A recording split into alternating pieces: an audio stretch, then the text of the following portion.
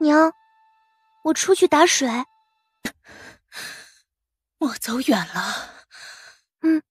晓得了。3个月前，长武县遭了一场10疫，10疫来势汹汹，一户一户的人病倒。陆家5口，唯有陆童如今还能下地行走。水井在东门老庙口前，陆童却提着木桶径自往城西走去。拐过一处巷子，眼前出现了一处3进的朱门大院，这是本地知县李茂才的府邸。吱呀一声，宅门开了，从里面走出一个人来。女子迈出宅门往前走，一双手抓住她的裙角。请问，你是治好李少爷的大夫吗？为何这样说？我在这里等了1个月了，没见着李少爷的尸首抬出来。这些日子，出入李府的生人只有小姐你。你是治好李少爷的大夫，对吗？是啊，我治好了他。小姐能治好疫病？我不会治疫病，我只会解毒。疫病也是一种毒，自然可解。小姐能救救我家人吗？好啊，不过我的诊金可是很贵的。需要多少？李知县付了800两白银买他儿子1条命。小姑娘，你家几口人？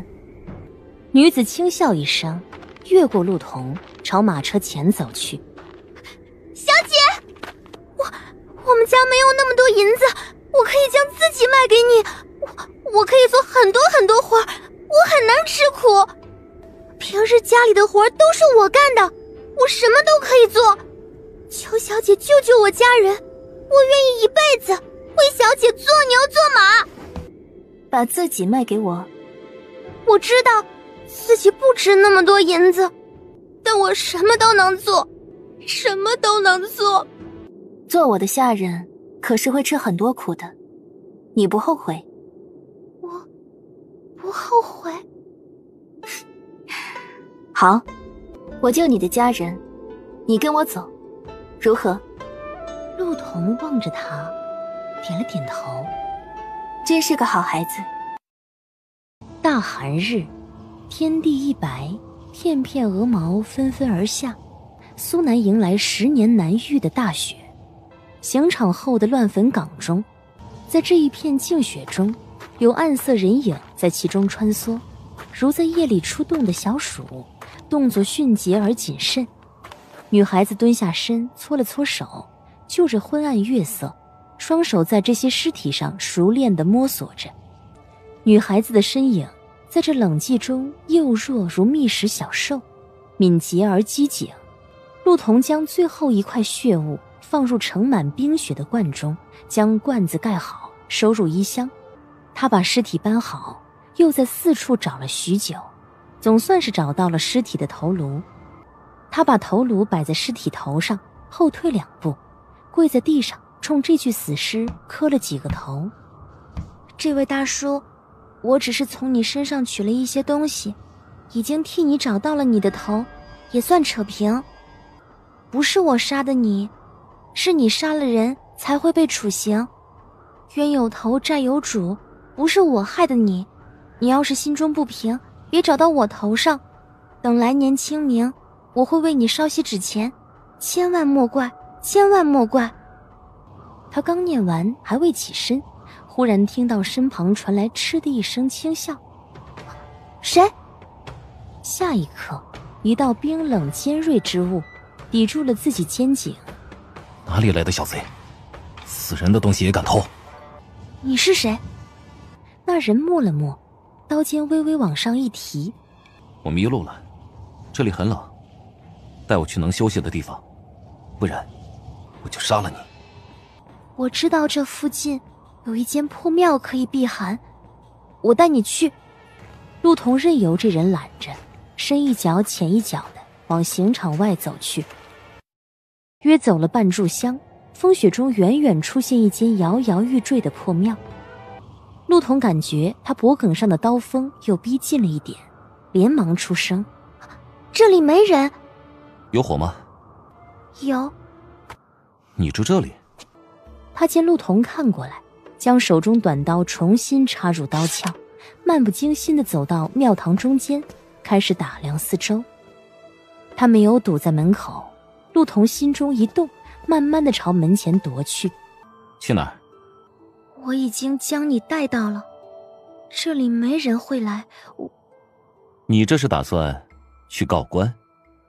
告官的话，我可是会说我们是一伙的。”“你……还有，你偷尸体的事，要怎么解释？”“我不会告官，你放心，今日我就当没见过你。”“外面这么冷，你去哪儿？这里是你的地盘，没有客人将主人赶走的道理。坐下吧，一起住。外面雪大，关门吧。”实力悬殊之下，硬碰硬总不是个好办法。陆童暗暗地攥紧衣箱的束带，磨磨蹭蹭走到门边，将那扇破得快要掉下来的门推了过去。“小贼，屋里有木头，你去生火。”陆童折腾了许久，总算是有了一些热气。油灯亮亮的，烛火在这风雪夜里成了唯一的暖色。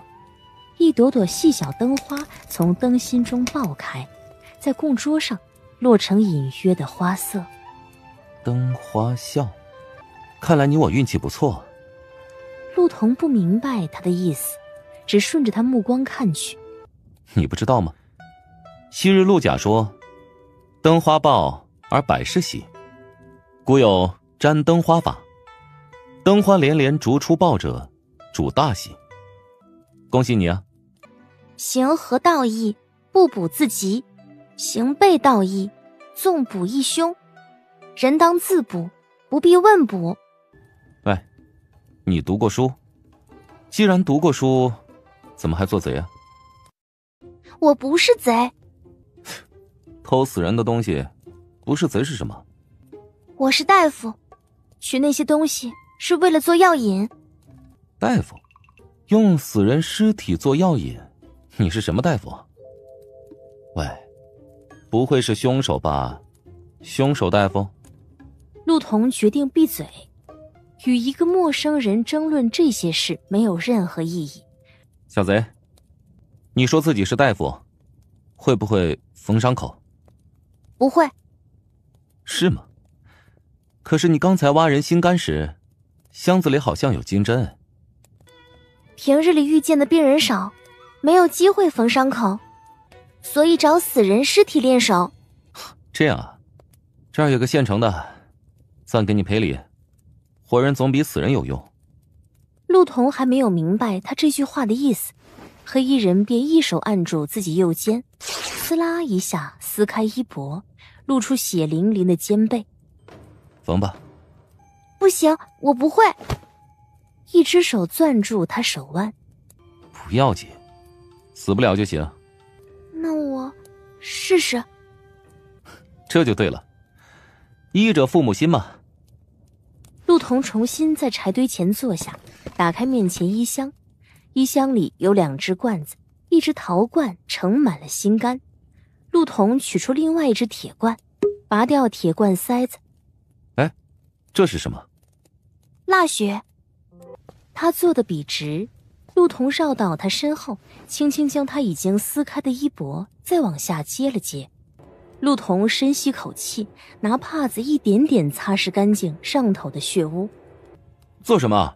占我便宜啊！”“抱歉，第一次缝伤，不太熟练。”黑衣人没说话，陆童便低头缝合起来。就这样磕磕巴巴，不知缝合了多久。陆童扯断最后一根桑白皮线，将金针收回绒布之上，又拿湿手帕擦净溢出血污。“哇，你绣工真差，多谢。看来真是大夫，不过既然是大夫，怎么还带着面衣啊？”陆童一愣，下意识伸手摸了摸脸上面衣。“我丑，不想吓人。”丑的话是不该出来吓人。陆童看向他的脸，不知怎么的，脑子一热，一时恶向胆边生，猛地一窜，抬手朝他脸上的黑筋抓去。这么说来，你长得很好看了。陆童只觉得手腕一痛，他动作快得出奇，还没等陆童摸到他面巾，已经握住他手腕，将他狠狠地往后一扯。陆童一惊，脊背就要撞上供桌，又在下一刻，有人伸手臂垫在他身后，他撞在对方臂弯里。你翻脸真快。言罢，一手朝他脸上面衣探来。陆童忍不住闭上眼睛。陆童感到那只手已经探到面衣一角，只要稍稍一用力，他的脸就会暴露在这灯火之下。风声从门外隐隐传来，陆童等了很久，迟迟没有等到其他的动作。睫毛颤了颤，陆童微微睁开眼睛，那双明亮的眼睛在他面前，瞳眸中清晰地倒映着他自己的影子。小贼，出来时没人教过你，做坏事的时候面巾要绑紧一点，这个一扯就掉了。陆童默默地从地上爬起来，走到柴火堆前坐下，决定不再头脑一热做一些贻笑大方之事。哎，我是大户人家的少爷，你帮了我，日后我定送上酬劳相报。在死人堆里威胁别人，东躲西藏的少爷？你是什么少爷？刺客少爷？你是真记仇啊。你是少爷，应当不会欠我枕巾吧？枕巾？是啊，缝伤的针线都很贵的。要多少？2两银子。这么贵啊？他一面说，一面顺手摸起怀中。陆童好整以暇地等着，黑衣人往怀中掏了半天，直到动作渐渐僵硬。黑衣人没有掏出银两来。你不是少爷吗？黑衣人轻哼一声，低下头，目光落在自己指尖，从手上退下一枚银戒，下一刻将银戒扔到陆童怀里。那这个给你。哼，不值钱。这是个信物，今后你要是去圣京，拿这个来找我，我就知道是你来了。你是圣京人？不是告诉过你吗？我是大户人家的少爷，你拿这个到圣京城南清河街的玉仙楼来找我，我请你吃玉仙楼的糖葫芦。他把银戒放进衣箱，等你能活着回到圣京再说吧。黑衣人没有说话，看向窗外。良久，他收回目光，抬手拨弄了一下油灯中的灯芯。我不是说了吗？灯花笑儿百事喜，你我将来运气不错，不然今夜就不会在这里遇见你了。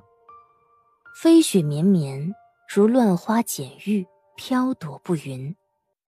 你们是谁？站在这里干什么？大娘，我家姑娘是这户陆家的远房亲戚，路过此地来投奔主人家的。怎么瞧着这里是失了火？不知主人家现今又去了何处？叫你姑娘趁早回去吧，这儿没人了。这是何意？你不知道吗？这陆家一户1年前就已经死绝了。死绝了？我们从外地来的，不知晓陆家一事，劳烦大婶同我们说说，陆家这是出了何事？也是这陆家运道不好，先前这陆家得了个经理的女婿，街坊还羡慕得不得了呢。谁知道2年前，陆家长女陆柔出嫁。陆柔出嫁后，就随夫君去了京城，原以为是一桩无可挑剔的好姻缘，谁知陆柔进京不到1年，陆家接到京城传来的丧讯，陆柔死了。陆家老二陆谦与长姐自幼感情深厚，带着行囊前去京城，打听到底是出了何事。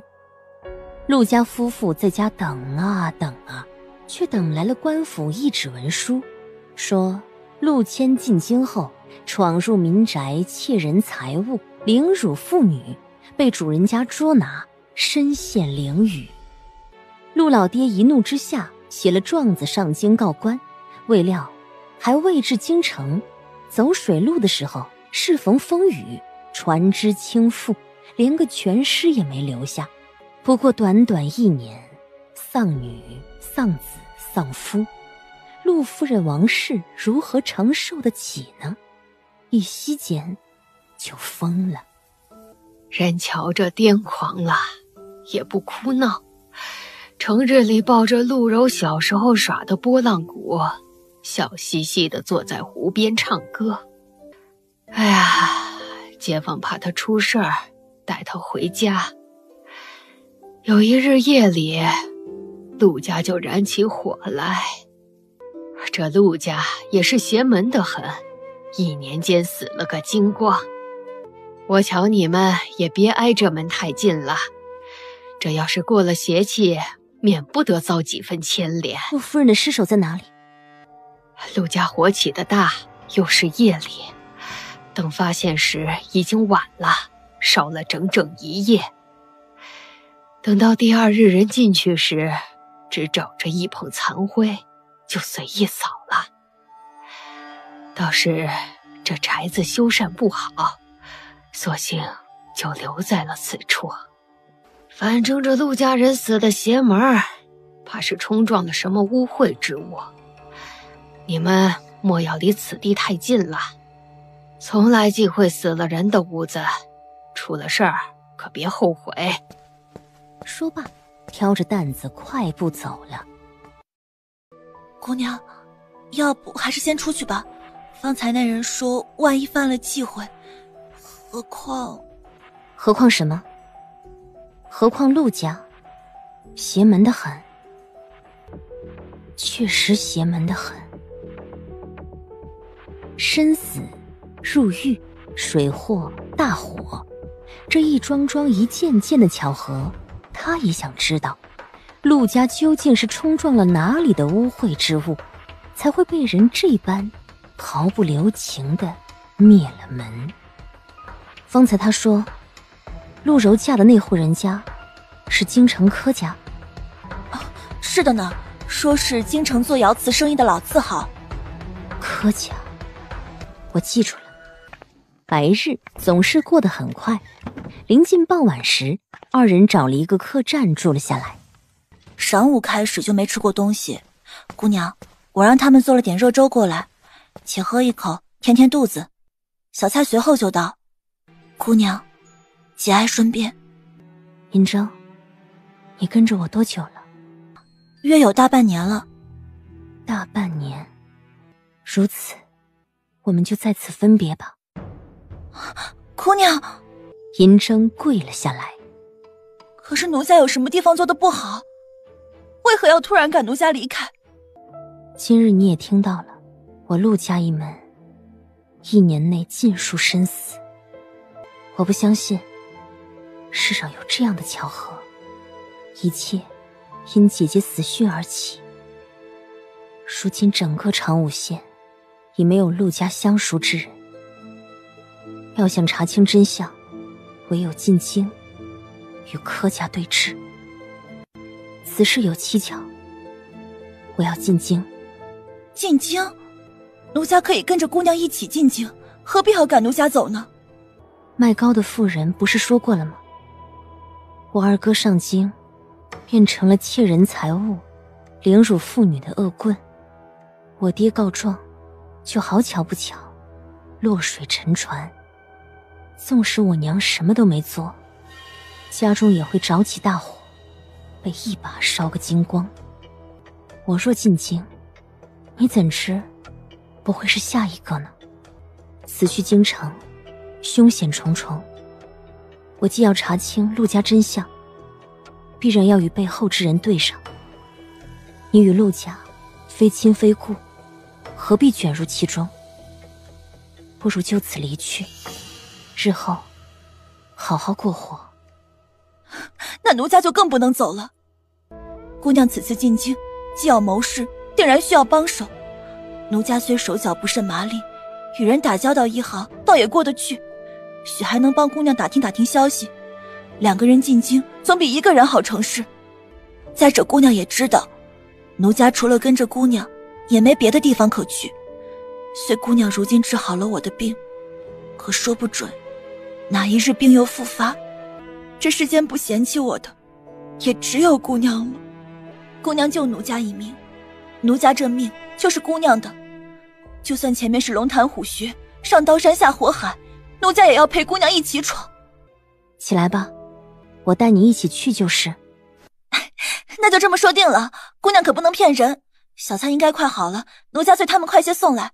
姑娘吃了早些休息，既要上京，就又得赶路了，还需养蓄精力，千万不可劳神。小女王莺莺，见过老夫人。戴着面纱干什么？莺莺上京路上染了急症，面上红疹还未退尽，不敢污老夫人的眼。那你离远些。莺莺姑娘是哪里人呐？小女是苏南人。没听过陆氏有什么苏南的亲戚。柔姐姐的母亲是莺莺的表姑母，莺莺幼时就随爹娘去往苏南了。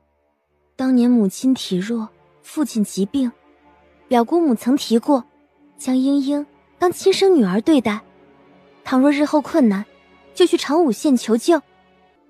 如今爹娘去世，莺莺好容易赶到长武，才知姑母已经……你既是来找陆氏的，可知陆氏早已病故，柯家现下没这个人。况且你说陆氏与你亲如姐妹，可过去从未听陆氏提起过你这么个人，谁知道你说的是真是假？哦，老夫人不必担心，莺莺曾在长武县住过一段日子，左邻右舍皆知，老夫人可以令人去长武县打听，一问便知真假。姑娘，先夫人已经去了，您纵是想要投奔，可如今大爷早已娶进心腹，和陆氏夫妻缘分已尽，一个未出阁的女子留在柯家，这不清不楚的，传到外头，对您的归誉也有损呐。莺莺自知身份尴尬，自然不敢留在柯家，方才已经与门房小哥说过，此行是来取走表姐的嫁妆的。你说什么？表姑母曾愿将莺莺寄在名下抚养，莺莺也算半个陆家人。大爷既然已经与表姐夫妻缘尽，已成陌路，表姐又未曾诞下儿女，嫁妆自然该还给陆家，莺莺可代为收管。从来妻室病故，夫家理应归还亡妻嫁妆。柯家如此家业，不会舍不得表姐那一点嫁妆吧？嫁妆？她有什么嫁妆？一个穷酸书生的女儿，嫁到我们家已算是攀了高枝儿。若非我儿喜欢，我柯家何至于结下这么一门姻亲，惹得周围人笑话？要不是他跳了水池，污了我新宅的风水，我何必花费这么多银子填了水池，改种芍药？可惜我那一池新开的红渠了，还不快走！打算死皮赖脸留在柯家吗？莹莹明白了，她转身往厅外走去。姑娘，要不要再找人问问？不用问了，我姐姐是被害死的。我们在长武县时，伶人说陆家收到京中死讯时，是什么时候？是3月。不错。但是今日柯家人却说陆柔死在夏日。2个消息，其中一方必然在说谎。他要留在京城，留在这里，查清楚陆柔究竟遭遇了什么，陆家一门祸是因何而起。可是姑娘，在这之前还有件事得提醒您，咱们的银钱快不够了。夜幕四合，今日陆氏的表妹来了。我觉得这人来的蹊跷，后来让人派去跟着，却将人跟丢了。我与陆氏成婚之后，不曾听他说过有什么表妹啊，应当就是过来讹人的骗子。不知怎的，我心里总觉得不踏实。当初陆氏的事儿，说到底也不该你动手，如今也扯不干净。母亲，不会出什么事儿吧？我已让人去长武县打听消息，看看是不是有个叫王英英的。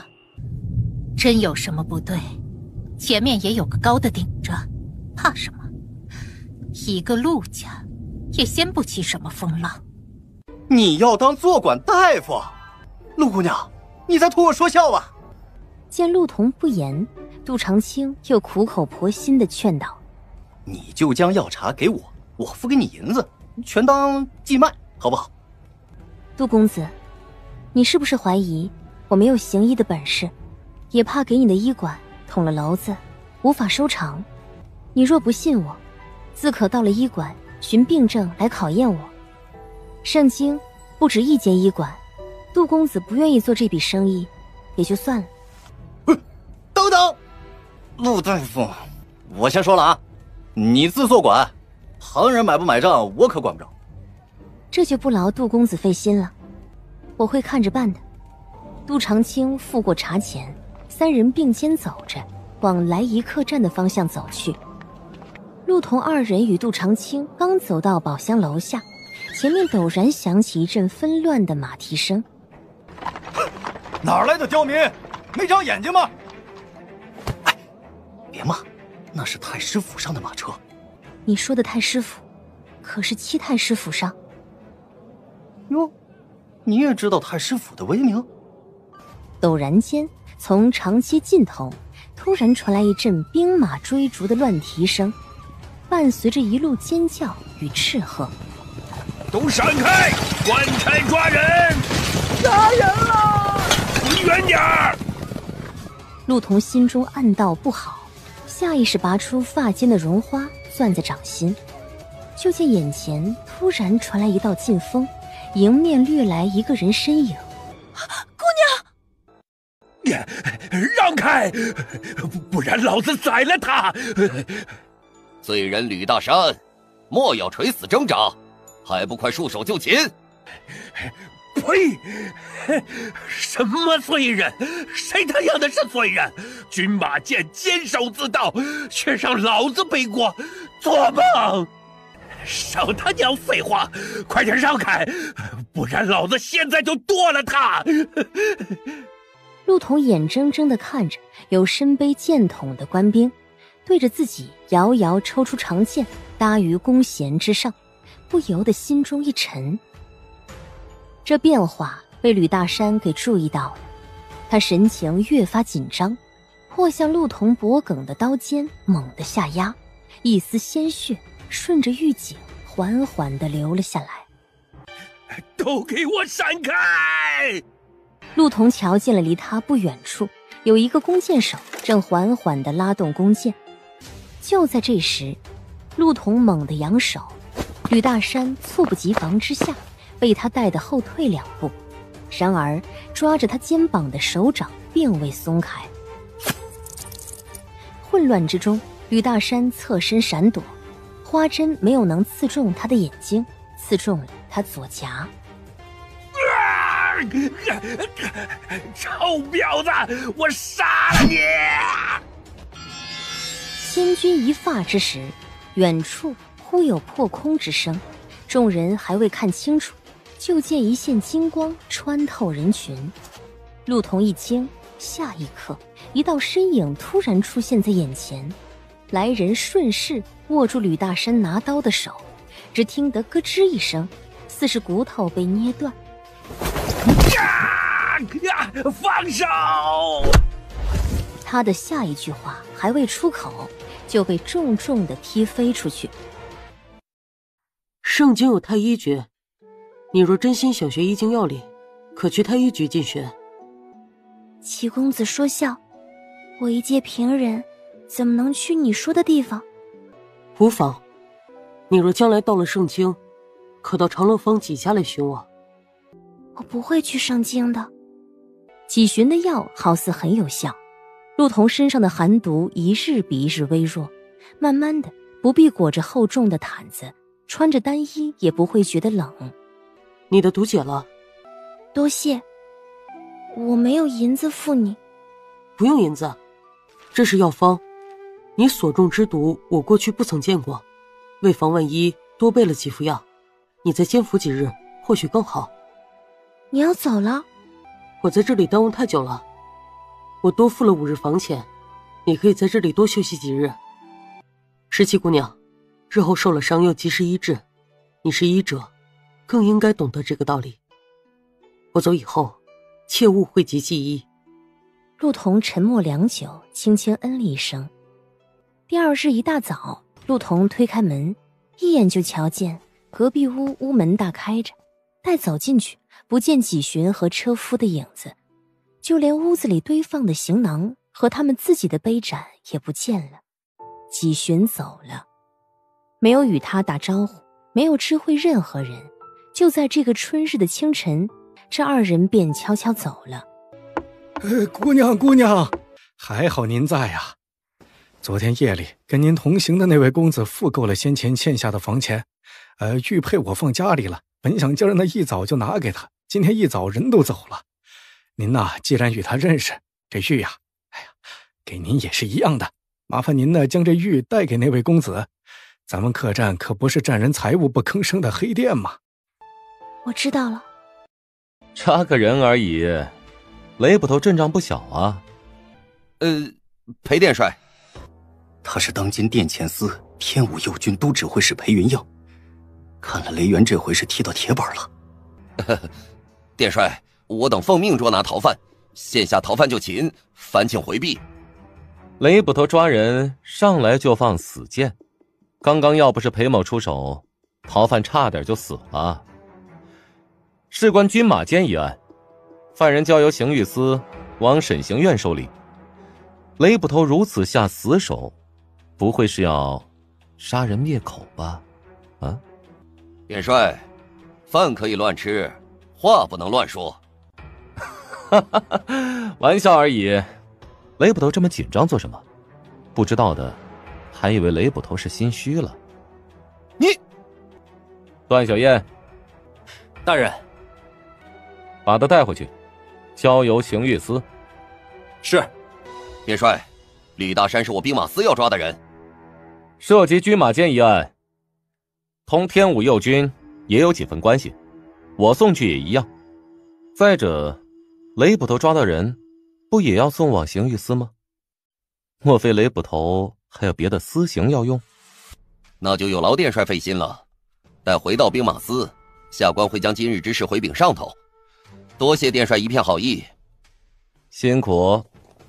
雷元又狠狠地看了一眼角落中的吕大山，这才勒令手下离开。姑娘，你流了好多血。不用担心，不是我的血。姑娘颈上的伤，去旁边清理一下吧。哎，等等，那边两位还没腾迹呢。哎，我来帮他们写。那姑娘是我们仁兴医馆里的陆大夫，我是东家。这动静落在裴云映耳中，他看了一眼杜长青，收回视线，面无表情地往前走去。方才走过的地方，一片狼藉中躺着一朵蓝雀绒花。他俯身捡起地上绒花，待看清这绒花的背后，神情忽而闪过了一丝异样。姑娘刚才怎么就突然动手了，吓了我一跳。姑娘素来冷静，今日却有些鲁莽。那逃犯虽凶恶，官差来的也不少，姑娘就算不动手，他们也会将姑娘救出来的。因为我不信他们，他们对逃犯势在必得，我怕他们为了抓人，拿我当了靶子。我并非千金贵女，只是一介平民百姓，在这些官户权贵眼中，蝼蚁不如。我不想将性命交到他们手上，我只相信自己。听上去，陆大夫对盛京权贵颇有怨气，莫非曾有过节？就见对方笑着将手中一物放至他面前的小桌上，不紧不慢的道：“陆大夫，你东西掉了。”“多谢大人。”说完，他就要伸手将绒花拿起来，一只手按住了那朵绒花。裴某还有一事不明，还请陆大夫为我解惑。陆大夫的绒花怎么会有3根银针呢？我发丝厚密，寻常1根花针容易滑落，所以用了3根。原来如此。那陆大夫为何要将绒花花针磨得如此锋利啊？吕大山脸上的伤痕，寻常花针可划不出来。大人，据我所知，圣经没有哪条律令规定女子簪花花针不能锋利吧？也是。他神情重新变得轻松起来，松开按着绒花的手，从怀中掏出一个巴掌大的瓷瓶放在桌上。陆大夫的伤还需要好好处理，留下疤痕就不好了。天武右军的祛疤药效果不错，陆大夫可以试试。多谢了。大人，太师府的人请见。他应了一声，又笑着看了陆童一眼，这才转身离开。姑娘，那咱们现在先回去，收拾行李，我们今夜就离开来伊客栈。莫非你是什么大户人家的小姐，偷偷离家出走，好为体尝平人生活？说起来，你和银筝2人上京，你爹娘怎么都不担心呢？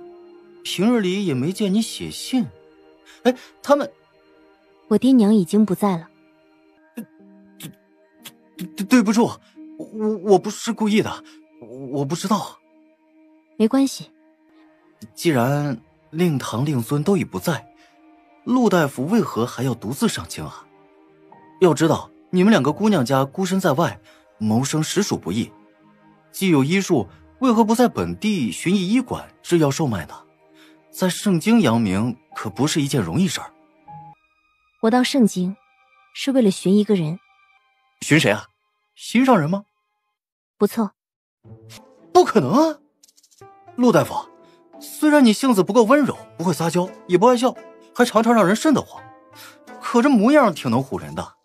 光说外表，也是纤纤柔弱、楚楚可怜的一位美人啊！让你这样的漂亮姑娘千里相寻，哪位负心汉如此没有眼光？你不会是被骗了吧？不会，我有信物。哎呀，信物有什么用啊？还不及房契铺面来的实在呢。你且说说，你要寻的人姓甚名谁？我在圣京认识的朋友也不少，届时让他们帮你找找，待找到了再和那没良心的算账。我不知他姓甚名谁，不过路上偶尔相救。他说他是圣京大户人家的少爷，留给我了信物，说日后带我上京，自会前来寻我。所以你非要到我医馆做馆行医，就是为了扬名圣京，好叫那男的听到你名字主动来找你？哎，我就说你是被骗了。陆大夫，你是戏折子看多了吧？路上救个人，10个有9个都说自己是富家少爷，还有1个是官家流落在外的私生子。那男的既然有心找你，为何不直接告诉你名字和家门，还让你巴巴的千里相寻？估计送你的那信物不是块假玉，就是不值钱的破指环。陆童不说话，似是默认。哎呀，我瞧你平日里生的一副聪明相，在生这事儿上如此犯蠢，想来那人定是个粉面朱唇、空有一张脸的小白脸，才将你唬得晕头转向。我告诉你，像我这样长得好看的年轻男子，都是些中看不中用的绣花枕头，专骗你们这种小姑娘的。也不能这样说，上回我们瞧见的那位殿帅大人，形容出众，举止不凡，身手更是厉害，他总不能是绣花枕头吧？哼，人家是昭宁宫世子，怎么能和他比？昭宁宫世子？是啊，昭宁宫当年也是圣京出了名的美男子，先夫人亦是仙姿玉色，父母出众，做儿子的自然仪容不俗啊。人家出身公侯富贵之家，是以年纪轻轻就能一路青云直上，不过20出头做到殿前司指挥使。纵是绣花枕头，绣的也是宝石花，这枕头也是金丝饕餮纹玉如意枕，咱们这些凡夫俗子如何比得起啊？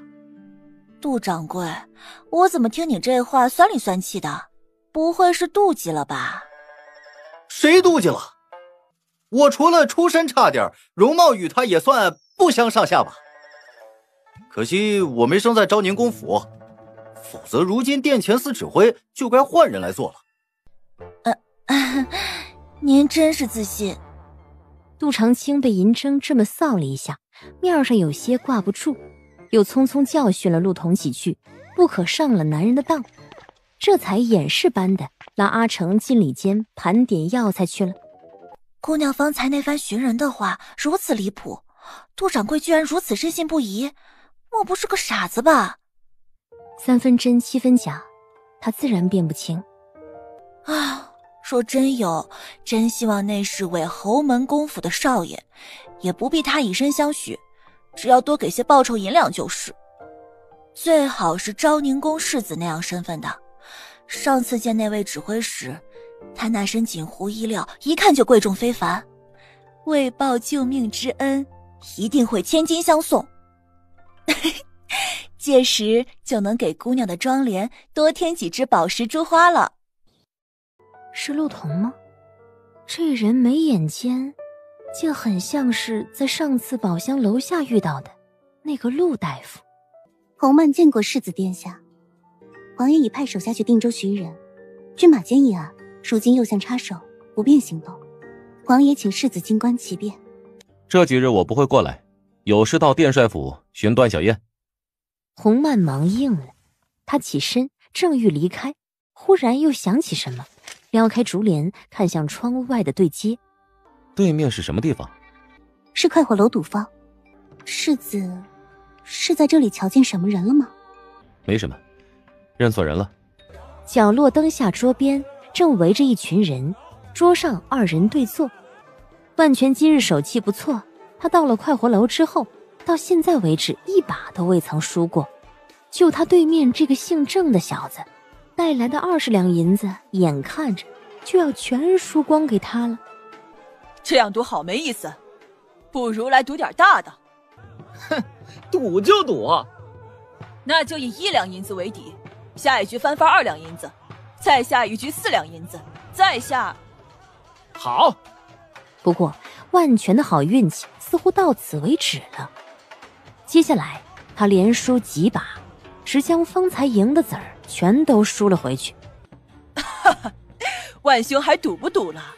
不赌，小弟要回家睡觉去了。来，再来一把。楼上，陆彤站在栏杆前，望着正与银筝对赌的万全，微微笑了笑。哼，鱼儿上钩了。孽子，你教的好儿子，昨夜偷了我给大爷收的2000两租子去快活楼赌钱，输光了不说，还欠了人3000两。人家说不交齐银子不放人，写信来要钱来了。当家的，你快想个办法呀！全儿不能一直留在那儿啊！对方让我去快活楼接人，我先去求一求，看能不能缓些时日。他心中有事，又担心又急怒，一路直奔快活楼。万老爷来了。不敢称老爷，小姐是。令郎欠我3000两银子未还，不得已，只得寻万老爷前来相商。敢问万全如今？万老爷放心，他很好。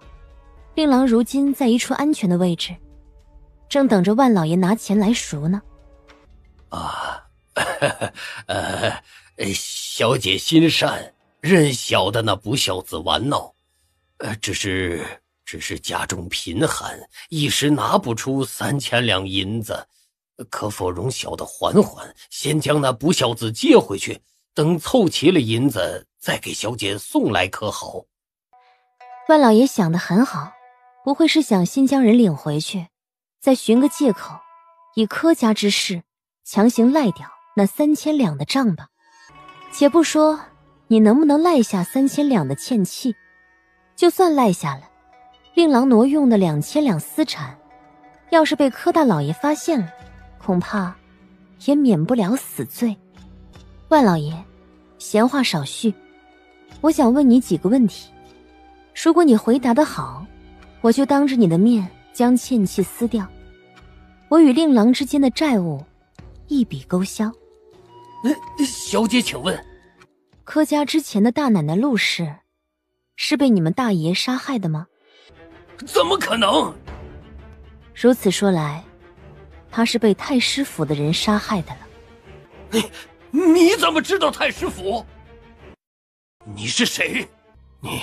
你是故意引全儿去快活楼欠下巨债，你想对付柯家？你到底是谁？万老爷，我是谁并不重要，重要的是令郎如今的安危系在你一人身上。你只需要回答问题，3000两的欠契就能作废。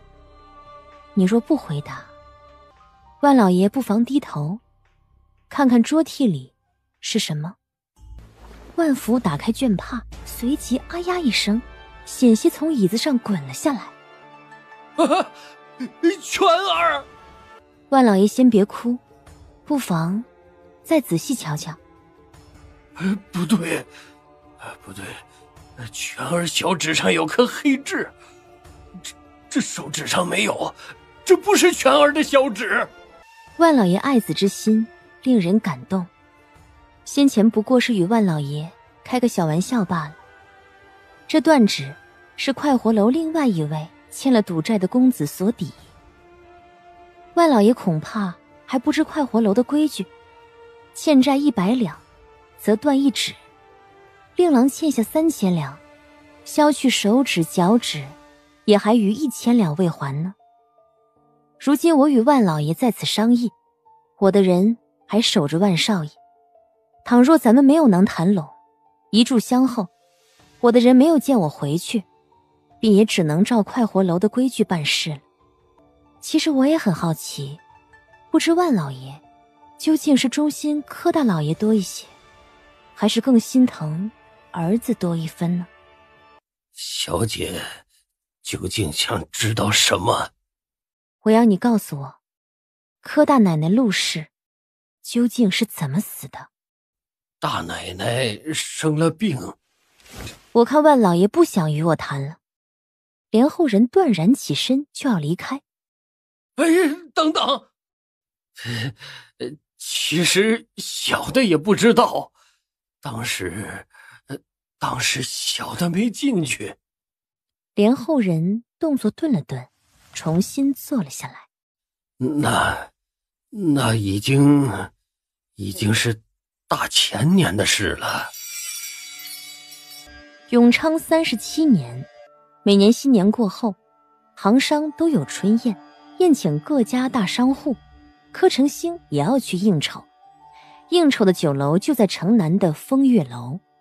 柯成兴酒量不好，席间有了些醺醺，吃醉了酒，便打发万福回去叫陆氏煮点醒酒的乌梅桂花汤来。陆氏听闻倒是好脾气的应了，大晚上的急急忙忙煮了醒酒汤，又乘马车去了风月楼接人。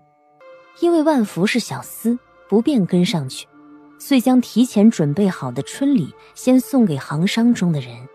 待周全了礼仪散席，估摸着柯成兴也该酒醒了，就去了楼上的暖阁。楼上暖阁里没人，万福找到了柯成兴。柯成兴醉得烂泥般，四周却不见陆氏的影子。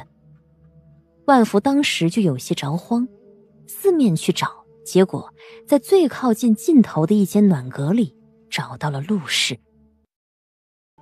当时大奶奶浑身是伤，额上还在流血，她的大丫鬟丹桂就在地上，已经没气了。他吓得就要大叫，那里头却踉跄走出个人来，是个衣着富贵的公子，神色恍惚不定，只笑嘻嘻地瞥他一眼。他有心想要追上去，不知为何却有些害怕。再没多一会儿，柯成兴也醒了。万福心知出了大事，不敢耽误，忙将此事告知柯成兴。柯成兴听闻此事后勃然大怒，就要去找风月楼掌柜寻始作俑者。万福要看着陆氏，没敢跟上。然后呢？大爷寻了掌柜的，不多时又回来，神情很古怪，没说什么，只让我赶紧将夫人带回去。陆氏如何？大奶奶总是闹。为了免招麻烦，柯老夫人就令人对外宣称是陆柔不守妇道，勾引太师府公子不成，倒打一耙。我们这样的人家如何敢与太师府对着干？要是被太师府知道大奶奶在外乱说，整个柯家都要跟着遭殃。不只是这样吧，柯大爷是个男人，为了避祸，却主动将绿帽子往身上揽，看来是要命不要脸。然后呢？为了以免招惹口舌，柯大爷杀了陆氏，以绝后患。不是的，不是这样。本来大爷只将大奶奶关在家里，不让她出门，对外称说大奶奶突然风疾。可是后来怎样？后来又过了几个月，查出大奶奶有了身孕。砰的一声，茶盏倾倒在桌上，滚热茶水翻了一地，打湿女子双白的袖口。你说什么？郎中确定大奶奶有了身孕那一日，大爷和老夫人都慌了神。当天夜里，有一辆马车来到府上，来人见了大爷，和大爷说了些话。时候不长，只有1炷香左右。来的可是太师府的人？小的没进屋，不知对方什么身份。不过来人走时，大爷送到门口，估摸身份应当不低。第2日，大爷又和大奶奶吵架，小的在门外听见大爷责骂大奶奶，说大奶奶先前买通了府里下人往外面送信，他俩吵得很凶。我本来想去劝，大爷连我一块骂出去，我便只好去找老夫人来。谁知万福眼底闪过了一丝惊悸，他想起那一日自己带着柯老夫人匆匆来到院子中的情景。已近夏日，满院红蕖灿然艳丽，一片碧绿涟漪中，有人的雪白衣袂起伏漂浮，如一方素白稿色，凄艳又肃然。柯成兴杀了陆氏？没有，大爷很疼大奶奶。哼！但柯家在陆氏死后，立刻与太师府搭上了关系。一夜间，柯家被商行奉为上宾，铺子中的生意比老爷在世时还要更上了一层楼。一切就是从陆氏死后发生的。陆氏的兄弟又是怎么回事？陆家二爷的事，小的也不是很清楚，只是大奶奶入葬后不久，陆二少爷就找到了柯家。小的听闻他去同大爷和夫人闹了一场，之后就不欢而散。再然后，小的听说陆二少爷犯了事，审刑院的详短官范大人治了他死罪。再后来就没怎么听闻他的消息了。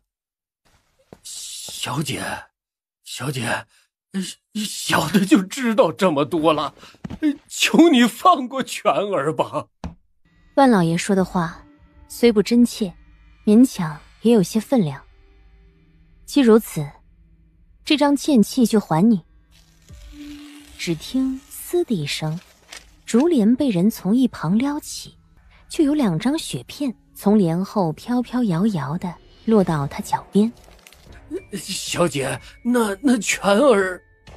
万老爷，我刚刚说你说得好，便将欠气撕了，但我没有说过你说得好就放人。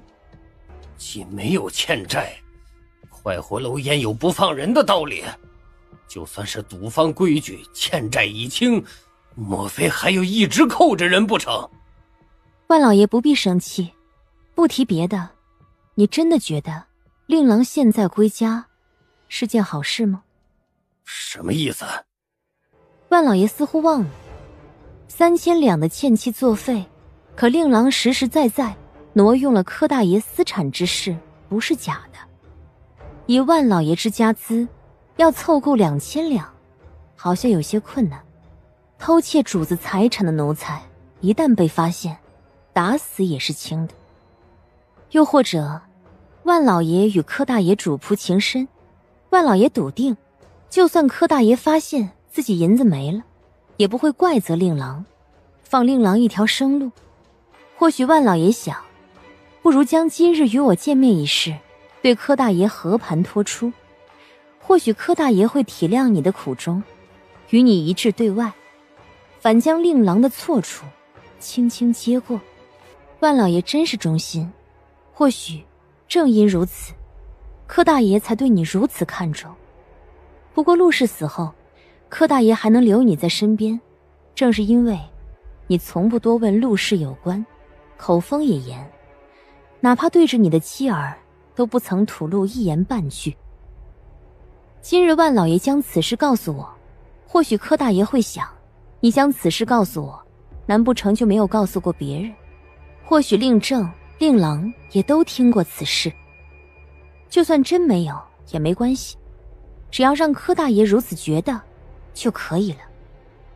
柯家往日伺候陆氏的那些丫鬟，万老爷不是已经亲眼见到其下场了吗？小姐想要做什么？我想请万老爷为我做事。万老爷若答应，我便让人好好的照顾令郎，直到此事彻底平息。若不答应也无妨，我会在今夜将令郎送回，同时告知柯府令郎挪用私产赌钱一事，顺带当着令郎的面提一提陆氏。万老爷放心，我不会伤害令郎，也不会对你多多相逼。万老爷回去可以好好想想，想好了写信送到快活楼。但我这个人耐心不足，等不了太久，所以明日酉时前给我答案。陆童带上木梨出了竹里馆。菩萨、老爷、神仙，求求你救救小的，降下神差将那女鬼捉走，免得她为祸人间。万福不知从哪儿打听来，万恩寺中各殿菩萨有各殿菩萨的司职，或是管子嗣，或是管官运，但唯有这处废弃的偏殿神像才是管捉鬼的。万福就提议，不如等子夜时分，摸到这偏殿里上几炷香。神仙老爷、菩萨老爷，我今日烧了香，也求您救救小的。那陆氏怨气极重，恐为祸杀生，求菩萨老爷将他驱走，或是度化超生，也是功德一件呐。虽此事是小的不对，但要论其因果，也怪那太师府仗势欺人。我与陆氏原本也是对恩爱夫妻，何至于到如今的地步？柯成兴出神地看着神龛，殿外夜雨声凉，滴滴打在殿窗，时续时断。忽然间，大殿门口传来一声轻响。柯成兴面色惨白，心中蓦地生出一个念头：有鬼，是陆氏的鬼魂跟来了。他僵直地瘫在原地，身后的脚步声却越来越近，脚步声轻盈缓慢，袅袅婷婷，像是个女子。在他的身后停了下来，他要来索命来了。柯成兴汗如雨下，那脚步声停了停，又绕到他身前。柯成兴抬不得头，只感到自己被人轻轻踢了一脚，身子顺势往后倒去，仰在水缸前。于是他费力的抬眼，借着幽暗的灯火，瞧见了对方的身影，是个年轻女子。这不是陆柔。佛经上言，求富贵得富贵，求男女得男女，求长寿得长寿。诸佛菩萨不敢狂语欺人。柯大老爷，你求的是什么？柯成兴想叫万福进殿帮忙，可全身上下麻木无力，说不得话。他心中惊疑不定，一面不知自己身体变化从何而起，一面又不知这女子是人是鬼。神龛前自己插好的长香漫出迷迷烟雾，寻常饭香有这般香气吗？见那女子走到神龛前，指尖拂过未烧完的青烟。她叫盛千商，粉点此香，香气入鼻，胜过饮尽千商烈酒，醉不成形，故名盛千商。不过闻香之人虽体僵舌麻，任人摆布，思绪却很清明。柯大老爷是不是想问我，为何我吸入此香仍可行动自若，不受影响？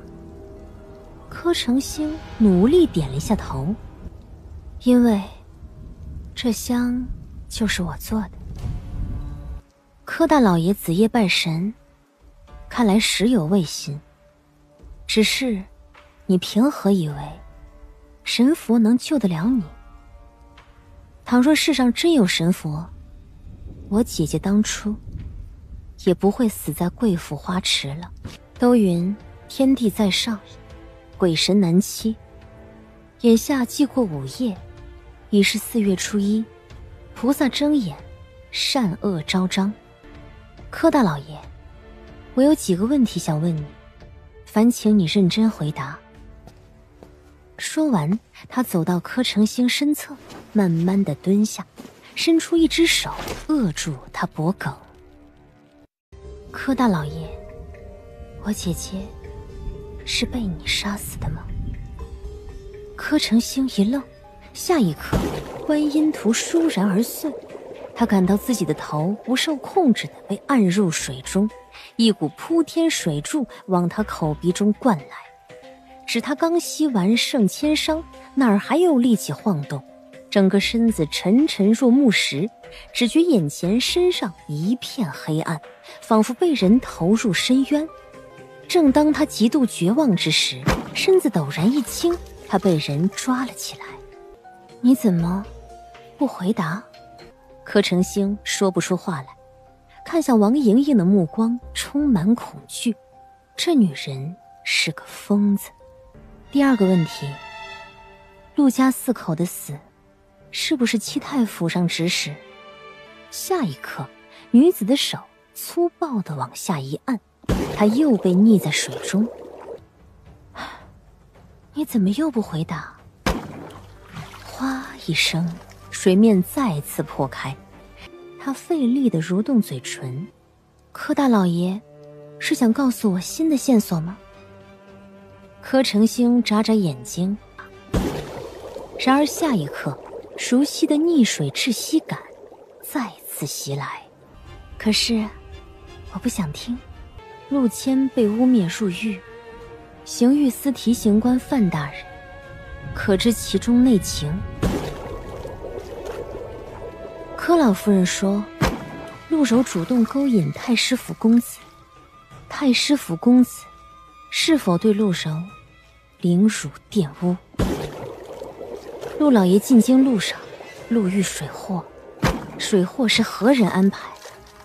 长武县中一场大火，陆夫人身死其中，你柯家可在其中出力？他每问一句，便将柯成兴的头按进水中一次。他一遍遍认真地问，一遍遍将他往死里折磨。蓦然，你怎么不回答？他中了毒，口舌发僵，他怎么能回答呢？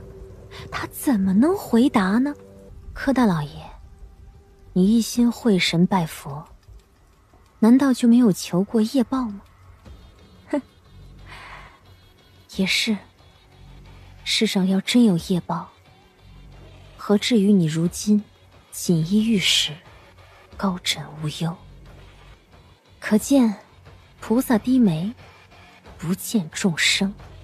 既然菩萨不中用，我也只好自己动手。柯成兴惧到极致，不由得怒视着他，瞪着神龛前的佛像。你想问我为何不惧神佛？我不怕呀。我今日上山不是来祈福的，我是来报仇的。倏儿花豹锣鼓声接近，有人的声音远远传来：救命啊！救命！陆柔被家丁们按着往水中投去，他拼命地挣扎，长发散乱，双手胡乱地往上抓住池沿不肯松手。他心中又急又气，一面嫌手下人动手太慢，一面又怕动静被旁人听见，于是走过去想捂他的嘴。陆柔看见他便不挣扎了，只从眼里静静地淌下2行泪，木然望着他。他别开眼，不忍再看，用力掰开他的手，将他按进满池清河，直到冰冷池水吞噬了一切。一声惊雷打破山夜寂静，闪电照亮残殿青烟，也照亮佛前人冷漠的眼。他静静看着水缸里不再挣扎的人，你是不是很怕呀？怕就对了，我姐姐当时也是这般怕的。听说了吗？昨夜啊，寺里死了个人，还是咱们吴怀元的。啊，咱们这边的谁啊？不知道，差人正在盘问呢。哎呀，阿弥陀佛，怎么偏在这个时候死人呢？陆大夫，又见面了。裴大人。陆大夫怎么在这里？我来上香。不是说医者与阎王是死对头？陆大夫怎么还信神佛啊？医者也要求姻缘。放生殿死了个人，陆大夫怎么不去看看？大夫看活人，仵作才看死人。我不是仵作。也是。哎呀，陆大夫，我怎么觉得你对我总是很防备呢？哎，说起来我还救过你，过去也不曾得罪过你吧？裴大人多思。大人，放生殿中死了个人，溺死在装放生龟的水缸里了。仵作来看过，说是他酒后神志不清，失足跌进了水缸里，没爬起来，这才死了的。既然酒醉，怎么还会到废弃偏殿？可不是嘛，那殿里啊还发现了纸马梳头，神龛里还有香灰，这人是来拜神的。你说拜什么神不好，偏偏是前朝神像。这回麻烦大了，人虽死了，只怕家里还有的馋。喝了酒又要供奉，这人心挺宽的。大人，您觉得此事有内情？不管有没有内情，此人暗中供奉前朝神佛，这件事都已经到此为止了。这案子不归殿前司管，段小燕，你少掺和。昨夜陆大夫住在吴怀园中。是。陆大夫可知昨夜放生殿死的那个人也是宿在吴怀园中？是吗？倒是不曾听说。陆大夫上万恩寺只带了个丫头，2个女子孤身行路多危险呢，怎么不多带几个护卫呢？手头紧，不方便。啊，哎，说起来，陆大夫上山烧香点灯祈福，可陆大夫看起来一点都不像是信佛之人呢。裴大人看起来也不像是信佛之人，来青莲会又是为何？陆大夫手上的伤痕从何而来啊？行医制药，难免为药材所伤。什么药材？四怀。陆童冲裴云映轻轻点点头，不再与他纠缠，转身朝凉亭走去。不是说熟人，他看起来一点都不想搭理你。听过刺槐吗？刺槐是什么？能吃吗？没什么。哎，那不是陆大夫吗？没想到才从寺里分别，就在这里见到了，真巧。是很巧。掌柜的，这簪子就算工艺再精巧，材料也就如此，说不是我家姑娘喜欢，旁人也定不愿意花100两买下。你不如少点卖与我们，日后我们还来这里买东西。姑娘说笑了，实不相瞒，咱们这铺子开在城南清河街，租子本就比别地更贵，我们也是小本生意。姑娘若少说个3、5两还好，这一开口就是50两，实在有些为难老朽了。可是，一只手从身侧越过来，将一锭白银落在桌上。哎，不用说了，我替他付。裴大人，陆大夫，又见面了，劳烦掌柜的替他包起来。这一回老掌柜不敢耽误，忙令小伙计将挑好的3样首饰包好，递给银针。刚才多谢裴大人。陆大夫眼光不行啊，你好像被那老家伙坑了，就这点东西也敢收你100两？那裴大人刚刚在典当行里时，为何不提醒我们姑娘？因为说了的话，就没机会让陆大夫欠我一个人情了。欠裴大人的50两银子，我回去后即刻取来送还。哎，不必。听说陆大夫的医馆里有一味叫春水生的药茶，卖得很好，就用那个抵吧。好，裴大人给我府上住址，明日我就让人送去。不用麻烦，西街又不远，改日我上门来取就是。好。陆童与银筝先走了，段小燕随裴云映往御仙楼下走。这陆大夫身上什么首饰都不戴，我还以为他不喜欢钗环手镯，没想到也和寻常姑娘一样啊。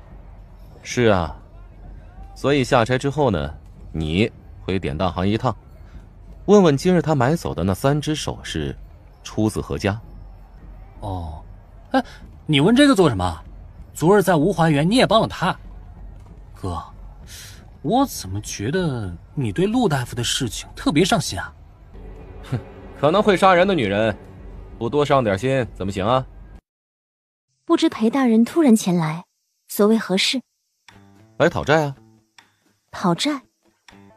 哼，陆大夫，您真是贵人多忘事啊，怎么忘了？之前陆源当铺中你还欠我2包春水生。这陆大夫，你还真是将我们大人忘得一干二净。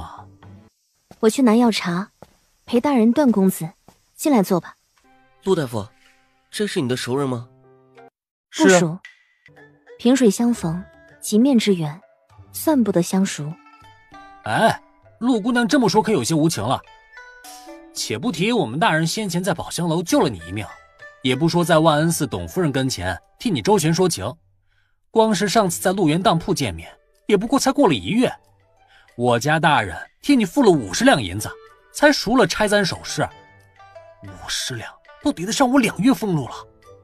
这世道非亲非故的，谁会好心借给旁人那么一大笔银子啊？我都认识大人多少年了，他可从没借给我这么多。陆大夫，你还买过首饰钗环？怎么，没见你们家陆大夫戴过？是没见过。说起来，自打陆大夫来我们医馆以来，小的还从未见他穿戴过什么首饰呢。不过陆大夫长得好，不戴那些首饰也好看。哇，那就奇了，陆大夫花费重金买下的首饰发钗，怎么不带在身上呢？坐馆行医，钗环多有不便，若有盛大节日，自当佩戴，大人没有看见而已。也是。哎，说来很巧啊，陆大夫在陆源当铺赎回的其中一只花簪，出自城南柯家。柯家4月初1万恩寺，陆大夫所诉吴怀园中死的那位香客，就是京城瑶瓷柯家的大老爷。是吗？那可真是不吉利。陆大夫不记得那个死人了？我从未见过此人，何来记住一说？况且殿帅不是说过，我贵人多忘事，平日里忙着制售新药，无关紧要的人事早已抛之脑后。年轻人走过去，就要伸手挑开毡帘，有人挡在他面前。陆大夫这是何意啊？裴大人，没有人告诉过你不要随意闯进女子闺房吗？闺房？裴大人，我家姑娘素日里就住在这小院里，的确是女子闺房。陆大夫怎么住在医馆啊？圣经不比他地，米珠新贵。如我这样的寻常人，宿在医馆，正好可以节省银子。殿帅乃官爵子弟，不理解也是自然。这医馆地处西街，往前是酒楼，圣经无宵禁。西街每夜都有城守巡视，陆大夫眼光不错啊。此地虽然简陋，却比住别的地方安全。他又看了毡帘一眼，这才收回视线。哦，原来是闺房啊。陆大夫刚才这样紧张，我还以为里面藏了一具尸体呢。裴大人玩笑，这里是医馆，不是阎罗殿。就算是阎罗殿，我看陆大夫也有办法不被人发现呢。他唇角微弯，目光从桌上那本翻了一半的梁朝律上掠过。陆大夫不是已经将圣经律令研读透彻吗？大人有所不知，如我们这般门第低微的百姓，免不了被人上门找麻烦。若不将律法研读清楚，总是会吃亏的。毕竟法不阿贵，绳不挠屈，是吧？陆大夫，嬴政姑娘要拿春水生，可是自打赎药所的人拿走局方后，咱们药铺里已经没有新做的春水生了。陆童沉默一下，同裴云映说明此事，走到柜台前，弯腰从最底下搜罗出最后几罐仙仙，连带着附送的服药禁忌一同递到裴云映手上。如今医馆里没有春水生，仙仙卖得最好，裴大人若是不嫌弃，可用这个替代。既甜既油腻，每日3服，按时服用，用完不可立刻躺坐，服后1个时辰行走2里。哈，陆大夫，你这服药禁忌照做完，就算不吃药，也很难不仙瘦身形吧？是药3分毒，光靠药茶，常人难以坚持。照单做事，才能有最佳的效果。裴大人要是不喜欢，我也可以为你另配一副方子补养。喜欢喜欢。说罢，也不顾裴云映是什么眼色，径自将仙仙揣进怀里。裴大人，我们这算是两清了吧？陆大夫这是在赶客？大人多心了。既然如此，那我们就不打扰了，日后有机会再同陆大夫讨教医理。最好不要有机会，和医者时常见面并非好事。我希望大人身体康健，眠食无疾，与我再无相见之期。好啊，我尽量。哥，陆姑娘看着好像不太喜欢你啊，你是不是曾经得罪过她？说不定是因为我看穿了她的真面目。真面目？什么真面目啊？你不觉得她看起来很像什么？女菩萨？当然不是了，女阎罗。姑娘，那位小裴大人好可怕，分明是笑着的，怎么看上去好像店里的阎罗？他提起柯家的事，不会发现什么了吧？不会，就算有，也没有证据。柯家已经彻底倒了，唯一的证人万福，早在多日前携妻带子离开盛京。柯家心腹回了娘家，唯一的柯老夫人与偷盗家财的婆子撕扯，一不小心跌倒在地，抬回榻上躺了不过片刻就没气了。裴云映身为殿前司指挥使，就算对柯家一事心争疑窦，只要他不想自毁前程，就不能主动插手和前朝有关人之案，自惹麻烦，此事也就过了。真是邪了门了，隔那么远都没有见着脸，是怎么认出我的？什么怎么认出你的？哎呀，哥，今日仁心医馆的陆大夫又上范府了，我与他打了个招呼。暴露了？哎呀，冤枉啊！天这么热，我就去对面茶摊喝碗茶的功夫，谁知道陆大夫会那么巧出门，我当时还是背对他的，隔着一条街，谁知道他是怎么认出我的？他说什么了？什么都没说，我说我是办差路过的，他没怀疑，我就走了。哥，我盯着范家也有半月了，陆大夫除了给陆夫人施针也没干别的，你是不是对他过于紧张了？这么相信他？倒也说不上信任吧，主要日日盯梢，车马费、茶水费、外食费，月银不够花了。那个哥，你借我一点吧，我……他边说边摸向自己腰间，忽而一顿。怎么了？我荷包不见了。被偷了？那倒没有，里面没银子。那你哭丧着脸？那荷包是你送我的，刚进殿前司的时候，你送我的荷包上面还有我名字呢。下午我在范家对面喝茶时结账都还有。哎，该不会是和陆大夫说话那会儿掉了吧？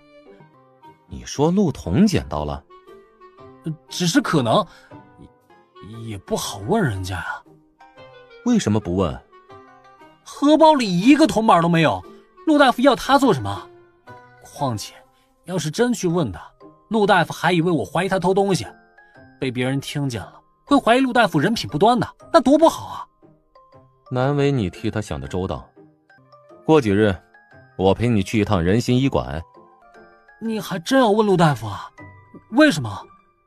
因为荷包上有你名字，被别人捡到也就罢了，被陆彤捡到，我怕你被卖了还替人数银子。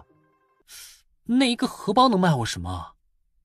那可就多了，比如要挟。拿荷包能要挟我什么？我又不是女子，还能拿这个当定情信物逼我娶她呀？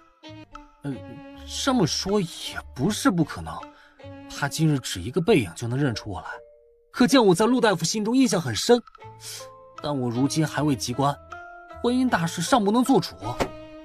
他自己絮絮地说着，冷不防头顶被拍上一叠厚厚的卷册。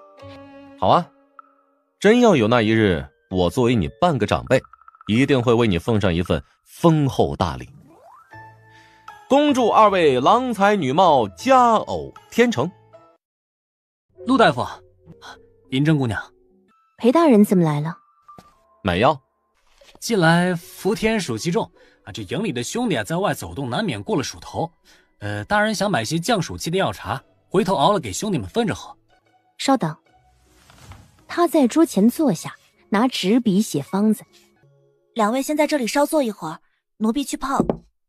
茶字还未说出口，两杯盛甜浆的竹筒已经放在了小鸡上。刚买的浆水，大人和段小公子可以尝尝。呸！这也太甜了吧！陆大夫，你买的是什么？姜蜜水。很甜吗？我觉得刚刚好，医馆里药材都是苦的，段小公子手中姜蜜水比药水甘甜。有道理。那个说起来，上回在范府，我荷包还丢了。那个你看见我的荷包了吗？段小公子是怀疑我偷了你的荷包？怎么会呢？我就是随口一提，随口一提。段公子，我没有看到你的荷包。我也觉得你没有看到。那个应该是我掉其他地方了。陆大夫药茶卖得不错，听说连详段官范家都主动相请了。侥幸能入，范夫人也而已。哎，怎么会侥幸呢？范夫人爱惜体态，陆大夫就正好做出仙体药茶雪中送炭。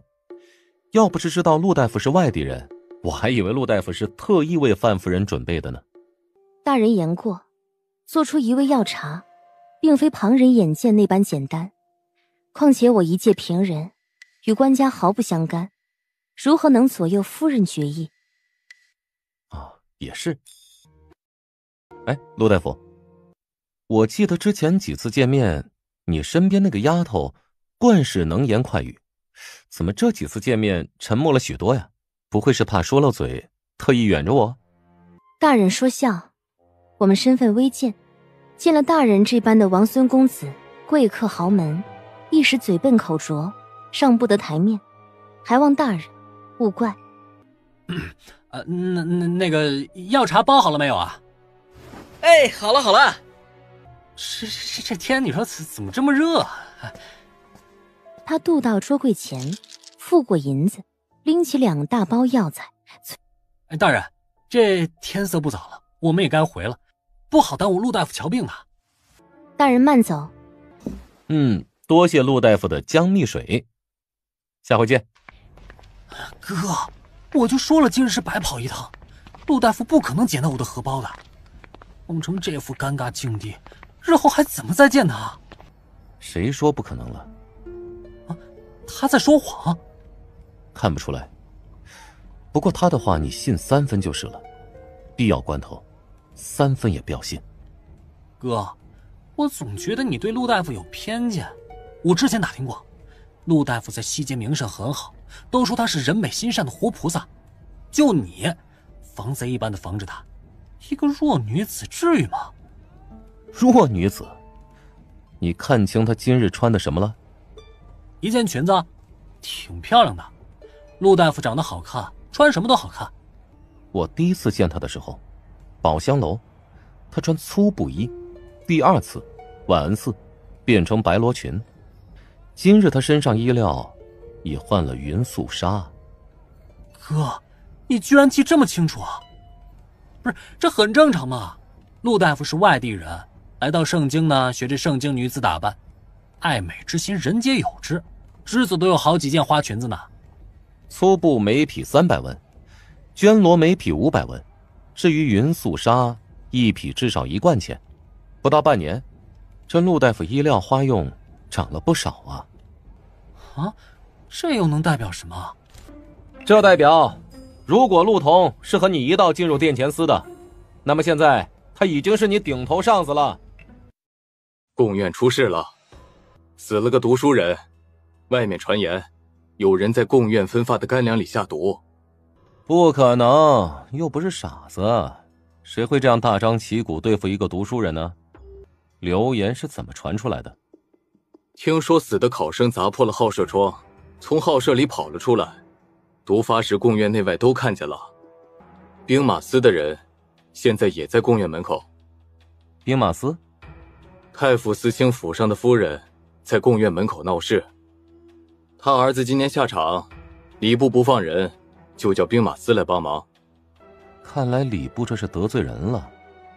既然如此，我们也来加一把火。你想插手？我们的人在礼部待了那么久，上面的位置不腾出来，下面的怎么上去？这么好的机会，总不能白白浪费了。殿前司眼下不好出面。谁说殿前司了？当然是找人把这个消息送到枢密院呢。也好。这盛京真是越来越热闹了。秋闱最后一场已经结束了，然而此刻众考生都待在号舍中不敢出门，几个主考官还想再演示，那头兵马司并刑狱司的人已经开始一一核对考舍中的考生花名。然而不核验便罢，一核验，整个贡院中竟足足有12位考生花名与本人毫无相符。看来不必查了，这名实不符的12人就是投毒凶手，贡院投毒，谋杀同年，按律当斩。不，老爷大人冤枉啊！借小人100个担子也不敢杀人啊！此事并非小人所为。他这么一喊，连带着周围的其余人也反应过来，一起跪在地上诉冤叫屈。满口狡辩，谎话连篇。既不是你们下毒，为何偷偷摸摸混进考场？原来的考生被你们弄至何处？无非是一起杀了。哼，在天子脚下图谋杀人，其心可诛啊！大人，大人，真不是小的下毒，小的进宫院后舍，只是为了替人下场。小的待人求事，如此而已，绝不敢谋害性命啊！要不是那些主考官和考生勾串，光天化日下秋试替考，有才怎会蹉跎10多年，籍籍无名？他知我必之行猖狂，平人难以撼动高官，不得不以死明志，借由自己之死，引人彻查考场。山苗与剑松，地势虽高卑，地势虽高卑呀！不好了，不好了！叔伯婶子们，鲜鱼行的吴大哥家中去了好多官兵，正四处搜罗，好像要治吴大哥的罪呢。有才人都死了，治什么罪？说是吴大哥好设服毒，扰乱科场，动摇人心之举。现下正在吴家搜罗，看有无亲眷要一同带走。哎呀，这不明摆着欺负人吗？还真是人命比草贱呢。各书院的寒门读书人聚在一起，当街拦下御史的府轿，御史的折子雪花般飞向皇帝案头。天子本就对科举舞弊一事有所耳闻，下令上下一同彻查此事。查着查着，就查到了审刑院详断官范正廉的头上。王爷，陛下这是……范大人不必心急，陛下只让小王来查看大人府上家资，只是大人也须得和小王走一遭刑狱司。大人放心，只是问问话，您一向清廉，待质审清楚，一定还您个清白。哦，对了，礼部侍郎也已服罪，正在狱中收监，您也是暂时拘治，倒不用担忧。范正廉两眼一白，晕倒过去。吴秀才的事儿是你做的吧？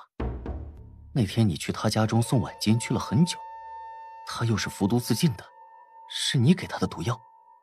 陆童静静地看着他，良久，轻轻点了点头。他疯了，你也疯了。他问你要毒药，你就给了。你以为这是在帮他？你这是把自己也牵扯进去。吴秀才也是，怎么就想在后室里服毒了？莫名其妙。就算再怎么心灰意冷，也不至于连命也不要了。穷人什么都没有，唯有贱命一条。既然活着难以得到公平，那么拼着这条命，拉几个人下来也是好的。对吴有才来说，这样死去是一种解脱。哎呀，我只知道好死不如赖活着。算了，不提这个，人都没了，说这些也没用。眼下事情闹大了，查来查去，万一查到你头上怎么办？虽然你只是给了毒药，但贡举闹出这么大丑事，吃了亏的人难免要找个出气法子。吴秀才是死了，要是查到你头上，你麻烦可就大了。咱们现在一人一半东家，我还指着靠你发达。你要是半途进了诏狱，我找谁哭去？陆大夫，我们得提前想个对策。我有一个想法，要不要听听？说说，你有什么馊主意？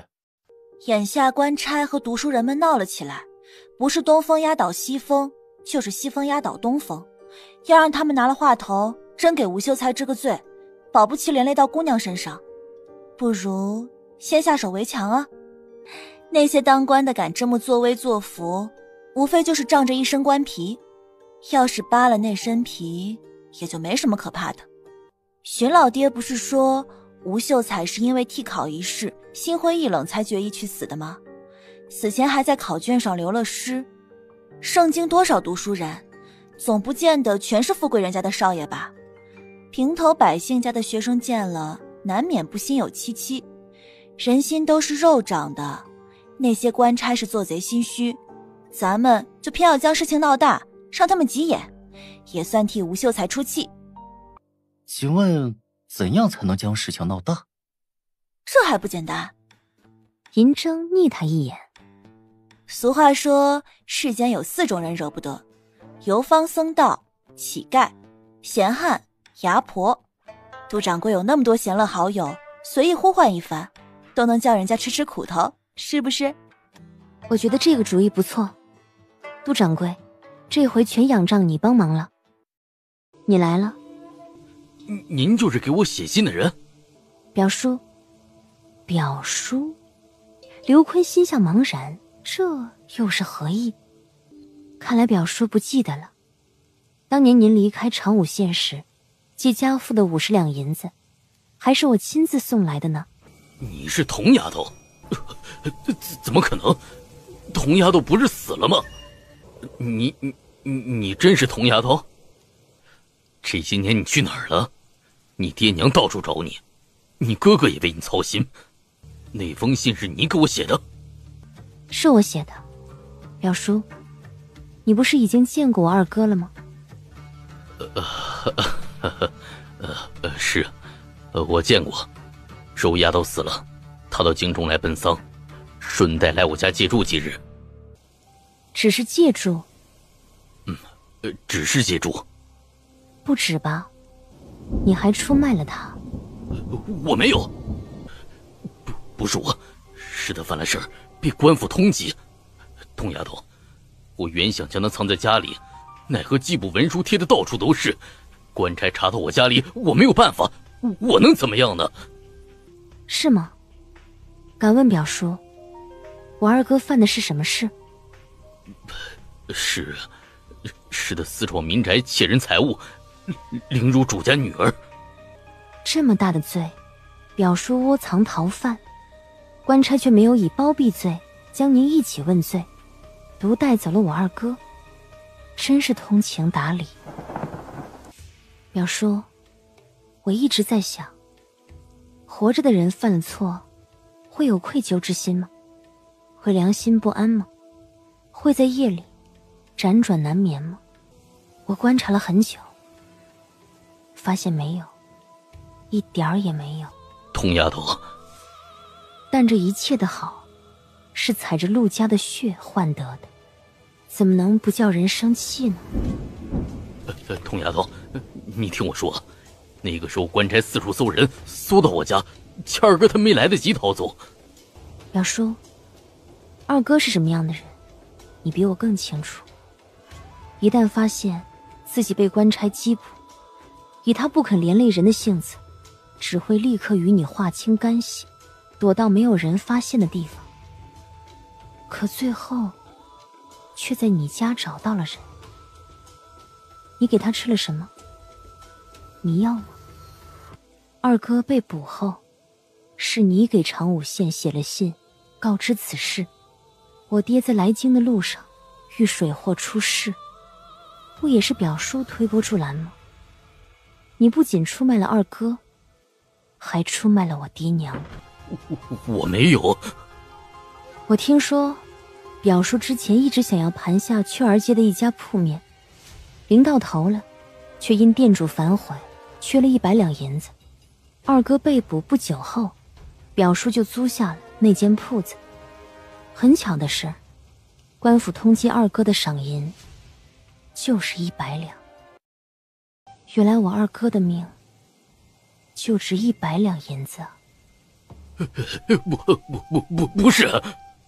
天下的规则，他们上等人说了算。表叔，对上太师府，我并不奢望你能挺身而出，但你至少不该助纣为虐。对，没错，童丫头，你知道的，谦儿哥得罪的是太师府，那是太师府，我们怎么可能得罪得起啊？是他们逼我，是他们逼我的呀！戚家、范家，哪一家都是我们得罪不起的。童丫头，换作是你爹，他也会这么做的。对上这些人，咱们只有任人宰割的份儿，不是吗？不是啊，他们现在不是出事了吗？柯成兴不是已经死了吗？你是我干的，不止范家的事也是我干的。现在轮到你了。不，童丫头，你听表叔说，我可以帮你。范正廉将谦儿哥关进刑狱，随意找个由头处刑。丫头，表叔可以为你做人证，当初只有我知道所有真相。咱们一起把柔姐和谦儿哥的案子弄个水落石出，好不好？谢谢你啊，表叔。刘坤挤出一个难看的笑容，正欲说话，面前人却慢慢地蹲下身来，朝他摊开一只掌心。那只纤细白皙的掌心中躺着一只精致的瓷瓶。这是什么呀？是机会。什么机会？阖家罪孽，表叔一人承当的机会。这是一瓶毒药，如果表叔喝下，我就饶恕表哥们和表婶，宽免他们3人之罪。童丫头，表叔，我溺死了柯成兴，外头却传言他是自己酒后失足跌死。柯家倒了，满幅家财一朝散尽。我在贡院中动了手脚，礼部勾串考生一事被发现，如今范正廉下了诏狱，一朝声名狼藉，人心散尽。你看，我做了这么多事，却一点惩罚也没有。我杀得了他们，也杀得了你们。表叔知道我很聪明。他们是你的表哥。我知道啊，正因为是一家人，所以我才于心不忍，给了你一个机会。2位表哥现在已经在大牢，勾串科举舞弊虽不是小罪，却无性命之忧，这怎么能行呢？所以我想我应该做点什么。哦，忘了告诉你，我现在是大夫，想要神不知鬼不觉地杀死几个人，轻而易举。何况2位哥哥们又不聪明，至少比对柯家范家动手容易多了。我有足够把握，杀了他们，也不被别人发现。如果我喝了，你就会放过他们？当然。好，童丫头，你说话算话。灌木丛中，他把药瓶凑近了嘴边，眼看着就要饮下，却在最后一刻猛地将手中药瓶一扔。你逼我的！童丫头，你莫怪表叔，表叔还有一家老小，还不能死。他嘴里这样喊着，挥舞手中尖石，狠狠朝那人脑袋砸了过去。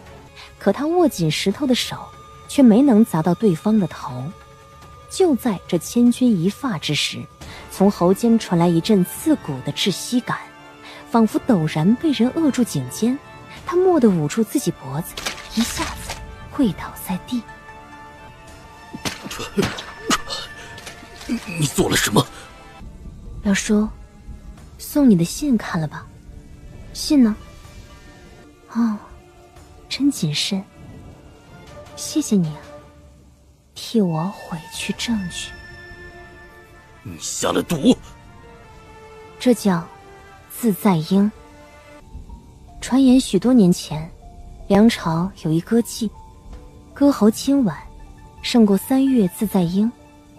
后来惹得同行妒忌，有人在他素日里喝的茶水里下了一味毒，毒发时他抠烂了自己喉间，那嗓子里烂得不成样子，如絮网泥浆，见之可怖。我在信纸上涂了自在鹰，你现在是不是很痒？救命！有的毒药让人痛苦，有的毒药却令人解脱。他走到那只被扔在地上的瓷瓶面前，弯腰将瓶子捡起，目光有些遗憾。我给过你选择的机会，可惜你没有珍惜。童丫头，表叔错了，表叔知道错了，救救我，你救救我！地上的人在抽搐痉挛，片刻后呼出最后一口气，仰面躺在地上，死去了。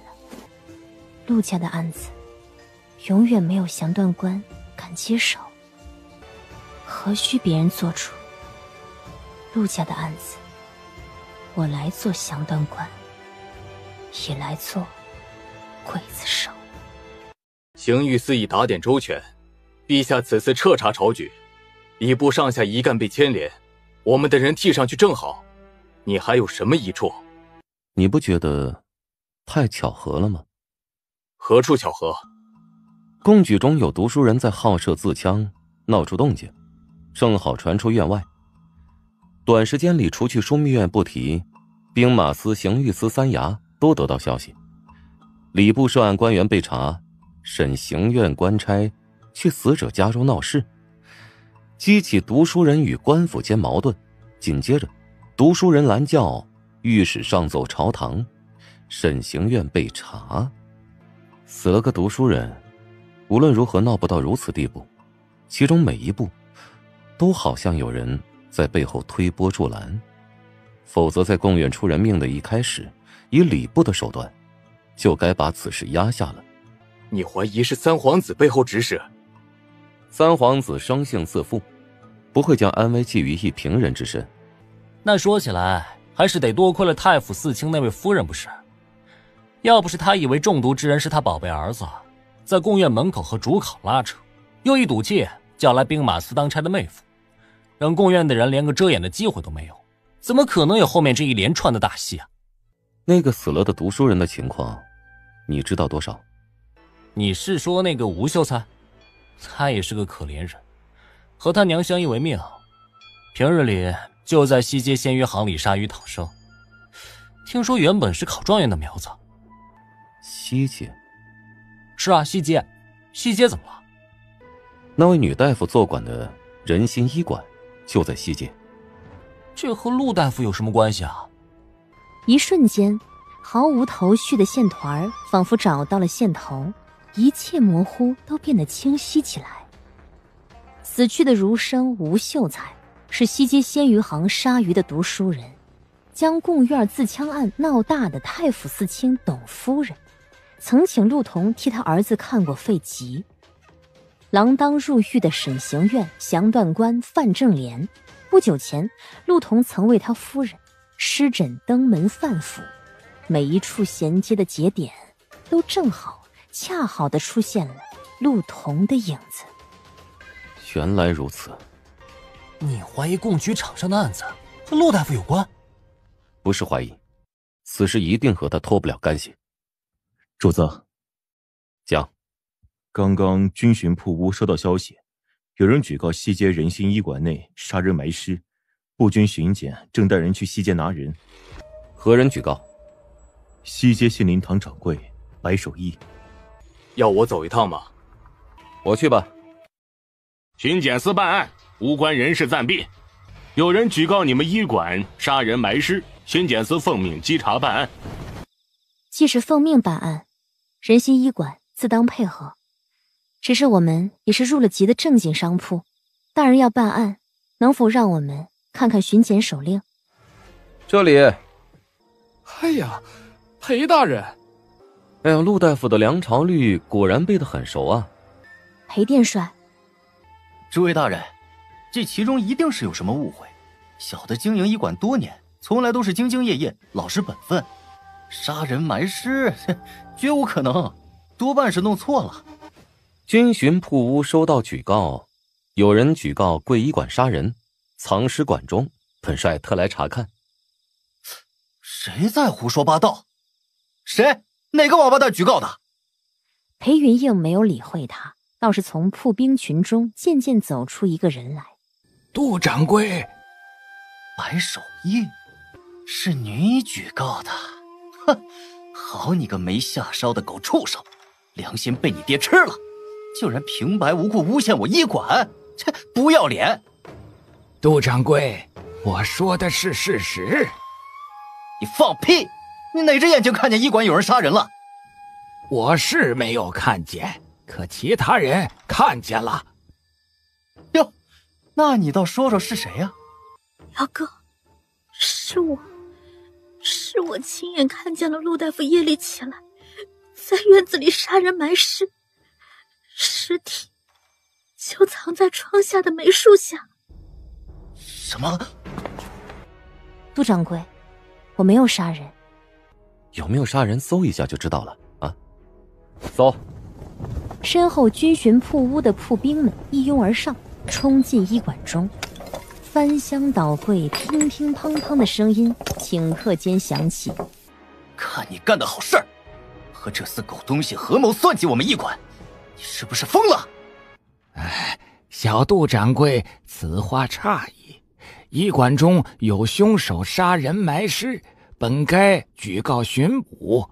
杜掌柜这样责骂夏小姐袒护凶手，莫非也参与其中啊？陆童冷眼瞧着白手艺做戏，回身走了2步。去哪儿？下去，他有我盯着。是，大人。起风了，我想进屋等着，不知大人能否准允？是很冷，进去吧。陆童起身往院里走去，裴云映收刀跟着走了进去。说起来很巧。什么？第一次见你在宝香楼，陆大夫被吕大山劫持，再见你在吴怀园，柯家大老爷溺死在放生殿中，再后来你去范府给范夫人施诊，范大人因罪入狱，再然后呢就是今日，军巡铺屋收到举告说你杀人埋尸，总觉得每次遇到陆大夫，周围都有血光之灾啊。我是医者，医者和血打交道，不是常有的事吗？大人这是在暗示我八字不详。何况范大人出事，是因他勾串官员，舞弊科场，权重持难久，位高势亦穷，他咎由自取，与我何干？有道理。陆大夫熟读梁朝律，不知有没有看过这一条：城中若有命案，一旦证据确凿，铺兵持手令，可就地缢杀凶手。是吗？那裴大人动手吧。哎呀，这不是还没找到证据吗？我们不是皇城司，没有证据，明面上不能随便抓人。那裴大人最好抓紧时间，否则晚了，证据都没了。大人，何事？可能有发现。进去看看。陆童没说话，二人一起进了屋。几个铺兵正弯着腰，从床底下用力拖出一样物事。这屋谁住啊？回大人，这是我的屋子。这箱子里是什么？回大人，是一些不值钱的小玩意儿。把箱子打开。回大人，时日久远，钥匙已经找不到了。大人，您看。你看着办就是。砸，给本官砸开。铺兵得了上司严令，二话不说，立刻拔出腰间佩刀，对着地上的箱锁狠狠劈下。砰的一声，生了锈的铜锁从中间断为2截。这是一个血迹斑斑的包裹，依稀是只头颅的形状。这是何物？申应凤手上刀尖用力，一下子挑开面前包裹。包裹的布料完全被挑开，白布上沾了斑驳血迹，明晃晃的灯烛照着包裹里的一颗头，那是一颗猪头。陆童，你怎么在这里放了一颗猪头啊？怎么，律法规定杀人有罪，难道杀牲畜也不行？闲话少叙，本官问你，为何置猪头于床下？大人，挖出来了，地下的东西挖出来了。申应凤也顾不得审问陆童，3步并作2步出了屋，去到树下查看。留在最后的是陆童与裴云映2人。树下有什么？大人何不自己去看看？院中没树下，铺兵们正围坐一团。小院正中长条条摆着一只布袋，布袋子已经被打开，露出里头半幅血淋淋的躯体，白森森胖乎乎，4只腿有尾巴。这是一头，不，半头猪。猪？陆大夫，这猪和你有仇吗？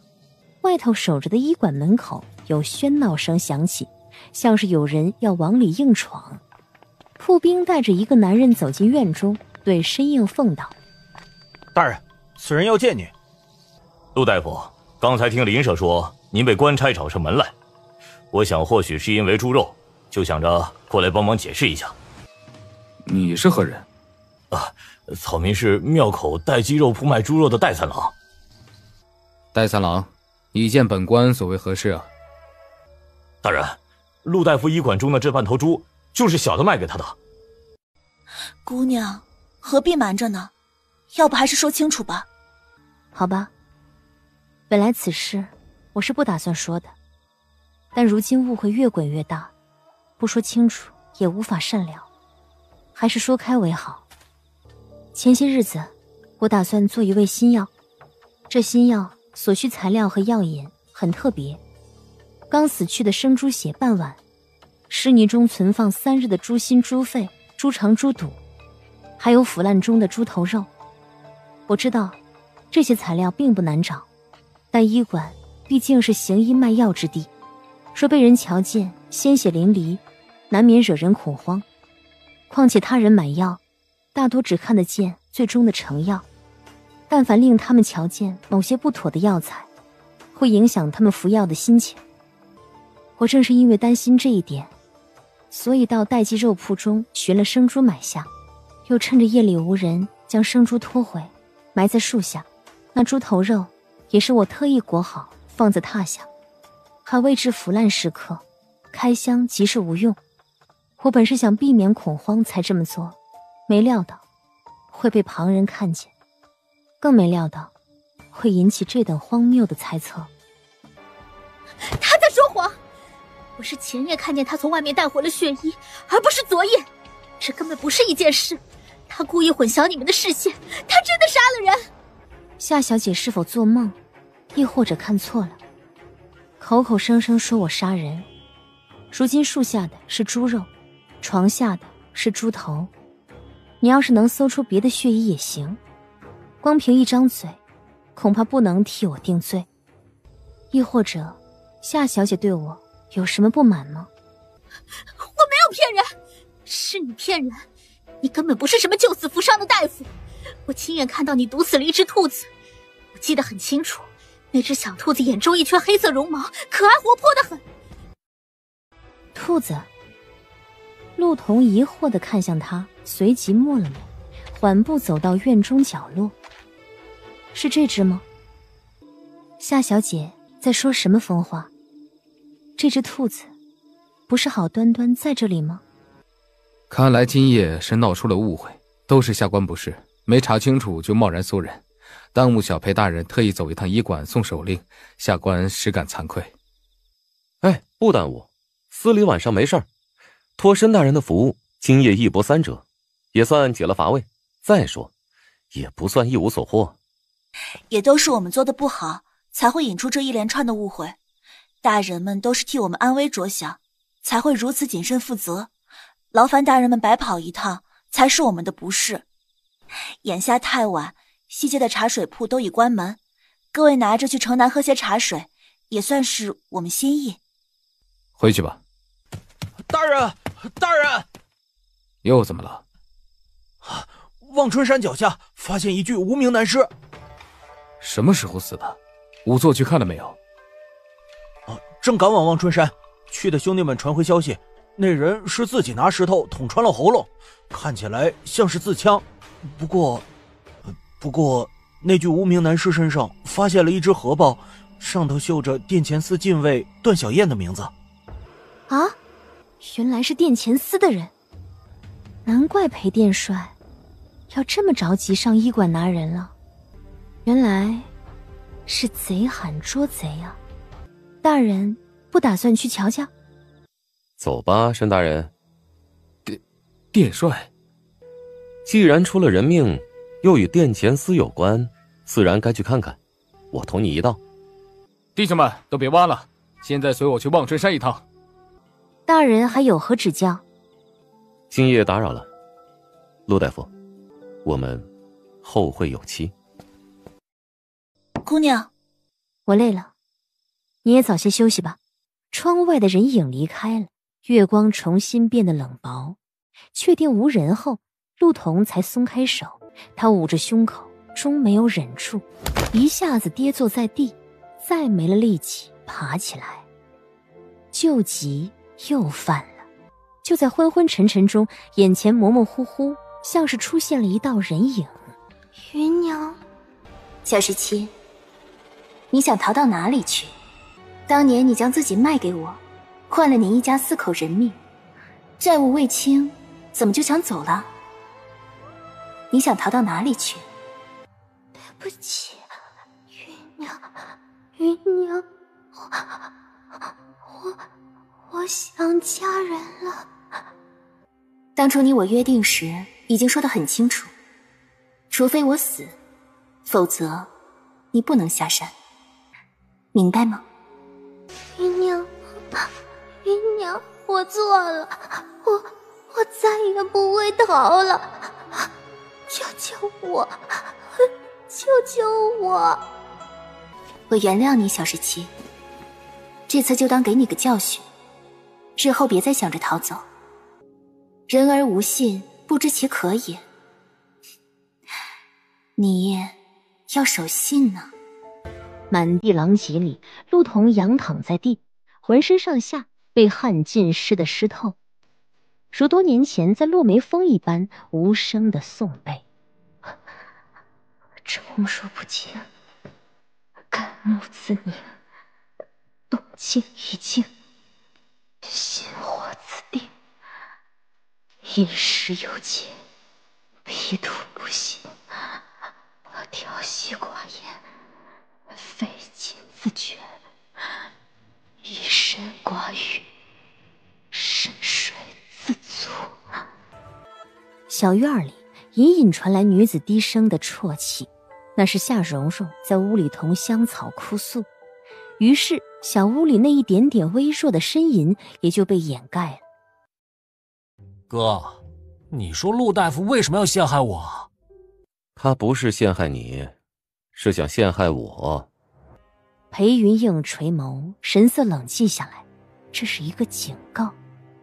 不过昨夜忘川山上死的那个人，真和陆大夫有关？仵作说他是自枪的，陆大夫那小细胳膊小细腿，真能杀人？不能够吧？小细胳膊小细腿，能杀了10个你，埋了也让人找不到，三衙恐怕都已得到消息，我去处理。哎，不要去找陆童啊！啊，那是个疯子，离他远一点，否则出了问题，我也救不了你们。吴秀才死得突然，棺材铺里做好的棺材没有太多可以挑选，胡员外便做主挑了一个工艺最好的。有才啊，我知道你不甘心，但往事已了，不可沉迷过去。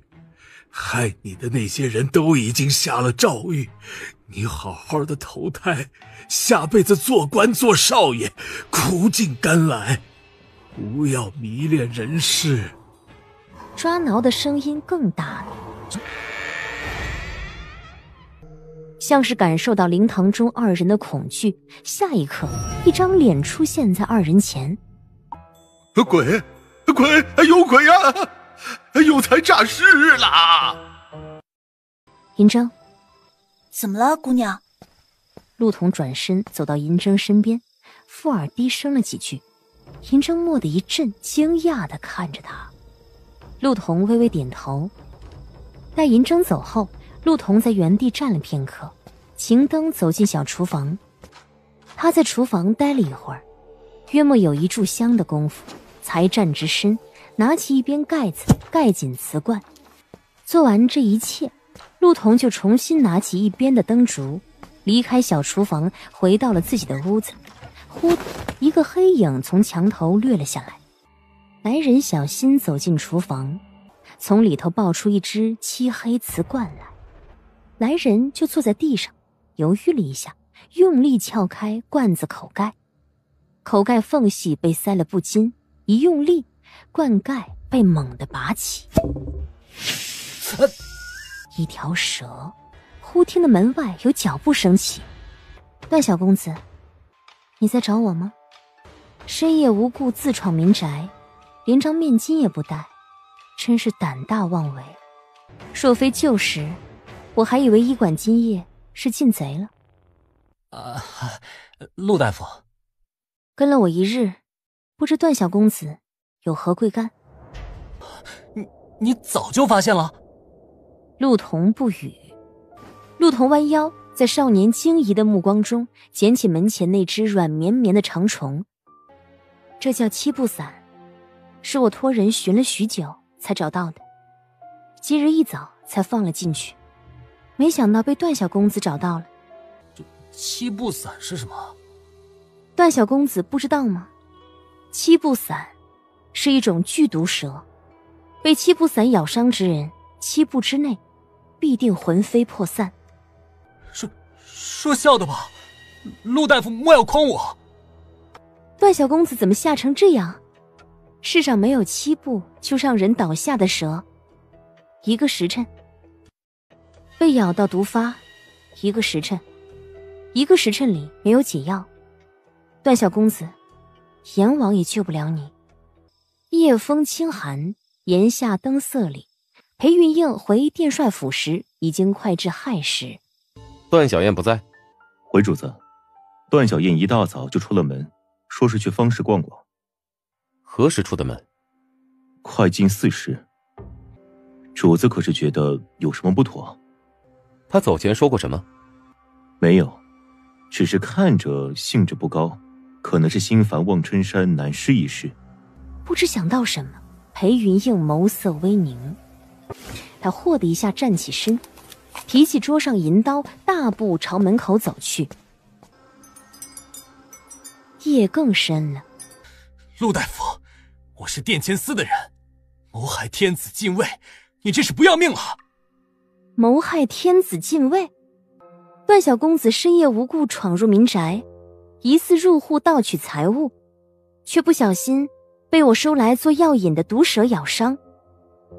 医馆是你不请自来的，罐子也是不告而取，自行打开。盗贼打开的是毒蛇罐子，从而丢掉性命。这事儿传出去，旁人都要说天理昭彰，报应不爽，怎么还能责怪到我头上？又怎么能用上谋害一词呢？你们殿前司的人都是这般蛮不讲理吗？你是故意引我去碰罐子的？段小公子又想无故与人身上泼脏水了？医馆药铺救人治病，怎么会暗中存放剧毒之物？就算你不是故意引我前来，也定然是包藏祸心，等着哪日想用这毒蛇咬人。蛇之性上窜，做引药最好。那条七步伞是我买来做药引的，很是珍贵难得，光是材料钱就付了2两银子。我托人寻了好些日子，好不容易才寻得了一条，却被你无辜摔死，白花了1月月钱。段小燕闻言险些吐血，他都危在旦夕了，他却只关心他那2两银子，究竟有没有将人命看在眼里？段小公子最好切勿动怒，七步伞虽然不至于7步丧命，但最忌气血浮动，你每激动1分，多走1步路，蛇毒蔓延更深，所以不要乱动啊。陆大夫，其实你我无冤无仇，何必弄到你死我活的地步？今日之事是我不对，你给我解药，咱们有事好好商量嘛。你在等谁？等你那位裴大人吗？段小公子，不如我们来打个赌。赌什么？就赌你那位裴大人能不能找到你。什么？从被咬到现在已经过了半个时辰了，你还有半个时辰的时间。半个时辰里，如果你那位裴大人能找到这里，或许你能活下去。段小公子，要赌吗？那你可能要赌输了。一道身影从院中走了进来。陆大夫，我以为扣下我的人前，至少该先同我打声招呼。大人，怎么坐地上？那个我被毒蛇咬伤了，还有半个时辰毒发，不敢剧烈活动。陆大夫这是何意啊？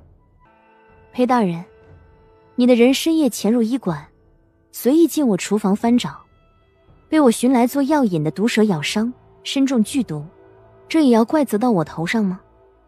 我背熟的梁朝律中可没有这一条。那陆大夫想怎么样呢？我不想怎么样，此毒无解，就算有，这样短的时间里也做不出解药。不过是个下人，死了就死了，殿帅何至于此呢？世界。话音刚落，厨门不知何时又悄无声息出现了一个侍卫模样的男人。在这侍卫身前，一名年轻女子双手被反剪。陆大夫为婢女想得周到，可惜你的婢女太忠心了，担心你，所以中途折返。现在陆大夫还要说不过是个下人，死了就死了吗？你想做什么？还能做什么？陆大夫，你把解药给我，我家大人将您的婢子给放了，大家皆大欢喜，两全其美，日后井水不犯河水。如果我说没有解药呢？陆大夫，你不要说笑。姑娘，别管我了，不要让我成为你的拖累。算卦的从前就说我命薄，活不过19，死前换一个殿前司继位，也算值当的很。不值当啊！我不值当啊！姐姐，你再考虑考虑吧。有什么不值当的？人活一辈子，死了便埋。姑娘，下辈子我们还做姐妹。今日段小公子死在这里，裴大人替他报仇，杀了我的婢女，想来明日也不会放过我，更不会放过仁心医馆。毕竟裴大人是天子禁卫，身份高贵，想要对我们这样的平人下手，易如反掌。横竖都逃不过一死。那今日咱们都别出这道门了，一起死吧。此话一出，不仅段小燕，连门口的赤剑都惊住了，竟然一言不合就同归于尽，这是什么路数？医馆行医制药，院库到处都是药引毒物，来时容易，走得未必轻松。有人贸然闯入，不小心踩到碰到什么毒发，也是常有的事，是吧，裴大人？哦，你想和我一起死？那可不行，生同亲，死同穴，死后合住一种坟这种事，我只和夫人做。你有夫人了吗？没有啊。那正好，今日你死了，也不必考虑夫人的事了，府中尚能省一笔聘礼。多谢你替我想得周到，不过还谈不到生死的地步。陆大夫，不如好好谈一谈吧。对，先别这么激动嘛，咱有话好好说，什么事都能商量的嘛。你想谈什么？昨夜望春山发现了男尸，是盛京雀儿街刘氏面馆的店主刘坤。巧的是刘坤的小儿子刚好参加了今年贡举，又因涉官舞弊一案入狱待罪。陆大夫，你认识刘坤？不认识。可是在那之前你曾去过刘记面馆吃饭呢，不记得了？裴大人，你们殿前司查案都这般精细吗？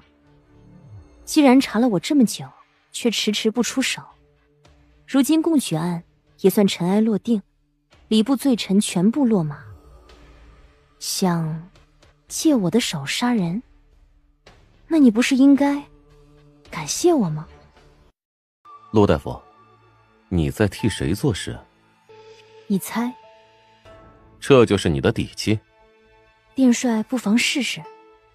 你疯了，敢这么威胁大人？是啊，我是个疯子，所以不要随意招惹我。况且你们现在不是已经得到好处了吗？裴大人，你查你的案，我行我的医，咱们互不相干。互不相干？哼，原来陆大夫今日想说的是这句啊，我会考虑。放人。叫吃剑的侍卫手一松，银筝忙跑过来，一下子跑到陆彤身前，警惕地看着屋中人。大人，你怎么把他给放了？我这还没拿到解药呢，我。笨蛋，那只是条巫蛇。啊，巫蛇？不是七步散吗？七步散是毒蛇，医馆药铺救人治病，怎么会暗中存放剧毒之物？况且段小公子可是殿前司的人，谋害天子禁卫，除非不要命了。我刚才是与段小公子玩笑，段小公子不会当真了吧？今夜打扰陆大夫了，改日我让段小燕登门，给陆大夫赔不是。还不起来？段小燕哑然片刻，一咕噜从地上爬起来，揉揉小臂跟上，临走时欲言又止，满腹憋屈的模样。等等，段小公子虽然不是七步散，但这条巫蛇也花了我2两银子，你既摔死了他，理应赔我银钱。经过今夜这么一遭，段小燕再看这位女菩萨时，本能便感到有些发怵，因此只得老老实实的从怀中掏出银两，双手递到陆彤手中。蛇归你们了。言罢不再多说，当着他们的面砰的一声关上医馆大门。哥，他好嚣张啊！他见裴云映凉凉的目光扫过来，忙轻咳了一声。我知道，我今儿错了，放心，回去我就自己领罚。不过，你之前查了许久都查不出来他身份，刚刚试探他算是承认自己背后有人撑腰了？那你觉得他背后之人会是谁啊？三皇子？他这样白白折腾我一晚，根本就是故意出气。哥，你说他要真是三皇子的人，报复心这么重，回头和三皇子一告状，找咱们麻烦怎么办？他要真是三皇子的人，就把他带到昭玉寺严刑伺候，或许他就愿意好好谈谈了。姑娘，都是我不好，要不是我当时折返，你就不会被他们威胁了。陆彤摇头，没事，他本来也没想对我们动手。为什么？你不会真以为他是找不到证据才不来抓我的吧？不是吗？当然不是。圣经水深，你当他是什么好人？那位裴殿帅之后还会来吗？暂且不会，他以为我有靠山，又想利用我，短时间不会对我动手。不过，可是纸包不住火，要是他发现姑娘背后没人怎么办？他有官职在身，想找理由岂不是很容易？怕什么？要真有那一日，他要挡我的路，我就杀了他。大夫，我腹中的孩儿，无碍，王妃不必担心。裴云舒的肩颈处看着有些发肿，王妃不曾发现自己这里肿胀吗？不止肿胀，孕至后期，我还常常觉得浑身发热，时不时流汗。明明已经入了秋，却不想加衣，肤色也暗沉了许多。陆彤一言不发，霍地起身，在众人疑惑的目光中快步走向桌前，打开衣箱，从里抽出装着金针的绒布。还未等几人反应过来，他已经快步走进裴云舒，抓起他的手一针扎进。陆彤没有说话，死死盯着裴云舒的手。这是什么？你说王妃中毒了？不可能，王妃素日一干起居用物都被我们仔细检查过，因怕旁人在其中动手脚，连香料也不曾用，只用花果熏污。至于饮食，我们与王妃同吃同住，我和琼影都不曾有反应，王妃怎会中毒？看样子，王妃中毒已经有一段时间了。陆大夫，这毒……没有弄清楚是何种毒药之前，我无法为王妃解毒。王妃开始有后颈肿胀、发热多汗、皮肤发黑、腹部风燥的症状，最早可到多久以前？近2个月前。近2个月，王妃可曾去过什么地方？不曾。此毒在2月前发症，医官却没有发现，症状又都是产妇孕至后期可能出现之际，下毒之人很谨慎，应该是积少成多。王妃早已经接触到毒药，累积到一定时日才显现出来。现在你告诉我，王妃每日起居做了什么？事无巨细，一件也不要漏掉。王妃每日近4时起床，用过早膳就在院子里随意走走。前些日子天热不敢出门，白日里就在屋里看看书、弹弹琴、描描花样子。这身子重了后又嗜睡，末时就小憩一会儿，夜里不到亥时就睡下了。这一日3餐也都是我们和夫人一起用的，而且院子里也开了小厨房，不可能有人在其中下毒啊。陆彤的目光从屋中陈设中扫过，掠过桌前时，视线突然一顿。就在摆放古琴不远处，矮机上放着一对小巧的泥塑土偶。陆彤神色冷下来，抓紧土偶，转身进了里屋，到桌前站定，3两下拨开土偶身上华丽的衣裙，顺手拿起桌上剪刀，在摩海螺身上刮下浅浅一层泥沙，把泥沙往茶盘中的茶盏中一倒。旧窑瓷盏中本来还剩有半杯茶水，泥沙倒进去，立刻成为浑浊的一团。这上面有毒！陆生送我的，他怎么会毒害自己的子嗣？大夫，知道。太好了，那麻烦大夫尽快为我们王妃解毒。此毒无解。大夫，求你救救我的孩子！没有用的。恕王妃所言，之前医官已经来过多次，都未识出王妃中毒之迹，更别提替王妃解毒。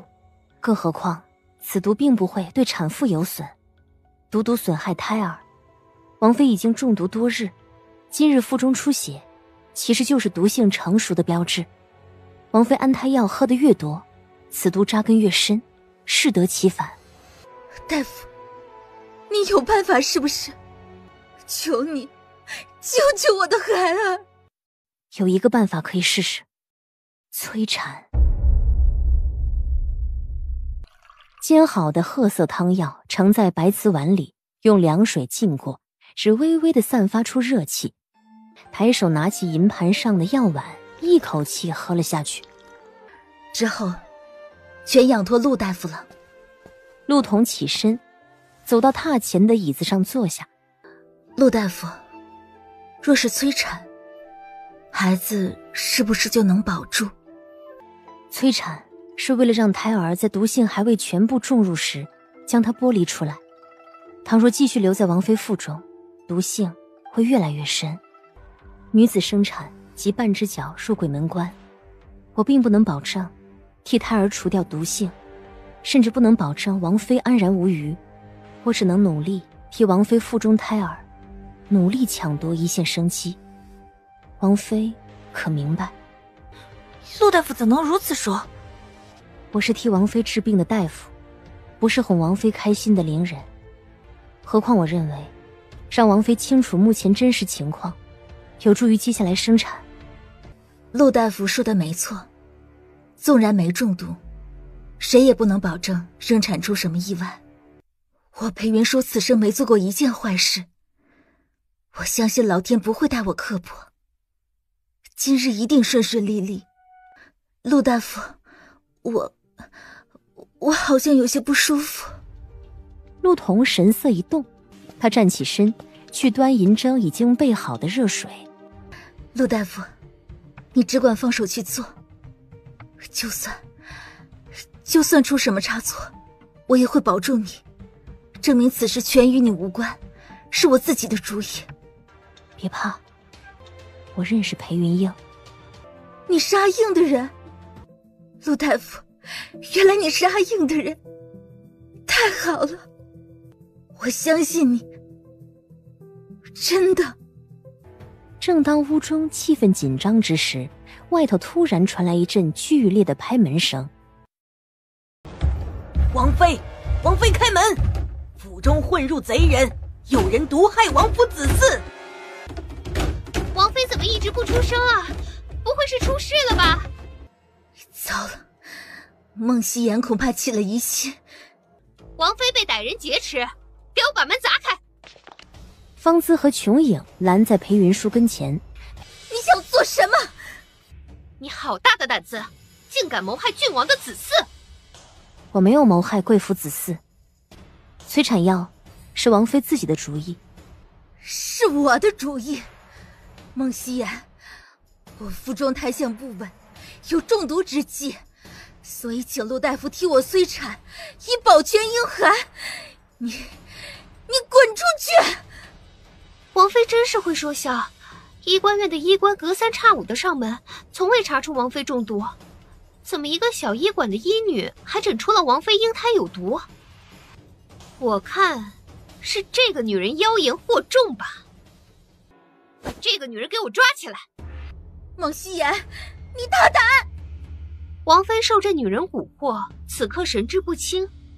还有这两个人，身为王妃贴身侍女，却与外人勾结，里应外合谋害王妃。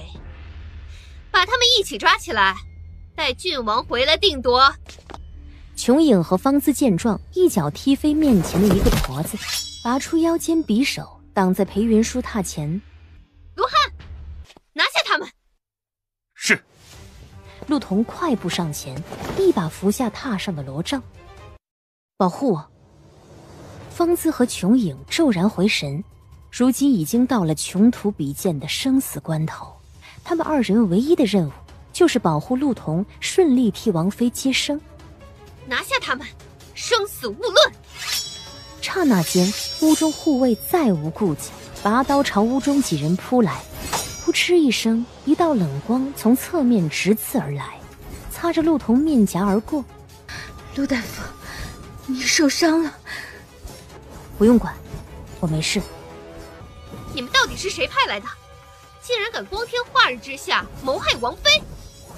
卢汉，杀了他们！电光火石之间，银白剑尖冲着陆童的后心而去。砰的一声，有尖锐的破空之声响起，一道寒光破空而至，气势汹汹直穿过人群，狠狠穿破护卫的头颅。裴云映，你怎么来了？继续。屋中传来裴云舒断断续续的呻吟。裴殿帅，这些人勾结，想要谋害王妃。他们是我的人，你的意思是，本世子要光天化日之下谋害王妃？拖走。放开我！你疯了！我是王府的侧妃，你敢这么对我，郡王回府后绝对不会放过你。不会放过我？哈哈哈哈！哎呀，你们最好祈祷我姐姐平安无事，否则今日动手之人一个都跑不了。禁卫们常年吊袭，动作迅捷，将门口众人迅速拖走，屋中尸体也被清理干净，只有裴云舒痛苦的呻吟在屋中回响。其他人出去，留银筝在屋里帮我。陆大夫，我能相信你吗？治病救人的时候，我就只是个大夫。裴云映在院子里等了很久，月光泼地如水，默默照亮整个院落。一声嘹亮的莺啼划破长空，打破死气沉沉的静夜。千金，郡王妃生了一位小千金，恭喜王妃，贺喜王妃！裴云映僵在原地，似是一时不敢相信自己的耳朵，片刻后才像回过神儿，3两步走到屋门，被银筝用胳膊拦在门口。大人，姑娘才接生了小小姐，可小小姐生来体内带毒，姑娘还得替她驱毒，恐怕还要等些时候。您现在不能进去。郡王妃如何？郡王妃没事，只是有些虚弱，裴大人可以放心。他没有再说什么，银筝便赶紧又钻回屋里。这位裴大人不笑的时候，总让人觉得颇有压力。主子，那位陆大夫可信吗？我没有别的选择。主子，文郡王回府得知您扣下护卫和孟侧妃一事，极度震怒，正在院门口和禁卫们对峙，嚷着要您赶紧放人。让他滚远点，否则我就当着他的面剐了他的爱妾。哎，听说陆大夫是苏南人，陆大夫从前是怎么过中秋的？从前不过中秋。你也不必对我如此防备，至少今夜我们应该不是敌人。见他一直沉默，裴云映打量他一眼。怎么不说话？裴大人想说什么？多谢，多谢你今日出手相救。说实话，我还以为你不会救呢。本来是不打算救的。那又为何改变了主意？因为不救的话，就没有机会让裴大人欠我一个人情了。哎呀，话不能这么说，算上宝香楼那次，我也算救你2回了。哦，可我今日是因为救王妃才陷入危险，再者我一介平人，命可不如郡王妃母女值钱，算起来还是大人欠我的人情更多。谁说的？陆大夫是大夫，怎么眼里性命还有高低贵贱之分呢？有福之人人服侍，无福之人服侍人。郡王妃是被人服侍的，我是服侍人的，这就是贵贱区别。这么俗气？穷人一向俗气。从来都是坏人装成好人，怎么陆大夫还反其道而行之啊？好吧，那陆大夫想要多少诊银呢？裴大人，不如我们来做个交易。什么交易？我救了王妃母女2条命，一条还你宝香楼下救命之恩，另一条望春山的事你就当没有发生，先前误会一笔勾销。怎么不提柯大老爷？你想蒙混过关？你有证据吗？没有。成交。你与他有何私怨我不管，这件事我不会再插手，不过下一次我不会包庇你。哎，对了，陆大夫，你师承何人呢？你说我外甥女所中之毒当下难以化解，若师尊出手，家师已丧世，我会努力的为小小姐解毒，裴大人可以暂时放心。你的伤没关系，回去用药就好了。王妃所中之毒乃日积长久所致，此毒隐蔽，下毒之人势必藏在府上，大人难道就这么算了？陆大夫有何指教？便帅，我送您一件礼物吧。一连10日，陆童都住在文郡王府中。出生的女婴体内之毒虽未完全驱逐，但因脱离母体，毒性不再蔓延，日后一点点用药养着，未必不能痊愈。裴云舒也渐渐好了起来。不知道裴云映做了什么，这10日里，裴云舒的院子里没有旁人进来，连文郡王都无法入内。老爷，外头的流言越传越甚了，再传下去，恐对太师府声誉有损。无妨，范简与我府毫无关联，流言随他去吧。可是，此事与小公子有关。前年2月中，小公子在丰乐楼无意间伤了位良妇，后来良妇归家，纠缠不休。其家人上京找到审刑院，祥段官范正廉知晓情理后，主动帮忙将此事处理干净。因事出突然，小公子又惶惑不安，奴才便斗胆瞒下老爷，不想如今惹出大祸，请老爷责罚。此事啊，不怪你。此流言甚嚣尘上，只怕是范正廉临死挣扎，想将太师府拖下水。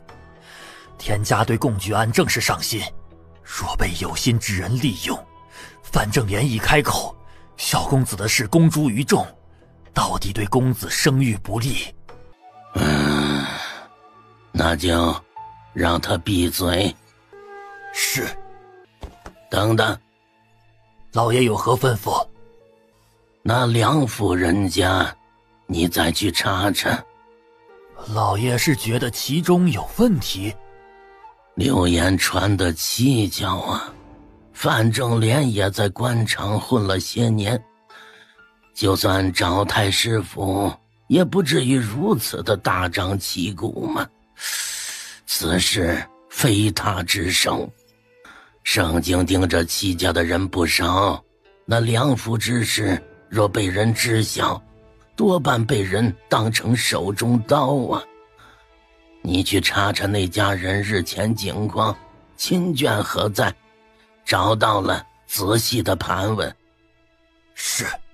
哎呀，那个孽障畜生，行如此无耻之事，玷污门庭，罚他禁足1月，祠堂面壁思过。哎呀，终是老夫教子无方之过呀！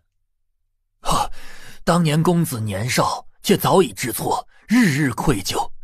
老爷对公子良苦用心，公子终会知晓。哎，罢了，你去吧。老爷，既要查那梁父，那让范正廉闭嘴一事，可还要继续？当然了。外头响起急促的敲门声，在夜里分外的清楚。可能是求诊的病人，我去看看。陆童走到门口，敲门声安静下来，他一手提灯，拉开医馆的木门。姑娘，是谁啊？陆童回首，正要说话，冷不防一道白亮刀光从身侧刺来，眼看已经来不及躲闪，就要挨上这一刀了。说是迟，那是快，只听砰的一声，一道剑影从斜刺窜来，挡住刺向陆童心口的刀尖。夜色沉暗，浓云遮掩月光，躲在门口的偷袭者显然不是另一人的对手，不过交手几个回合便败下阵来，被对方一脚踢中心口，长剑横于脖颈之上。陆姑娘，可有伤着？姑娘，这人你认识？进来说话。医馆门被关上，黑衣人被男子拖到小院中，殷征满脸狐疑，正欲开口，就见陆童从袖中摸出个小瓶，走到对方身前，弯腰捏住对方下巴，将瓶中物硬生生全灌了进去。姑娘，这是要杀了他吗？只是一点软筋散，怕他自戕而已。他是来杀我的，私闯民宅，试图行凶，圣经天子脚下，竟出如此贼子狂徒。哦，望春山那具尸体的凶手到现在也没找到，说不定就是他干的。少他娘废话，要杀要剐，给个痛快！私自用刑的事，我们医馆做不出来，危险之人当然要交由官府处理。报官吧，殷征。申大人，我是仁心医馆的大夫陆童，今夜有人闯入我医馆，试图行凶，被人制服，事关人命，特意将行凶者带到大人跟前。他怎么不动啊？怕此人自戕，我为了他一点医馆的散药，服下四肢无力，以便大人审问。你且说说今夜发生何事？今日医馆关门后，我与婢女回屋休息，忽然听见门外有人敲门。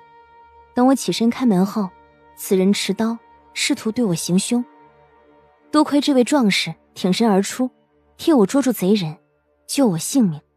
等等，都这么晚了，这位壮士怎么这么巧在这里，还刚好救了你？在下殿前司指挥裴大人禁卫清风。今日陆大夫前去文郡王府，衣箱遗落府上，王妃令在下送回。刚至医馆，正好见歹徒行凶。郡王府？陆大夫去郡王府干什么？郡王妃与民女投缘，特意邀请民女参加小小姐喜儿会。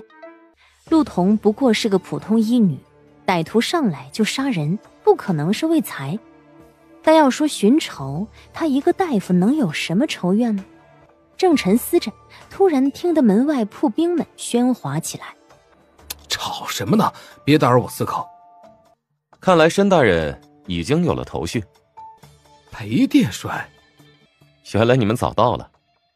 大人这是？因此事事关重大，清风公子便使人将此事告知裴大人。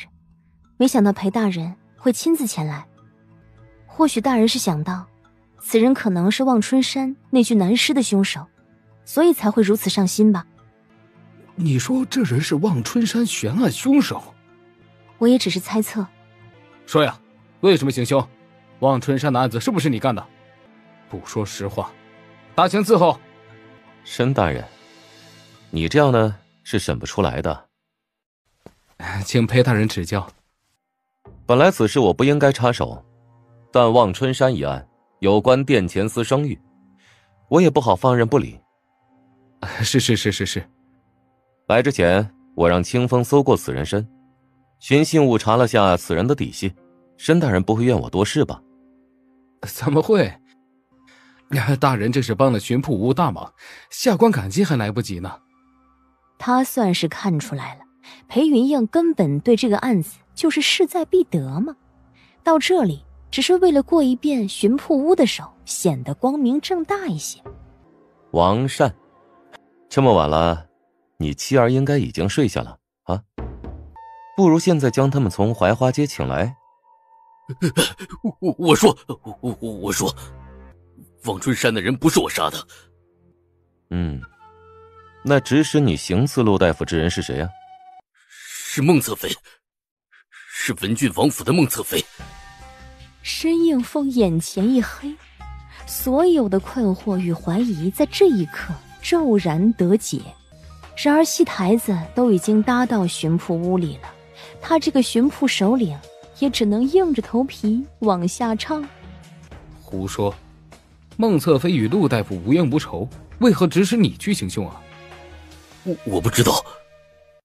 陆大夫有何见解？陆童面露难色。说吧，不用怕。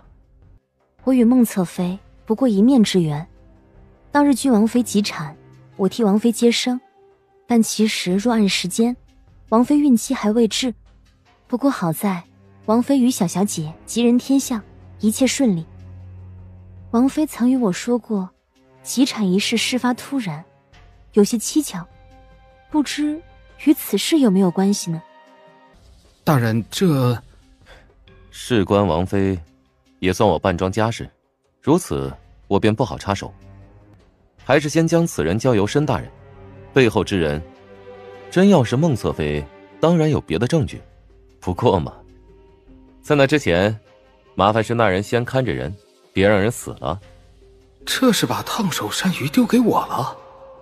也好，方才我们将此人带到巡捕屋，一路许多人都看见了，想来不久就会传遍城中，说不定此人同伙还会动手，申大人千万小心。这一路都被人撞见了，说不是故意的我都不信，这就是死活要拉我一道下水呗。是，大人放心，下官一定秉公办理，死死盯着这人的。没受伤吧？陆童摇头。时间还早，陆大夫要不要逛逛？不必了，我还要回去制药。陆大夫好像总是很忙啊。15那日，他替裴元叔催产。殿帅，我送您一样礼物吧。哦，什么礼物？王妃所中小儿愁，圣经应当含有，下毒之人势必藏在府上。但此刻事情败露，对方已有准备。大人想要揪出背后之人，须会费一番周折，况且最后结局并不一定尽如人意。陆大夫有何高见？裴大人插手，对方必不敢轻易动手，但我替王妃解毒摧残，对方势必视我为眼中钉，恨不得除之而后快。我又并非是千金贵女，一介平人，不足为惧。只要稍加刺激，对方多半会对我出手。大人只要借我几个人暗中保护，或许就能捉住背后之人了。陆大夫好似对平民官家间芥蒂很深呢。实话实说而已。成交。陆大夫在想什么？我在想，我该回去了。我送你。不用，太晚了，恐怕惹人误会。没想到陆大夫是这样一个今夕名节之人。既然如此，太府四亲府上，夫人误会你我之间关系时，你怎么不解释？陆童按住心虚，平静地开口。口是长在别人身上，旁人误会也解释不清，我都不在意，殿帅也不必放在心上。可我怎么听说是陆大夫自己暗示与我关系匪浅的？陆大夫这样四处毁人清白，你未婚夫知道吗？不劳殿帅费心，我未婚夫大度得很。哦，是够大度的。无论如何，今日我都帮殿帅抓住了人，这人日后如何发落打算，都看裴殿帅自己。大人只需要记得欠我一个人情就好。我当然记得，这么大的人情，说吧，下一个想杀谁，我可以帮你。多谢殿帅，不过我过去没有杀人，今后也不打算杀人。陆大夫真是滴水不漏啊。裴大人很会见缝插针。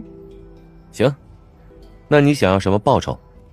现在不用殿帅还，等日后想到了，我会向殿帅讨的。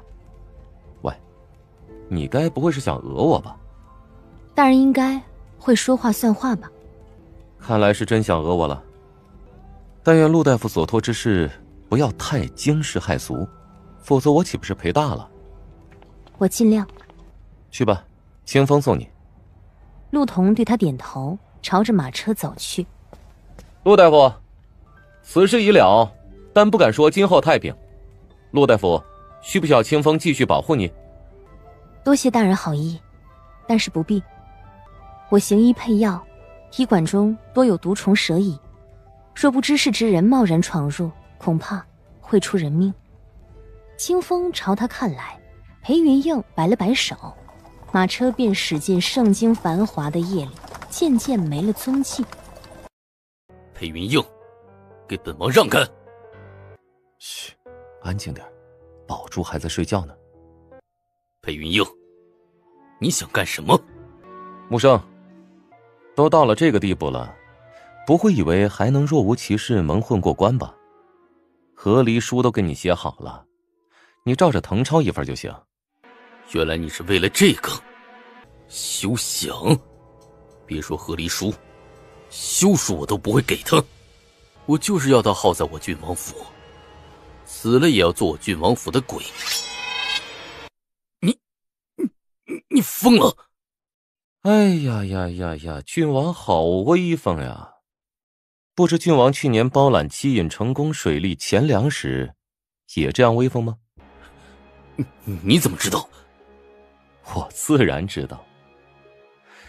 我呀，一向很关心郡王。你这么做，不怕我告诉你爹？郡王，难道你不了解昭宁公？他要是知道这些事，只会与你断得更快。不过也许你挑拨得好，说不定还能见到我们父子相残的画面。和离书与成素，郡王选一个吧。文郡王妃与文郡王和离的消息一经传出，所有人都觉意料之外，情理之中。你在做什么？陆童心中一震，怎么是他？怎么才上来？把门关上。陆童便低头走到门口，将门掩上了。不会说官话？陆童点点头。不倒酒吗？陆彤顿了顿，只好走了过去。会不会弹琴啊？沉默了一下，陆彤轻轻摇了摇头。听闻玉仙楼新来的舞姬翠翠，巨似飞燕，秀如回雪，一无可愁百湖明珠，我还没见识过。那你跳支舞吧。陆彤无奈，只得往前走了几步。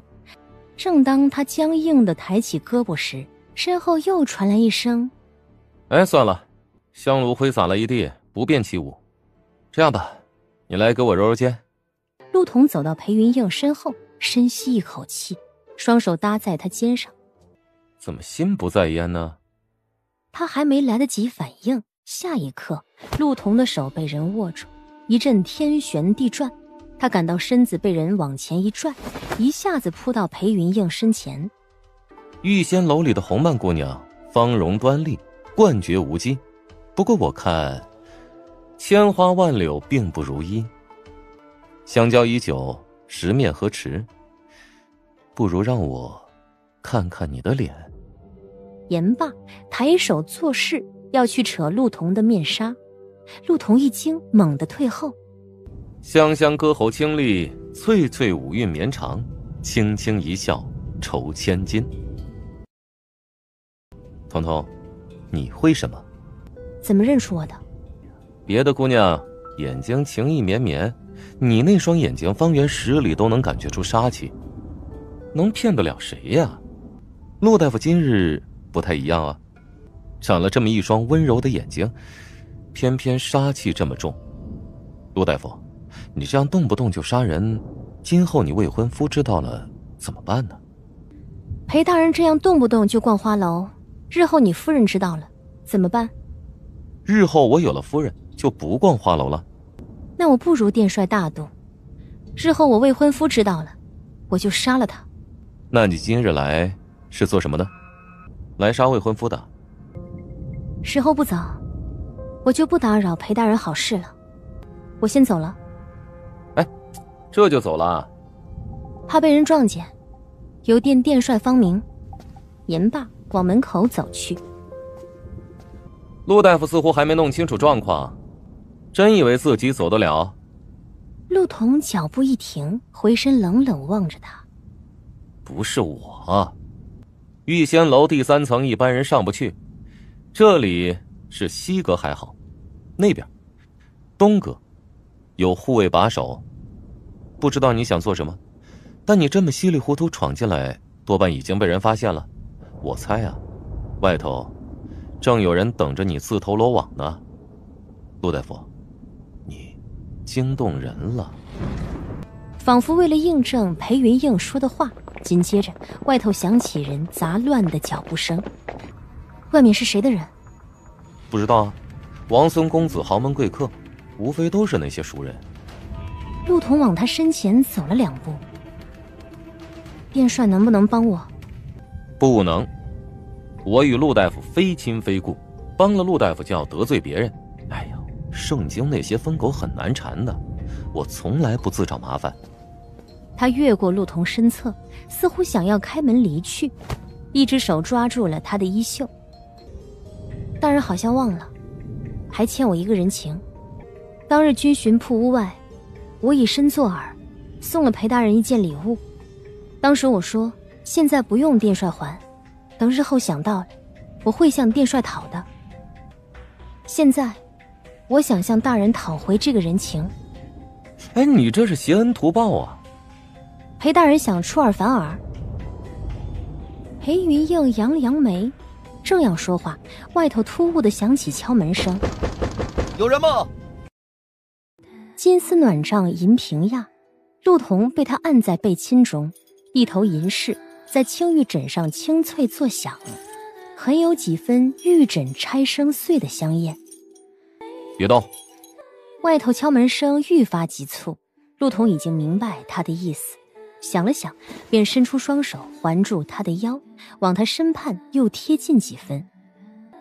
在这一刻，他只是紧紧贴着面前人的身子，拥抱着他，依偎着他，像无数风月锦城中的有情人一般。紧接着一声闷响，有人闯进来。出来！谁呀？裴殿帅。裴云映笑笑，伸手将陆童揽进怀中，顺手扯过床上锦被，将他裹紧。陆童顺势搂着他的腰，将头半埋在他怀里。七公子，没想到裴殿帅今日也在这里。今日不值守，七公子这是做什么？我的侍卫发现这层楼有可疑人混入，在这附近游走。裴殿帅没看见？没有。哎，我忙得很，什么都没看见。原来如此。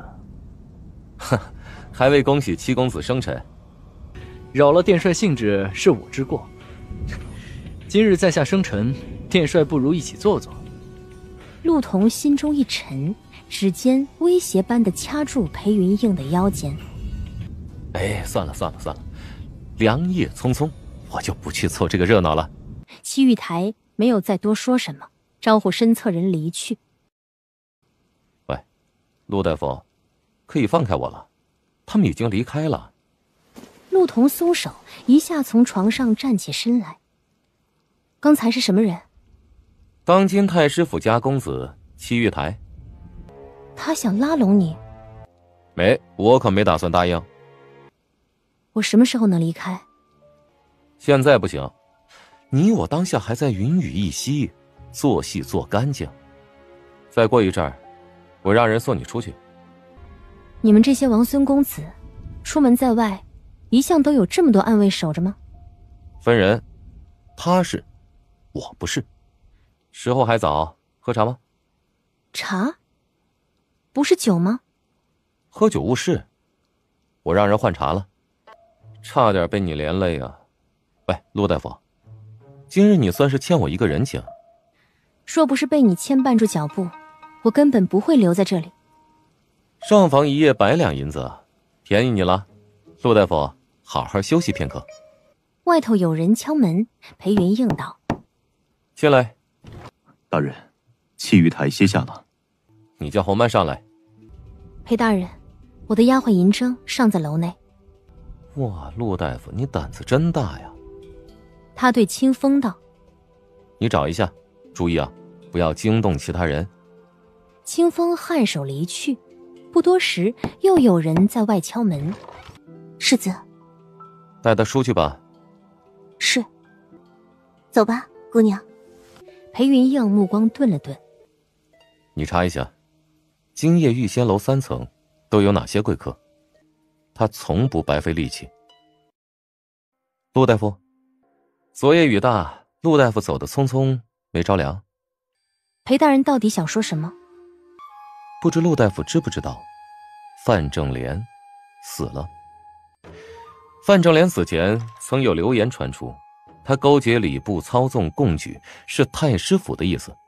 之后不久，范正廉就在狱中悬梁自尽。有人怀疑是太师府灭的口。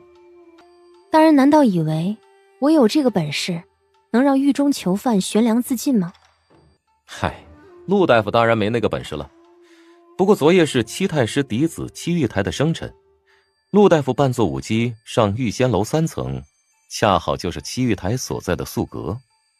我在想啊，陆大夫不会一开始想要对付的就是太师府吧？你们在干什么？陆童怔了怔，往后退了一点，拉开与裴云映的距离。裴大人，我们陆大夫可是有婚约在身的，平时举止还是要多有分寸。婚约？掌柜的见过陆大夫未婚夫？呵呵，那当然了。陆大夫的未婚夫年少有为，家世高贵，陆大夫又与人家有救命之恩，人家金童玉女天生一对儿，我们陆大夫上京就是为了履行婚约。怎么没看见他呢？高门贵府，规矩大，又在宫里当差，忙得很，哪儿能天天跟狗皮膏药似的到处乱晃啊？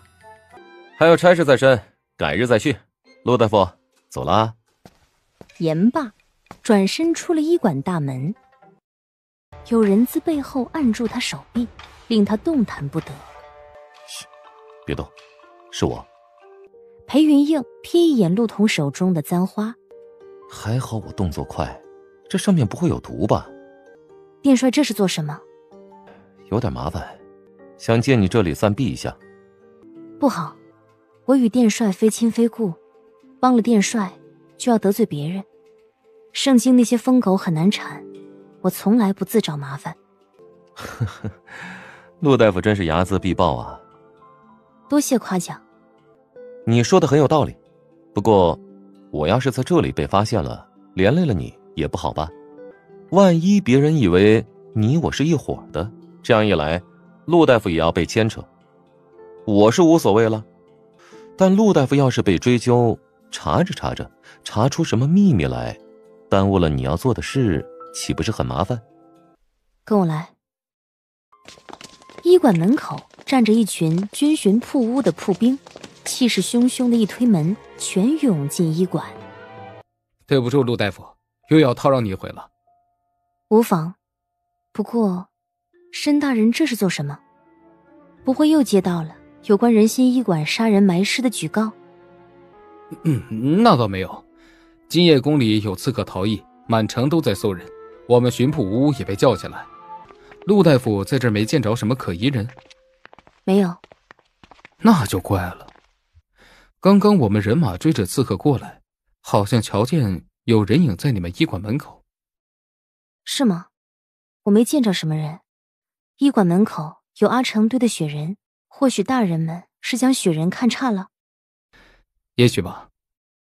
那边是什么？是厨房。仔细搜索厨房。申应凤快步走进去，那些厚厚的草垛下竟藏着几只半人高的漆黑瓷缸。陆大夫，这是什么？是一些平日制药用的药材。从瓷缸里传来窸窣声，伴随着周围铺兵的惊叫。申应凤愣愣地看着瓷缸中的东西，良久，有些惊魂未定地转向陆童。这是蛇。医馆制药有时需要用到新鲜蛇蜕与蛇血，这是花银子从捕蛇人手里收来的，是制药的药材。陆大夫，你这是要炼蛊？申大人不知，药有七情：独行者、相虚者、相识者、相恶者、相反者、相杀者。相杀者制约彼此毒性，这些毒物放得好，也是救命之良方。今夜贸然打扰陆大夫，实在是深谋不适。这头没什么事了，对不住啊。陆大夫赶紧回屋休息。走了。这群铺兵们又如来时一般，风风火火地离去。姑娘，没事，你到里铺守着，小心有人过来。裴大人，人已经走了。这么容易就被你骗过去，难怪圣经治安越来越不好了。人还没走远，需要我将他们叫回来吗？你都是这么骗人的，人前菩萨人后罗刹。人前天子禁卫，人后宫中逃犯。裴大人与我不过半斤8两而已。早知道陆大夫这么厉害，先前就不得罪你了。你受伤了？有药吗？卖完了。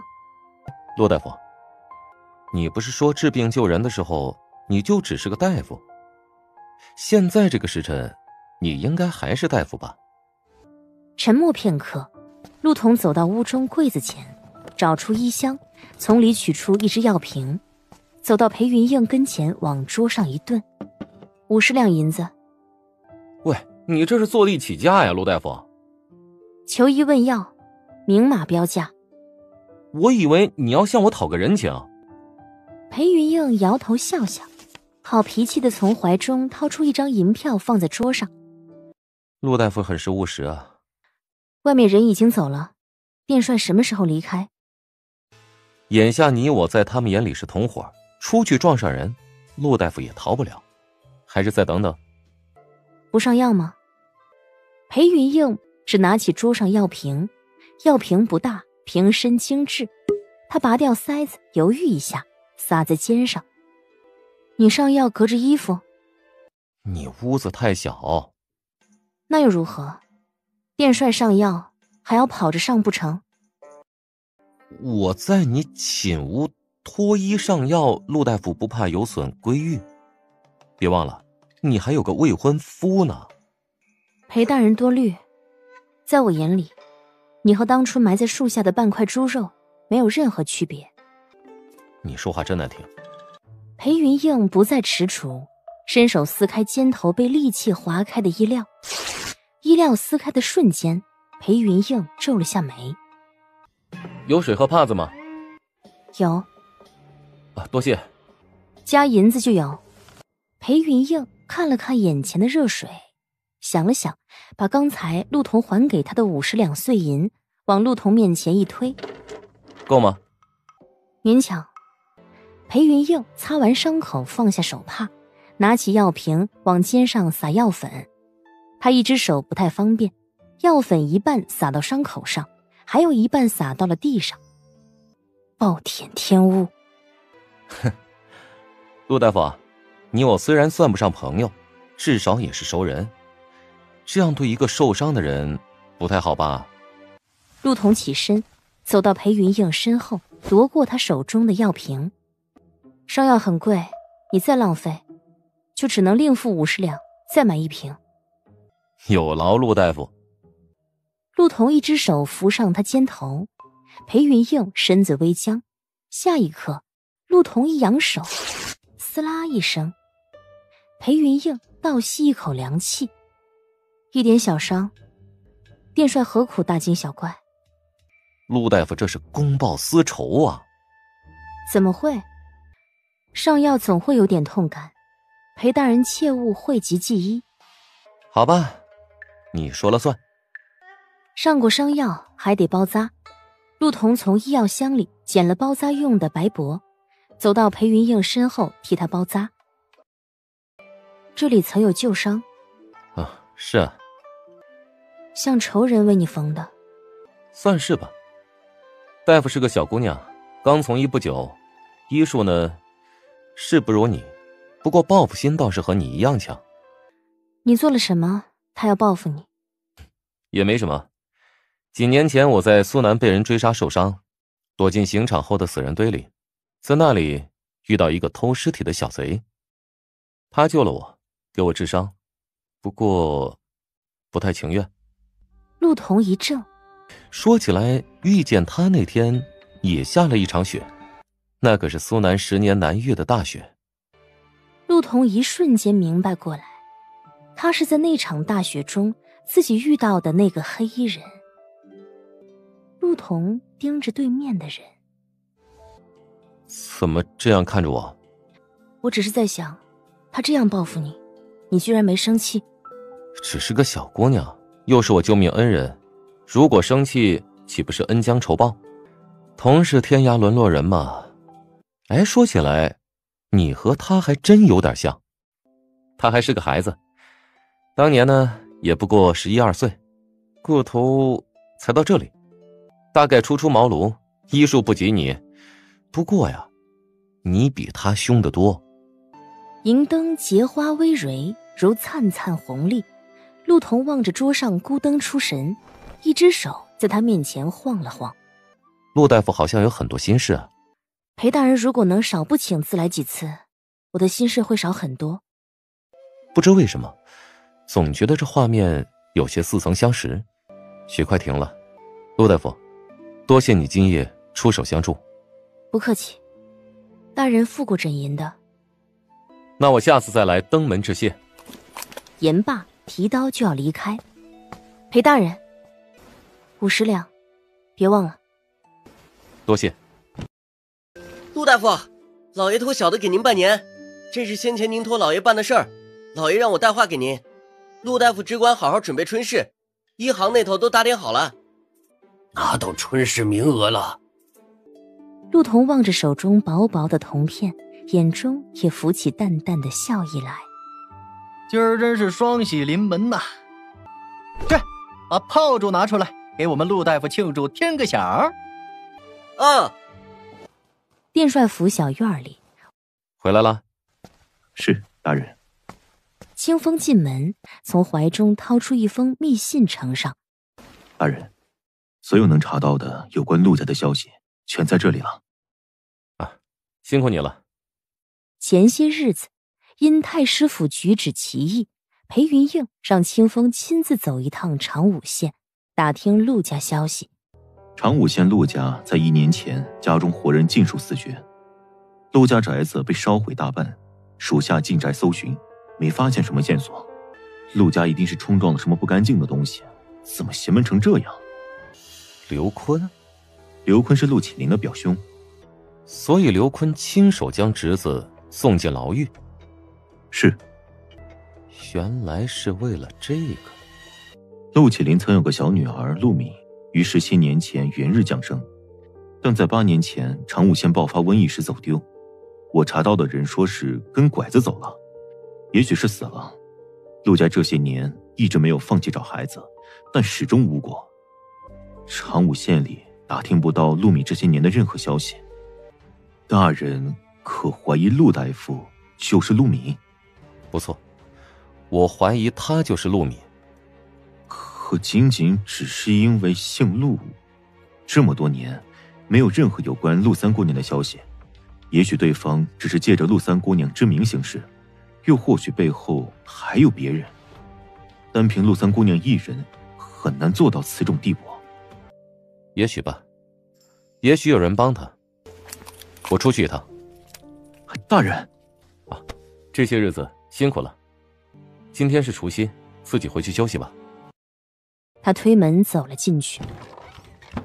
陆童关上门，朝里走了2步，陡然间汗毛直立，猛地看向窗前。昏暗烛火下，不知何时站了个人。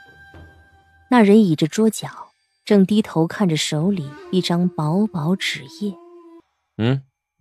这是你的复仇名册吗？哎，怎么上面还有我的名字呀？年轻人笑了一下，盯着陆童，逆着光影，一步步朝他走来。谈谈吧，陆三姑娘，陆敏，为什么写我的名字？名册上写着很多名字，柯家、刘家、范家，这是划掉的，也有许多新添的，太师府、七玉台、翰林医官院，这是没有被划掉的。只是好奇。好奇什么？好奇如果遇到今日此种境况，裴大人会站在哪一边？你不会也想杀了我吧？这取决于你想站在哪一边。若我站在另一边呢？意料之中。现在大人知道我的秘密了，你打算送我见官吗？像刘坤送我哥哥那样？美人春愁之景，却令裴云映心中即刻闪过一丝异样，像是有什么东西飞快掠过。心念闪动间，裴云映猛地出手，雪亮匕首在空中划出一道银光，女子握刀的手被裴云映紧紧钳制，猛地推开。死性不改。大人反应真快。陆童嘲讽。裴云映正想说话，仆一张口，忽觉身体有一股凝滞，心头一紧，下一刻桌上那只香炉被劲风扫过，滚落在地。卑鄙！脚步有片刻的不稳，那女子已经重新握紧匕首朝他刺来。裴云映沉下脸，银雾长刀出鞘。之前就已经提醒过大人，医馆处处都是毒物，说不小心闯入死了，也怨不得别人。你以为我和他们一样废物？银雾刀轻轻一挥，陆童手中匕首从中断为2截。陆童心下一沉，太短了，燃香的时间太短了。大人自然和那些废物不同。放心，你死了，我会把你埋在那棵梅花树下。大人肉体到底比当初那块死猪肉美艳得多，充作花肥，一定会让梅树开得更动人心魄。方才被推被撞，匕首被银刀冲来带起的刀锋划破手指，鲜血如注。然而陆童根本毫不在意，只握着断为2截的匕首朝他冲来，拦了路就去死。就在千钧一发时，他倏然住手，蓦地调转刀尖，迎着冲来的人狠狠扣住他手臂，反手一推，陆童被推得脊背撞倒在供桌上。这是？他凝眸望去，陆童正在捞那几只瓷罐中的泥土，他捞得慌张又着急，好像生怕再晚一点就捞不起来似的。他甚至还试图去捞那罐已经洒了的水，水从他指缝间流走，滴落在泥土屑中，分不清哪罐是哪罐。这是坟土？陆童没有回答，他努力伸手去捞那些混在一处的坟土。他从长武县老宅里带回大火的余烬，从上京的水路船上舀起滚流的江水。他在野狗围望的乱坟地挖起雨淋过的潮湿黑泥。他偷偷去姐姐无人祭奠的墓地，带走一小块黄土。而如今那些泥巴江水混在一起，浑浊的混乱的，像被弄脏的眼泪从他指尖滑落，什么都留不住。挽留那些泥泞的动作渐渐慢了下来，直到最后凝固不动。他跪坐在地，呆呆地看着满地狼藉。你想进翰林医官院，为了对付太师府？也不是已经查清楚了吗？戚玉台是戚青的儿子，杀他是痴人做梦。所以呢，我们家是普通人家，几条人命就这么白白算了？凭什么？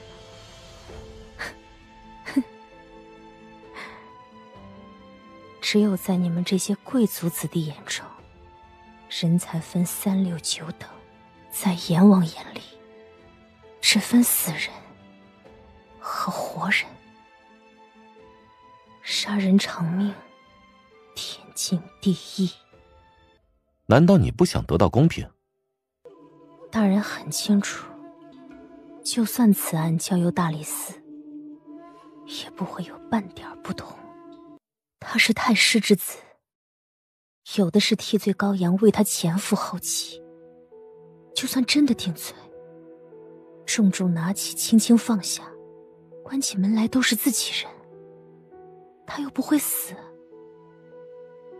真相如何不重要，洗清我家人的冤屈也不重要，只要他们活着一日，公平就永远不会到来。我告诉你什么叫公平。戚玉台杀了我姐姐，我杀了戚玉台，一命抵一命，这才叫公平。我不需要帮忙，我自己就能找到公平。忽然间，一只绣着苍鹰的手帕递到自己面前。擦擦吧，我被你说服了。拿着吧，陆大夫，我没兴趣骗你。光影朦胧的夜里，裴云映半跪下身，捡起被摔得满地都是的那些瓷罐的碎片。你做什么？陆大夫，你现在的眼神呢，仿佛刚刚想杀人灭口的人是我。抱歉，如果你需要，我帮你再寻。殿帅到底想做什么？陆家的事，我当不知道。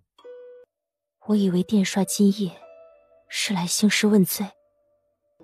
本来是要的，但今夜不是除夕吗？除夕夜抓人，我也不是那么不讲人情。陆童望着他，尝试辨别他这话的真假。信不过我？没有。真没有？喂，不会背地里又在纸上写我名字吧？那别打歪主意啊！就算你真能杀了我，只要沾了我的血，狮子一来就会发现，更别提将我埋在院子里了。你真不打算交由大理寺？不，我不想听他们假惺惺的道歉。陆三姑娘。什么？今夜我没来过，你也没见过我。日后我不会包庇你。殿帅能退这么一步，我已经很感激了。你算了，自己看着办吧。陆童回过头，他已经收刀归鞘，推门走了出去。他正想叫住裴云映还帕子，就见刚走到院中的人脚步一顿，似乎想起了什么，转身又回头走来。须臾，他从怀中掏出一方木盒，放在桌上。子时已过，元日了。陆三姑娘，生辰礼物。裴云映离开医馆时，德春台的欢乐还未停。西街无人，靴子踩在薄雪上，发出窸窸窣窣的细响，像盐粒清爽，不似黄泥黏腻。被江水浸过的，沾满了香烛气息的坟土。你在这儿干什么？人呢？下不了手，我去。站住！他要对付太师府，和我们没什么关系。戚家现在有用，留着他坏事。他一个医女能坏什么事儿啊？你到底为什么不动手？人情债总要还的吧？他救过姐姐和宝珠的命。是情债还是人情债？我是那种会被美色冲昏了头脑的人吗？你夸她美了。殿下如今正值关键，如果被老师知道……哼，好兄弟，只帮你瞒着一次。谢了。萧竹风走了，巷子里又只剩下裴云映一人。我告诉你什么叫公平。戚玉台杀了我姐姐，我杀了戚玉台，一命抵一命，这才叫公平。我不需要帮忙，我自己就能找到公平。没有裴家，没有昭宁宫世子这个名号，我一样能报仇。来日方长，我们走着瞧。裴云映闭了闭眼，圣经同一片长宴下，人与人欢笑与悲痛从不相同。就如子时那一刻，无数人家庆祝那瞬间如雨星河的灿烂美丽，而他在满地坟土中被一滴泪打动。来来往往的人群中，不远处正站着一个年轻女子。大冷的天，她披着一件银白底色翠纹斗篷，小摊前人流嘈杂巷闹，而她正仰头在看头顶夜空中闪烁浮灯。她看得很认真，认真到近乎虔诚。所谓伊人，在水一方。哎，姑娘，喜欢浮灯啊？要不要带一盏走啊？好啊。裴大人。哎，没想到陆大夫也会来关灯啊，我以为你对这些不感兴趣。偶尔为之，不如裴大人平时有闲。小姐，今夜元宵，咱们小摊凑热闹，3支箭，您要是射中那个啊，嘿嘿，就送您一盏花灯。小姐喜欢灯，这位公子一看就剑术不凡，帮小姐赢一盏吧。我自己来。持弓的动作看起来稍显吃力，搭箭的手势也不算是熟练。裴云映看了片刻，上前握住他手臂。别晃。陆童抬头，能看见对方漂亮的下颌，他的手臂从背后伸过来，环住他肩头，像是若即若离的怀抱。还是太过亲密。陆童微微蹙眉，搭着弓箭的手一松。哎呀，姑娘好剑术啊！力气真大，怎么练的？杀人埋尸练的。你之前就会？我也没说我不会。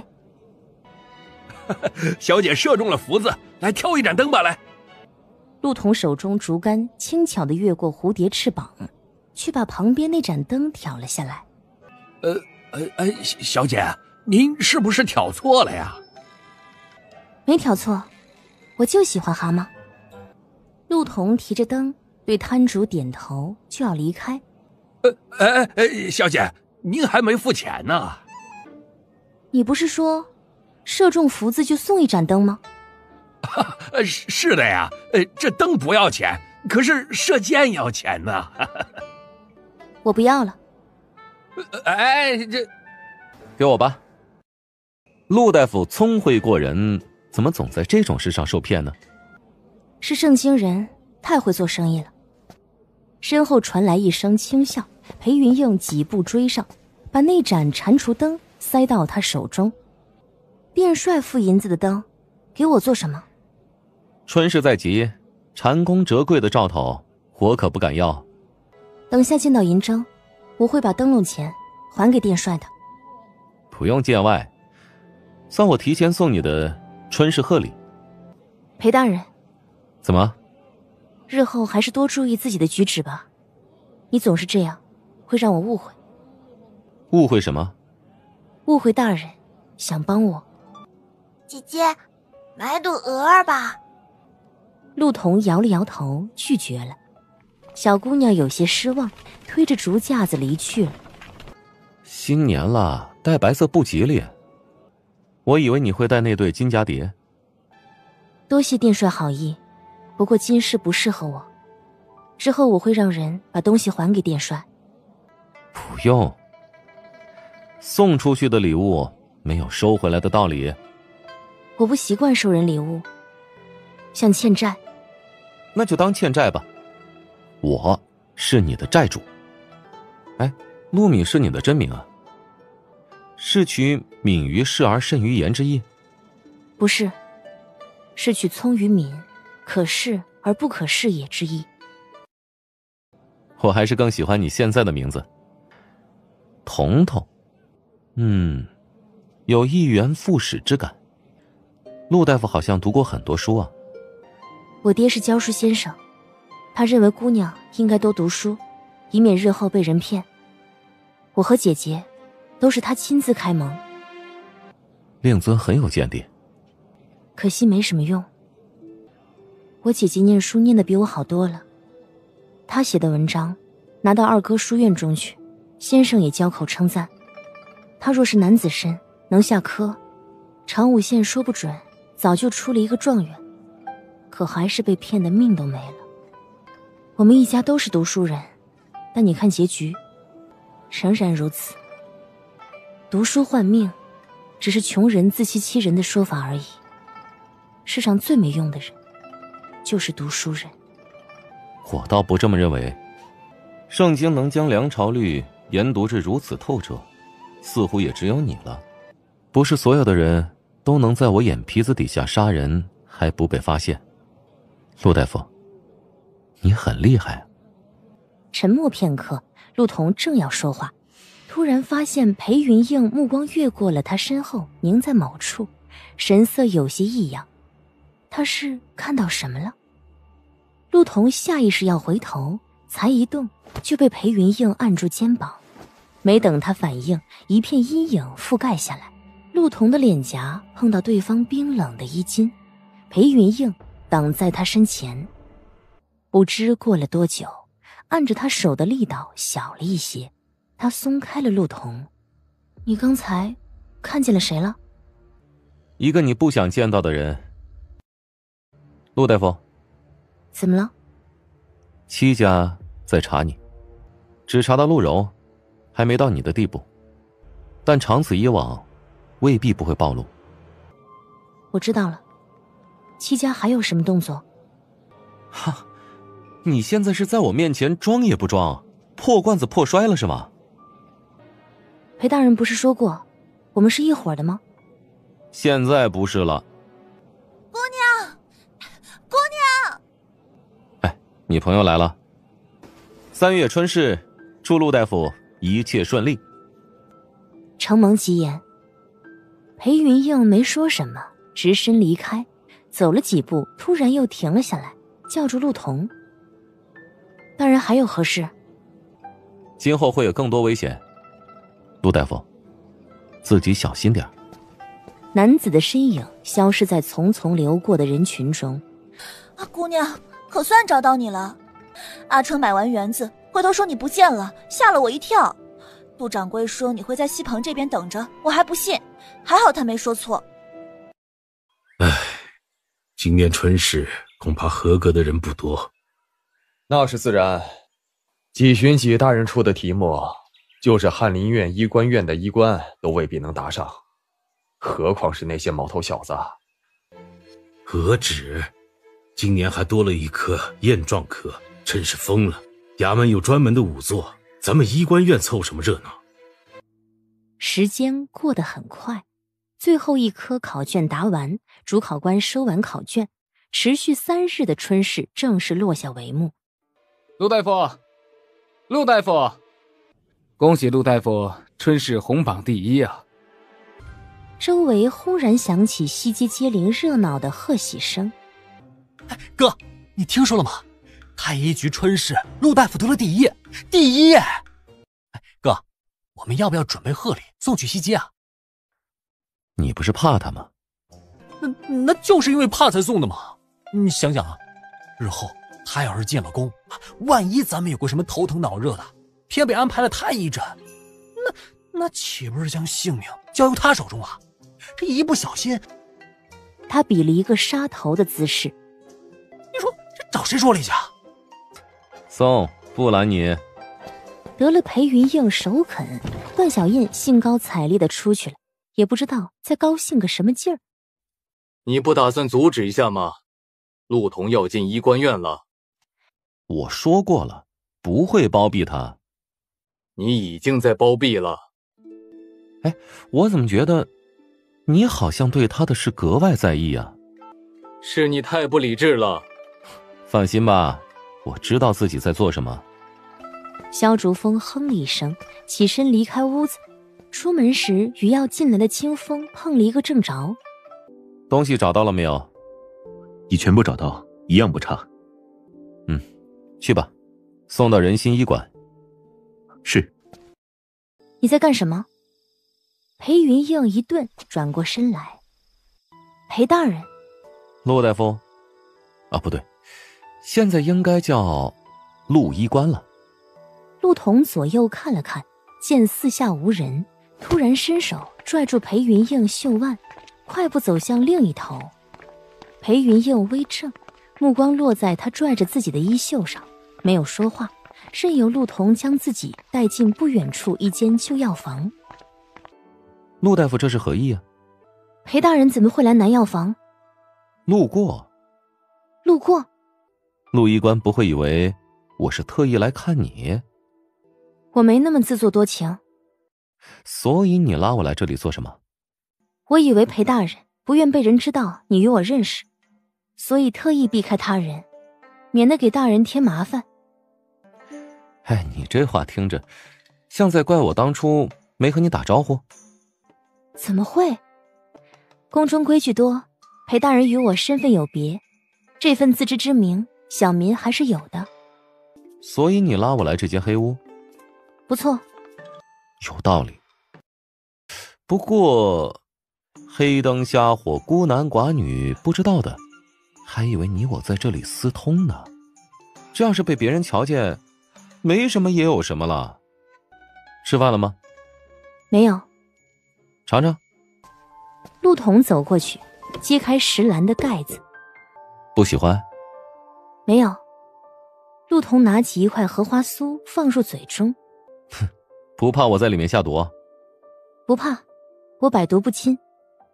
他吃得很平静，仿佛只是为了填饱肚子，并不在意食物滋味如何，没有半分波澜。哎，小心噎着，要不要喝点水啊？不用。你的簪子，发簪是你姐姐的？是。好，难怪你当时花重金也要赎回，很适合你。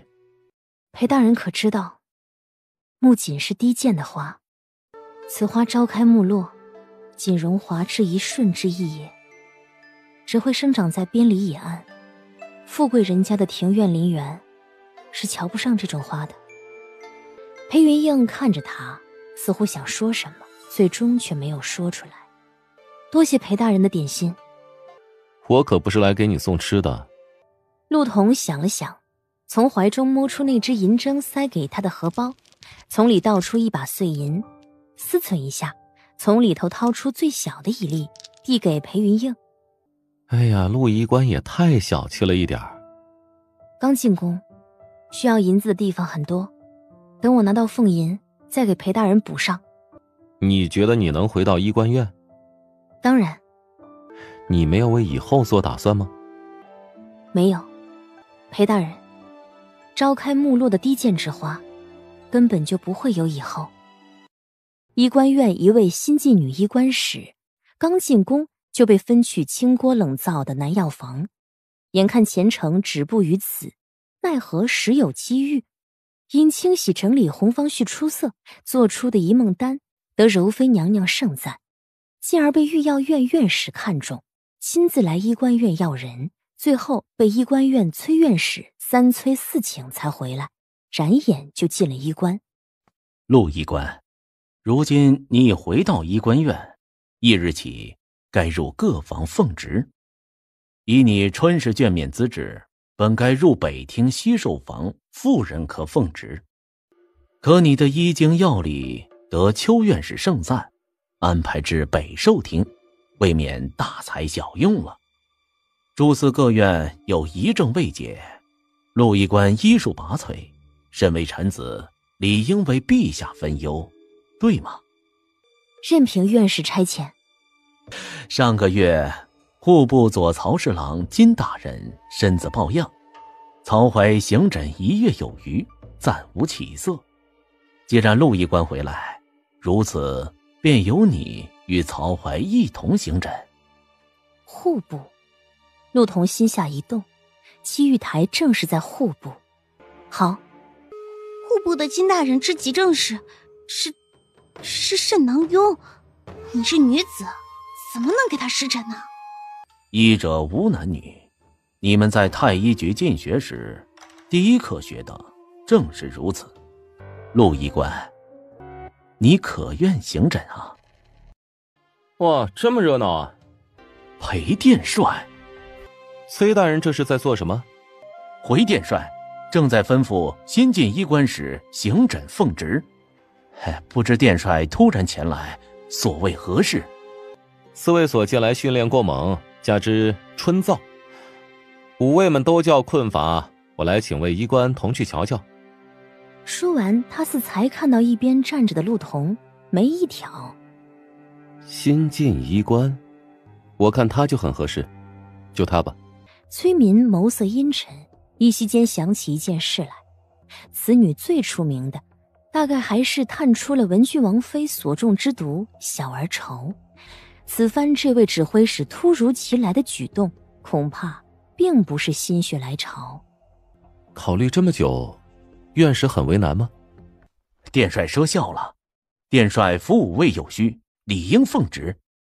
陆医官，你就去殿帅府，金大人之急症，仍由曹怀行诊。是。不过院士，金大人那头，下官仍想与曹医官一同行诊。下官会分配时辰，去殿帅府行诊，与为金大人行诊，两不耽误，还望院士准允。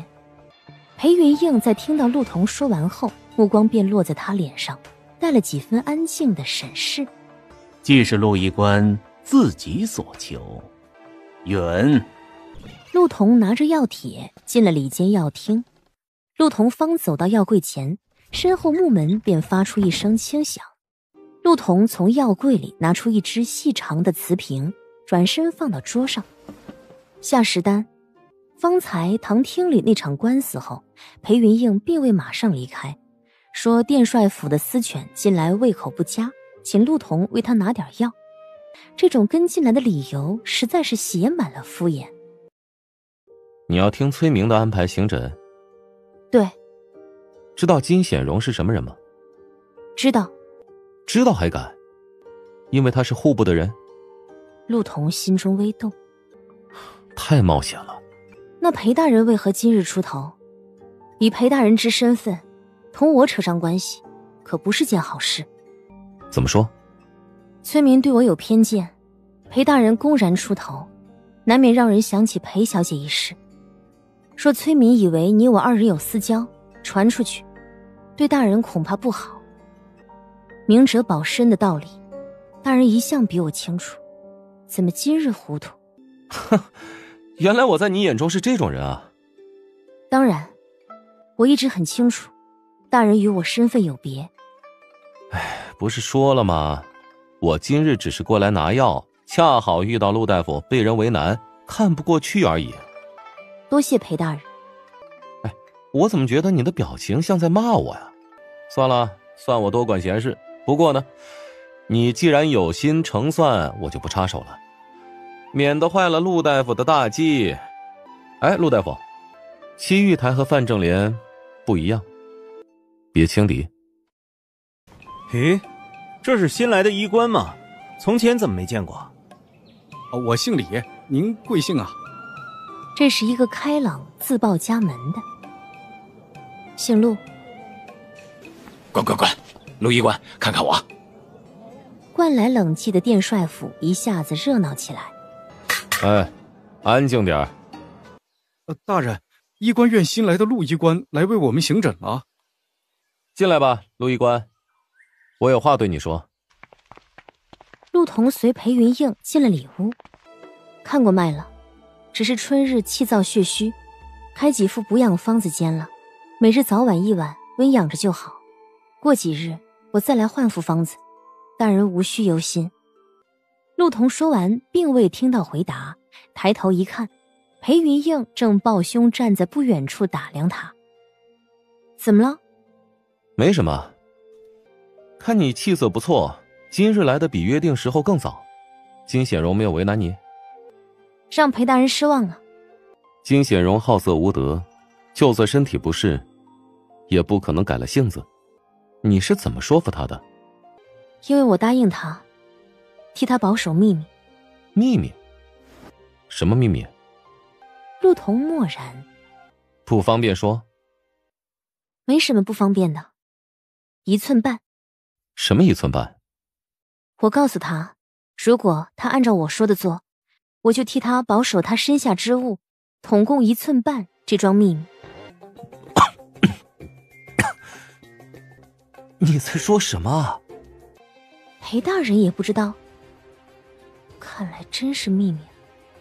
我当然不知道啊。你怎么知道？我平日行诊用针，多看一眼针，少看一眼针，没什么区别。裴大人不必露出那副神情。别说了。陆医官，咦，看，刚满月的小狗仔，聪明伶俐，憨态可掬，既能摸头揉捏，又能看家护院，实属出行居家必备之吉祥物啊！陆医官，要不要来一只？做什么？质子的小狗仔，我想着殿帅府狗太多了，想送陆医官一只。不用了。陆童低着头，不去看段小燕怀中的小犬，背紧衣箱，只抛下一句我不喜欢狗，就快步离开。啊，他这么可爱，他居然不喜欢？闭嘴！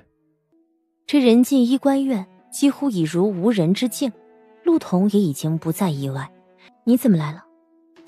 白天你来殿帅府落下药方了，特意给你送来。多谢。顺便找你讨瓶下食丹。上回给大人那瓶吃完了吗？犬类不能吃太多下食丹。给段小燕的。陆童便不再多说，起身去药柜旁给裴云映找下食丹。你为什么怕狗啊？我并未怕狗。那你为何拒绝段小燕的提议？裴大人，我说得很明白，我讨厌狗，所以拒绝。讨厌？可你看起来脸都吓白了。我很怕狗，因为小时候被一只狗咬过，那只狗很讨厌，像块狗皮膏药，对我穷追不舍，怎么也甩不掉。怎么夹枪带棒的？看来陆大夫今日心情很不好。下士单已经给裴大人了。听说你今日为我出头了？什么？白日在金显荣府上时，你不是替我多扎了他几针吗？卞帅府手段果然通天。陆大夫为何替我出头？饭钱。饭钱？我刚进医官院时，吃了裴大人的荷花酥，裴大人没收银子，这个就抵作饭钱。原来如此。一篮糕点而已，陆大夫分这么清做什么？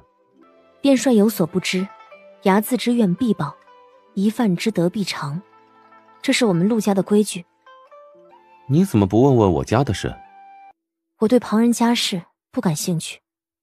裴大人怎么不问问金显荣为何这样说？我家那点事儿，圣经谁不知道？卞帅不生气？说的也是事实啊。保住的药快完了，姐姐让我问你什么时候换新药方。医官院每月有2日巡修，我上月没有离开，这月会回医馆一趟，届时亲自看过宝珠再换药。也好。哎，陆大夫。怎么了？多谢。没再多说什么，走了。玉台来了。金侍郎，前几日啊，你府上人说你受凉了，老哥我还是担忧了一阵呢。这司礼府没了你，独我一人，公务都看不过来了。哎呀，下人也不小事儿，茶馆里没茶了也不添点，你回来就好。我即刻差人添茶。哎呀，这话说的像是我等着玉台你的茶似的。又说了几句客套话，打发了金显荣。戚玉台进了自己屋里，关上门，往椅子上一坐，从一边罐子里捡起颗香丸，扁然丢进桌上的鎏金双鹅团花纹香炉中。他深深吸了口气，顿感心平气和，索性往背后一靠，闭上眼续起神来。戚公子，戚公子。戚玉台想要睁眼，却发现他眼皮沉沉，怎么也抬不起来。是做梦吗？戚公子，还记得丰乐楼吗？丰乐楼。他尚在愣怔，忽感自己脖颈抵住一个冰凉的东西，想要支起身子，惊觉浑身像是被看不见的绳索绑缚，没有一丝力气挣扎。你是谁？戚公子，还记得丰乐楼吗？救命啊！戚公子，你不记得了吗？永昌37年，你在丰乐楼遇见一个女子，你杀了她。永昌37年的惊蛰，你在丰乐楼享乐，遇见一个妇人。妇人去给她夫君送醒酒汤，你见她容色美丽，就强行将她占有。后来妇人怀孕，你又为毁刑灭迹，将他们一门4口绝户。戚公子，你真的不记得了吗？雅室里青玉炉里燃着的幽香芬芳若梦，隔着层模糊的烟流，有人叹息了一声。你杀了他呀？我没有，我只是我。戚公子，你杀人了呀？没有，我没有杀人。你支开下人，去丰乐楼，就是为了杀人。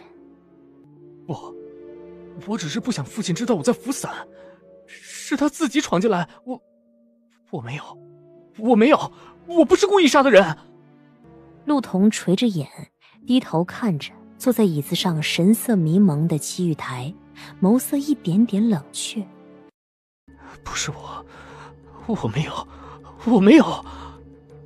陆彤伸手，针尖抵住肌肤，缓缓往里推去。戚玉台似有所觉，面露痛苦之色。正在这时，身后突然传来响声。大人没事吧？滚开！你谁啊？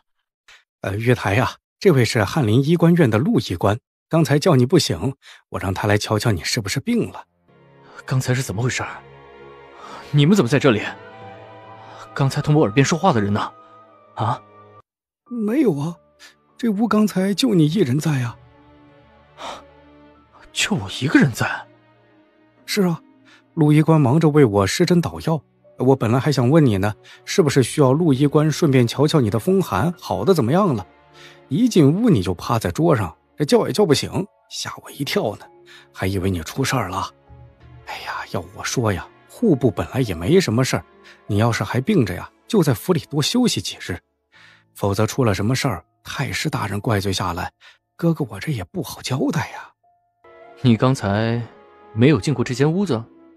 下官刚才一直在堂厅为金大人制药。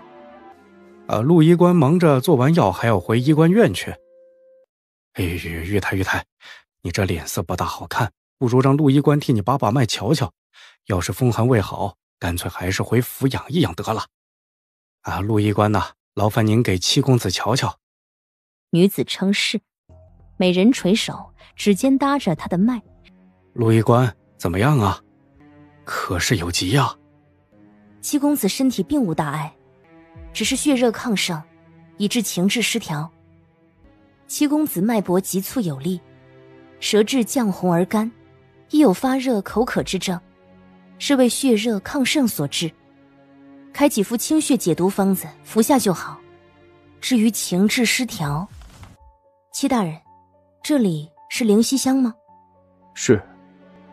灵犀香凝神静气，可缓失眠不寐之症。不过长期使用此香，难免形成依赖，久用之下反而适得其反。七大人有时也不妨试着少用此香，以免成瘾伤身。女医官说完，就对他二人欠了欠身，退出了屋子。金显荣忙跟了出去，不知道是问什么去了。戚玉台靠着矮榻上的枕靠，只觉浑身上下皆已湿透，青天白日竟做这样一场噩梦，实在是晦气。陆童拿着急册，刚关上柜门，就听得吱呀一声，门口传来一声轻响。那人悄无声息地进了屋，轻车熟路般来到重重书架前。陆童谨慎地贴着书架，一架之隔，听着那人在屋里幽暗的动静。又过了一会儿，对方似乎找到了他想找的东西，关上柜门。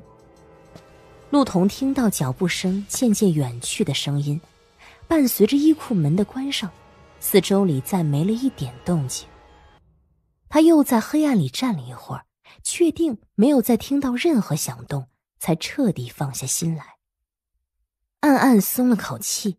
他拿着灯与油案从书架中走出来，才走出一步，一道冰凉的风力抵住他咽喉。真沉得住气啊。裴大人，是我。屋中静寂一刻，片刻后，抵在脖颈上的风力渐渐放松下来，对方松开手。这么晚出来，陆大夫打算做什么坏事啊？这话应该是我问裴大人吧。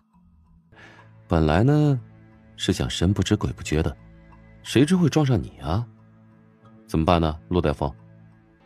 裴大人想怎么样？他看一眼陆童，顺手把药瓶在陆童面前晃晃。陆大夫可知，皇城宫内常用此物保守秘密。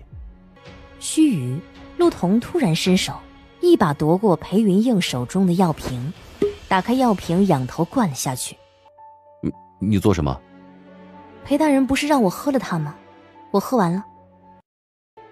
你疯了？谁让你真喝了？走。干什么？找大夫呀。我就是大夫，要我喝药的是你，要我找大夫的也是你。裴大人，你是在同我玩笑吗？我不过是想要你知道此事机密。你怎么还能说话呀？你刚才……药瓶是空的，雀净散是毒药。裴大人，你不会以为医官院会随手放置这样的毒药吧？其实就算喝下也没什么，不过服毒的是我，殿帅何必激动？我可不想自找麻烦。如果那瓶药不是空的，你也会喝下？会。为何？我相信裴大人不会让我喝哑药。你很信任我的人品？不是啊，是我觉得如果裴大人真担心我泄露秘密，会直接一刀杀了我，而不是给我一瓶哑药。大人不会如此善良。听你说来，我十恶不赦了。裴大人还不走吗？等一下若有人察觉追来，我便只能说是你挟持于我了。那我就说我们是一伙的。不过应当不会，至多以为你我私通。大人放心，私通也不会找你这样的。裴云映噎了噎，像是被气笑了，又看了陆童一眼，转身往门外走去。对了，下次要藏，记得屏息，呼吸声太明显，一进门就听见了。屋中重新又陷入了安静。陆童紧握手中的医案，早知如此，方才就应该一针捅下去的，不该手下留情。陆大夫找我做什么？裴大人耳目通天，盛京皇城司打听不到的秘闻，裴大人都知晓。你指的是什么？太师戚清挚爱换鸟，但5年前太师府不再养鸟。裴大人可知5年前戚家发生了什么？戚玉台做了什么？他为何讨厌画眉？知道。可是陆大夫，我为何告诉你啊？如果下次裴大人想要再取谁的医案，我可以代劳。裴云映静静地看着他，摇了摇头。若裴大人肯告诉我金显荣的保养之药，我愿为裴大人另配一副。此药珍贵，我保证别的地方都没有。殿帅得此，受益无穷。谢谢，但是我不需要。裴大人有所不知，男子上了年纪多有此症，血亏阳虚。大人现在看着还好，将来年纪大了，难免有力不从心之时。若有此药，保你风采如昔。将来也不需要。将来会很需要的。告诉了你，陆大夫准备如何？裴大人，你只需要告诉我这件事，并不需要多做什么，于你而言并无任何损失。而我如今身在医官院，能帮得上大人的地方还有很多。如果将来有朝一日大人用得上我，亦或是有什么仇人，我也可以替大人杀了他。陆大夫不是说过去不曾杀人，将来也不会杀人吗？杀人亦是救人，我能做大人的帮手。帮手？你不问我想做什么？那不重要。和不知底细的人交易，陆大夫也不怕血本无归，难怪会在灯市被人骗着射箭。陆大夫还是不太擅长生意事啊。裴大人这是答应了。盛京外城陀罗山下有一处茶园，你要打听的画眉就在此处。那茶园叫什么名字？茶园如今已经被私人买走，寻常人进不去。裴大人明日可否陪我一同前往？明日4时，我来接你。多谢大人。你的药给宝珠看诊就行，我不用。今日天色不早了，你也忙了一日，先回去休息吧，我送你。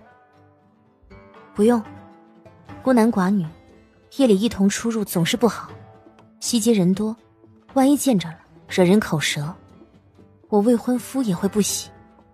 啊，差点忘了，陆大夫还有个未婚夫，我叫清风送你。陆童便没有再推辞了。清风驾来一辆马车，裴云映送陆童到了裴府门口，待陆童上了车，马车消失在夜色尽头，方转身往回走。不是说了让你亲自送陆大夫回医馆，你怎么让别人送了？裴云映笑得散漫，并不回答他这问题。又见裴云舒手中抱着个盒子，这是什么？我正想与你说这事儿。陆大夫今日上门，说给宝珠带了礼物，我以为是些草药或是香货，就没推辞。等他走了，方子一拆，才发现不是。你看。说话的功夫，他已经将盒子打开，露出里头一对漂亮的金蛱蝶。我想着陆大夫如今在医官院奉职，可凤爷也不算丰厚，这里实在过于贵重，是不是要寻个机会还回去啊？还真是不肯欠人人情啊。陆大夫迟了点儿，抱歉。你今日……我今日什么？没什么，走吧。马车驶过盛京街巷，陆统与裴云映面对面坐着。陆大夫看我做什么？我只是在想，茶园还有多久才到？还早，山路颠簸，陆大夫可以在车上先睡一觉，到了我叫你。谁知才一闭眼，马车行过一处窄巷，土路凹凸不平，迎面跑来一个小孩，清风忙勒马闪避。一声长喝，陆彤的头撞到一片柔软的衣襟，他抬眸就对上裴云映那双漆黑的眼睛。没事吧？主子，刚才有人过去了。陆彤蓦地回神，坐直身子，听见裴云映道：没事，走吧。马车又继续行驶起来，车中的气氛有些微妙。裴大人，怎么？能不能让我看看你的香袋？爽快解下腰间带囊递了过来。陆彤伸手接过。裴大人这香袋与市面熏香不同，似乎有专门的人调配，能不能将方子送我一份？你拿这个做什么？我见裴大人所用之香幽清冷冽，很是喜欢，打算按这个方子自己做一副配于身上。自己做一副配于身上？裴大人可是不太方便？是不太方便，我不知道具体香方是什么，日后再说吧。马车一路疾行，很快出了城门，往陀罗山的方向驶去。为何戴面巾？怕有损裴大人清誉。裴大人要不要也戴上帷帽？不用，我又没有未婚妻。陀罗山上茶园皆由莽明乡上茶农所种，翠微茶园主人是户富商，外人难以进入。喂，你该不会是在心里骂我吧？我平日里从不这样。裴大人愿意为我破例，我感激还来不及，怎么会在心里骂你？多虑了。哼，你这夸奖很没有诚意啊。是大人太过多虑。大人，现在可以进去了。清风没有跟上来，驾着马车去拴马的地方。陆统与裴云映并肩走着。这是杨家人屋舍，你可知七青爱鸟？杨家人呢是茶农，一家4口都在翠微茶园中种茶。屋主杨翁5年前过世，过世时刚过花甲。他生前有一个爱好，喜欢晨起在茶林里遛鸟。杨翁曾养过一只画眉，那是只很不错的画眉。5年前七青60大寿，七玉台想要搜罗一只圣经最好的画眉鸟作为寿礼。听闻莽明乡有一画眉，特意带足银子携人前往。杨翁没有同意。七玉台离开当日，杨家夜里失火，一门4口，包括杨家痴傻的儿子，尽数葬身火海。杨家其他人在何处？可还有别的远亲？没有，杨家大女儿出事前就已经病逝。除杨家夫妇外，还有一位女婿和痴傻儿子，皆已不在人世。真相。如此说来，七玉台是因为向杨家人索要画眉不成，进而杀人夺鸟。但如此一来，七玉台又为何会讨厌画眉？我后来得知此事，曾向黄承思打听，黄承思透露过消息，杨家屋舍中曾有打斗的痕迹。听说那几日七玉台出行时路遇匪盗，身上有轻伤。这是杨翁女婿杨大郎曾跟武馆教头学过几年拳脚功夫。他转过身看向陆彤，一瞬间陆彤恍然大悟。时候不早，就在此地用饭吧。好。前面有个茶棚，二人正往前走时，陡然间路边窜出一条半大黄犬，陆童还未反应，便觉手肘被人一扣，他被裴云映拽到里侧。你做什么？你不是怕狗吗？他看起来不咬人。裴云映笑了一声，没有再说什么，陆童也就没有再继续这个话头。劳烦大姐替我二人准备一点茶水饭菜。说什么劳烦，应该的，就是自家粗茶淡饭，怕公子吃不惯，别嫌弃才好。两位先喝茶润润口，稍等片刻。陆童撩开面纱，端起桌上茶碗抿了一口。喝得这么爽快，不怕茶里有人下毒？所以大人刚刚不喝，是在等我为你试毒？那大人可能要失望了。我百毒不侵，也许这杯茶我喝完也安然无恙，裴大人饮一口就会一命呜呼。裴大人，我不明白，杨家之事，你明明可以在昨夜直接告诉我，为何偏要今日亲自陪我前往此地？陆大夫这话怎么像是在怪我多管闲事啊？裴大人多心。你说过我许多次多心了，倒显得我像个使心用腹的小人，怕你不信啊。两位久等，乡里亲戚都是粗茶淡饭，莫要嫌弃。哎，大姐，我们刚刚去杨翁家看过，被烧得很彻底啊。可不是嘛，好好一家人，什么都没了。杨翁家究竟是怎么起火的？当时怎么没人发现啊？什么怎么起的？那说起就起了嘛，大家都在茶园干活，发现时已经晚了呀。会不会是有人纵火？这话不好说的呀，咱们这都是小老百姓，谁要来纵杨翁家的火？公子这话以后也莫要说了，传出去我们也要遭殃。言罢，像是忌讳什么，捧着那只枯木托匆匆出了院子。陆大夫看明白了，杨家出事已5年，莽明乡风平浪静，如果陆大夫想借画眉案对付戚家，现在就可以放弃了。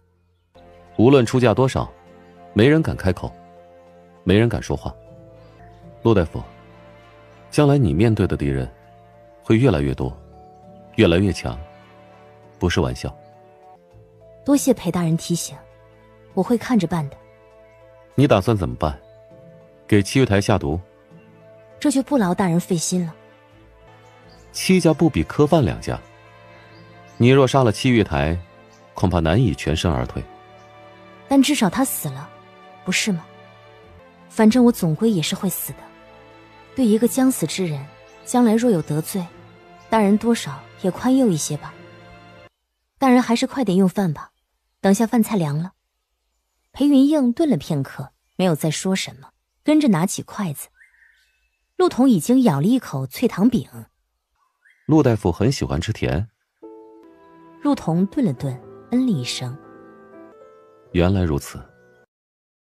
陆大夫，昨日你说，如果我告诉你戚家的事，你也会替我做事。大人想让我做什么？裴云映低头，从怀中掏出一封信函，递到陆童手中。你以为这是让你杀人的名册吗？别一副如临大敌的表情。陆大夫医术高明，我想请你帮我查验，这些药方有没有问题。这就是大人与我交易的条件。不错，我知道了，待我弄清楚，就去殿帅府找大人。告辞。陆童进铺子前，往回看了一眼，马车帘已经落下，清风起鞭驾车，车轮声渐渐消失在西街空旷的街道上了。经营殿帅府中灯火亮得比平日更晚一些。怎么这么晚还不回啊？公文没看完。白天陪姑娘游山玩水，到了夜里点灯熬蜡看军策，真是用心良苦。什么意思？亲自送她去藏明乡，就算戚家人发现也有所忌讳，这还不算用心良苦？我有那么好心吗？我也想问，陆童对付太师府与你无关，你为何处处插手？是嫌麻烦不够多？我想取一件东西，需要有人替我除去路上障碍。他，是最适合的那个人。是吗？可我看你更像那个替人清理障碍的傻瓜，还无怨无悔。医官院找到的医案方子，我给陆童看了。你疯了？他医术比医官院那群废物好得多，说不定能看出什么不对。你不怕他泄密？他很守信用。谁说的？谁为他担保？出了问题你负责。行，我为他担保。出了问题，我负责。怎么突然来了？陆童从袖中摸出了一封信函，推了过去。陆大夫看过了？是。有问题？有。哪里有问题？都是些补药，药方做得很精妙，乍一看温阳体魄，但若与遗物混合，则补药变毒药，虽不会立即致命，但长此以往，身体日渐衰弱，最后心衰而死。何物？金。金？金屑有毒，可治风涎失志、镇心安魂。一般上气咳嗽、伤寒肺、损吐血、肺疾、劳疾作渴，都可以在丸散中加入少量服用。但裴大人给我的药方，若掺入金屑，后患无穷。此药方中所耗费药材昂贵，用药之人家中必定富贵。若以金碗成药，陆大夫果然医术超群，多谢。不必。裴大人告诉我话没按，我替裴大人验药方，这是一开始说好的交易条件，很公平。哼，真是陆大夫一贯作风啊。天色不早了，走吧，我送你出去。陆童点头。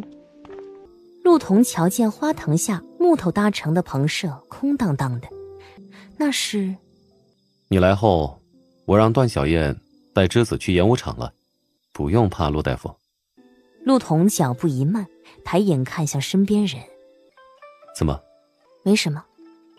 陆大夫帮我查出药方，我应该送你什么谢礼才好呢？说了是交易，裴大人不必放在心上。是吗？那对金蛱蝶怎么说？送出去的东西怎么有收回来的道理？陆大夫很失礼啊。我不喜欢蛱蝶。那你喜欢什么？我喜欢裴大人的香袋方子，大人能给我吗？裴大人知道我现在在医官院，用不上银子，也用不上首饰。大人若执意要答谢我，不如把香袋方子送我，这就是我想要的。这个不行，路上小心。陆童接过衣箱，应了一声，就往对街的马车前行。才刚过街，就见前面不远处巷口的一家染房门口，朱色屋梁下站着一个熟悉的人。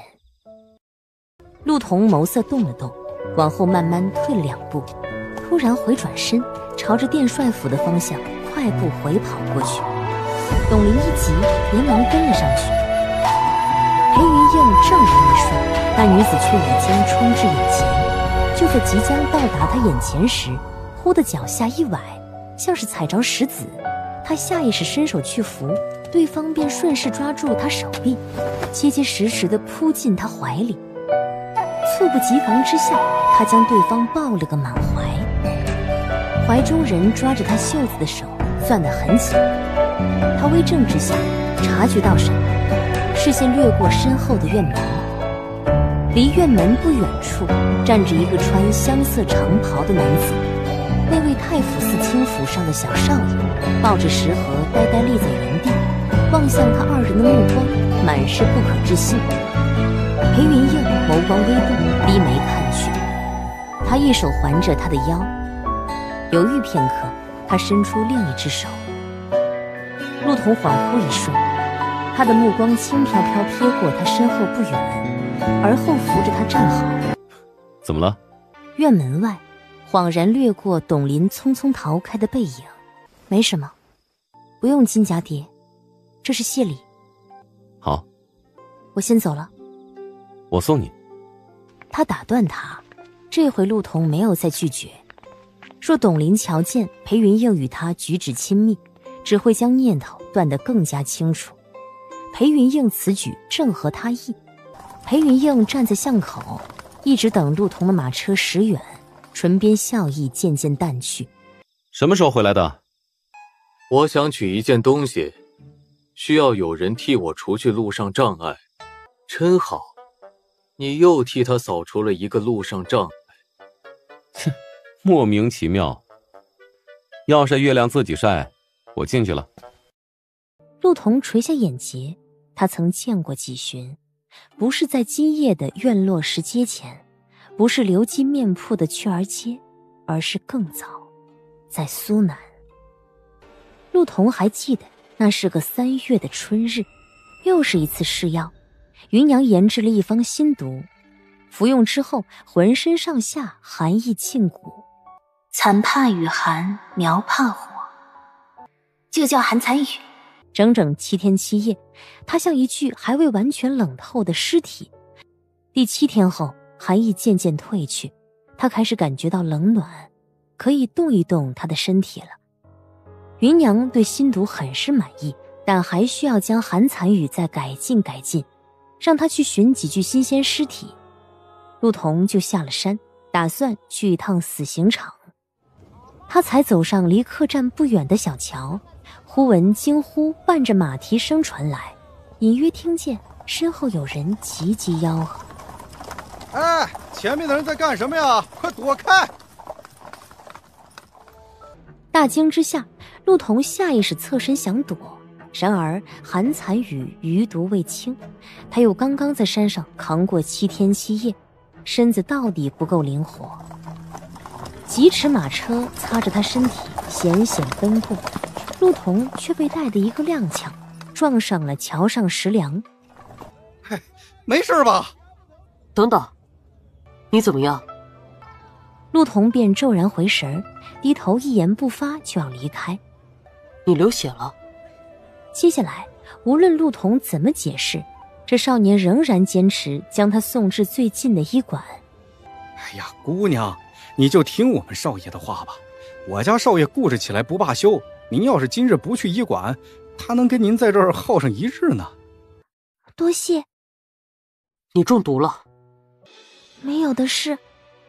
这恕老夫无能，实在看不出这位姑娘哪里有中毒之症啊。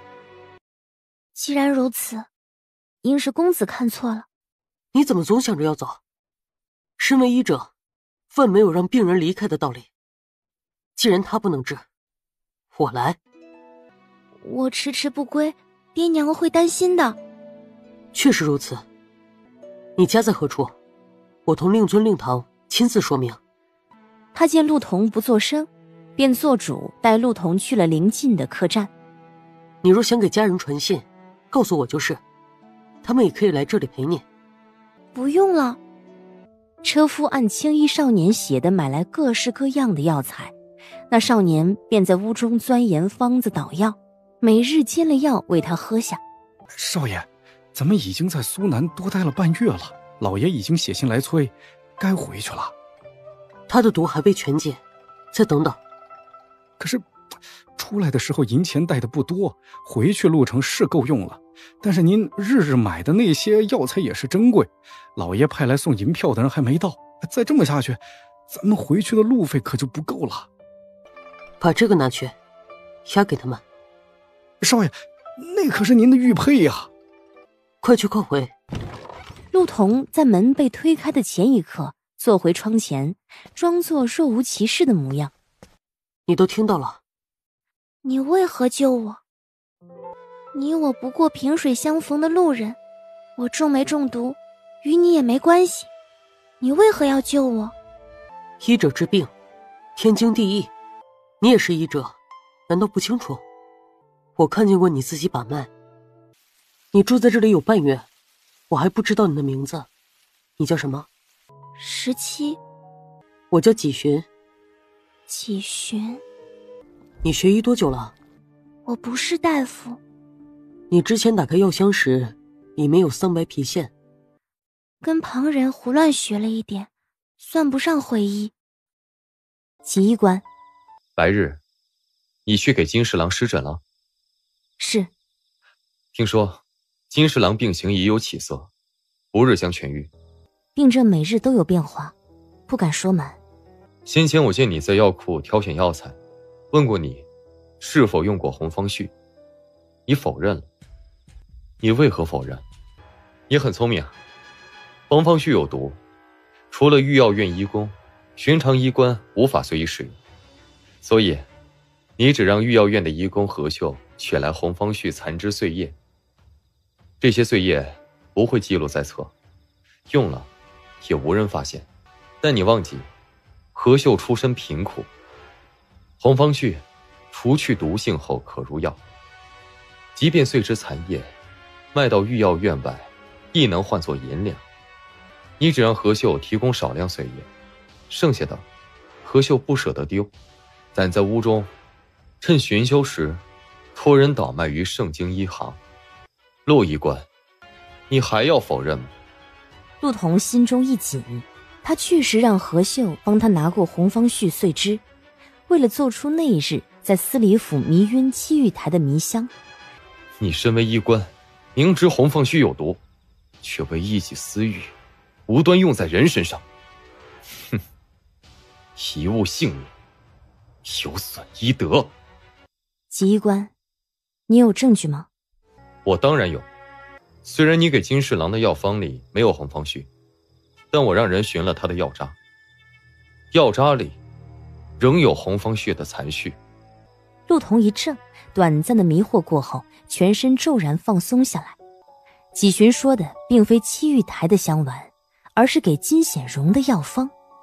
红方絮有毒，以金侍郎慎急用红方絮，虽立竿见影，缩短病症耗时，而常用下去必然留下遗症。医官院出诊牌方从来以病者安危为先，你却只顾眼前，滥用毒草。就算你不曾在太医院进学，但你的师傅难道从未教过你行医医德纲领吗？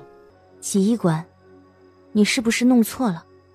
御药院规定，医官医工不可随意取用红方絮，但红方絮所遗留杂碎枝叶不计入药材，作为废料由医工自行处理。既是废料，于御药院无用，是买卖还是自用，当然由人自己。锦衣官出身高贵，不知平人艰难，废料换作几千银两，足以供给平人小半月的生活。人穷志短，换点银钱也无可厚非。陆童出身微贱，没有太医局诸位先生教导，但梁朝相关律令还是记得很清楚。就算锦衣官拿何秀发卖红方絮碎叶的事去御药院说，理应也不犯法，不是吗？那金侍郎呢？行医所用的药方本就不能一成不变。哼，荒谬！你明明有其他方式可慢慢温养他体质，偏偏要用最伤人的一种，过于急功近利。你明明在太医局春试红榜高居第一，却以我之名在医官院中仗势扬威。医者德守重，凡为医之道，必先正己。你既心术不正，何以为医？不如早日归去。就在这一片冷岑岑的暗夜里，忽然间斜刺里传出一道含笑的声音：傻站着做什么？怎么来的不巧，在教训人？要教训不妨改日。先把他借我片刻。裴大人，萧副使傍晚突然头痛，陆医官随我去看看。好，我去拿医箱。等等，陆医官医术不达，裴殿帅不妨换一位医官。不用换，我看他很好，殿前司没那么多规矩，禁卫们也喜欢陆医官的很。像在为身边人撑腰。裴云映说完这句话便不再理会他。走吧，陆医官。陆童回神儿，取了衣箱跟上他脚步。你刚才怎么不还口？平日里见着我处处针锋相对，对这个纪寻倒是规矩得很。刚才看见陆医官站着挨骂，我还以为看错人了呢。你偷听我说话？偷听？我哪有那么无聊啊？医官院大门未关，你们两个站得光明正大，那位纪医官的声音可不小啊。刚刚怎么不反驳？反驳什么？他说的也是事实。我本来心术就不正，你不是最清楚吗？纪家那位公子风情高逸，修德雅正，不知人性歹拙，他的话你不必放在心上。金显荣这些年好色无德，真用了毒草也没什么，就当为民除害了。见陆童不说话，裴云映又笑道：怎么一副失意模样？纪寻虽然长得还行，但陆大夫也不像是会为男人要死要活的性子，何至于此啊？裴殿帅大晚上来找我，到底是为何？有新的药方要给陆大夫看，不过做戏做全套，总要找个理由嘛。不过你真把毒草用在了金显荣身上？喂，听说那毒草很珍贵，我还以为你要用在戚玉台身上呢。说不定将来正是如此。悠着点吧，陆大夫，树敌别太快，否则10个脑袋也不够砍的。殿帅还是先管好自己，下次去行刺什么人的时候，可别又让人砍了，到处窜逃。上车吧。马车在府门前停下。听说金侍郎前些日子身子不适。是，没想到这事儿纪医官也知道了。金侍郎近来感受如何？刚开始呢是有些不好，我后来换了陆医官来给我行诊，感觉就好了很多了。我知道金侍郎急症，但有些问题不太了解，所以令人寻回陆医官给金侍郎所煎药渣。我在药渣中发现红方血的残迹。陆医官给你抓取的药材中用了少许红方絮，红方絮有毒，用在方子中不妥，常用伤身。多年以后，侍郎年纪渐长，遗症渐渐显出，会使侍郎万物头痛，是中毒之祸。以侍郎之病，用此毒做药也，得不偿失。金侍郎，可明白我刚才说的话？纪医官呐，你刚才说的这个什么红方絮、绿方絮什么的，我不学医不太懂啊。但是这方子有毒，常用伤身这事儿我知道啊。什么？金显荣呆了呆，小心回道：陆大夫早就跟我说过了。太阳渐渐落山去了，最后一点晚霞落下，院中燥意未退。公子，不如晚些再来。纪寻摇了摇头，面前屋门吱呀一声开了，陆童背着衣箱从屋子里走了出来。陆医官。纪医官。今天我去了司礼府，见到金显荣。金侍郎说，你已告知过他药方中使用红方絮，并说明红方絮毒性药力。是。既然如此，前日在医官院门口时，你怎么不解释？其实不必解释，换作寻常医官，应当不会在金侍郎的药方中加上一味红方絮。纪医官评说我急功近利，并没有错，只是金侍郎比我更急功近利罢了。那些流言蜚语呢？那些流言真是陆医官自传？传言纪医官与我关系匪浅，亲自点我做春氏红榜第一。然而我刚入医官院，便被发配南药房，后又被分派给金大人行诊。都说仗势欺人，看来纪医官的事不太有用啊。抱歉，先前的话我早就忘了。纪医官，我并不在意旁人言论，也不会将此事放在心上，所以你不必对我道歉。这世上有人行医是为了救死扶伤，善泽天下；有人行医只是为了温饱果腹，想赚点银子往上爬。我就是这样的人。话毕，冲他微微颔首，背着衣箱径自离开了。林间幽密，空气中弥漫着鲜血温热的腥气。陆童拼命地抵着面前扑向自己的利嘴。秦虎，做得好，咬住他，别松口。草径深幽，马蹄踩过落叶上，窸窸窣窣的细响。哥，你真的不先处理一下伤口吗？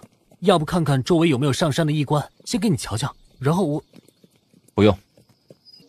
栀子回来了，他猎了个什么呀？个头还不小啊！好栀子，快让我看看，这是狗獾、兔子，好像是只白狐狸啊！黑犬迅速疾风，几下扑到三人面前，三人一愣，那嘴里叼的哪是什么白狐狸，分明是只白色的衣箱。栀子，你这是偷了哪位医官的衣箱啊？衣箱就是寻常衣箱，与市面医行那些老大夫、医官院的医官们所用大小无异，看不出什么区别。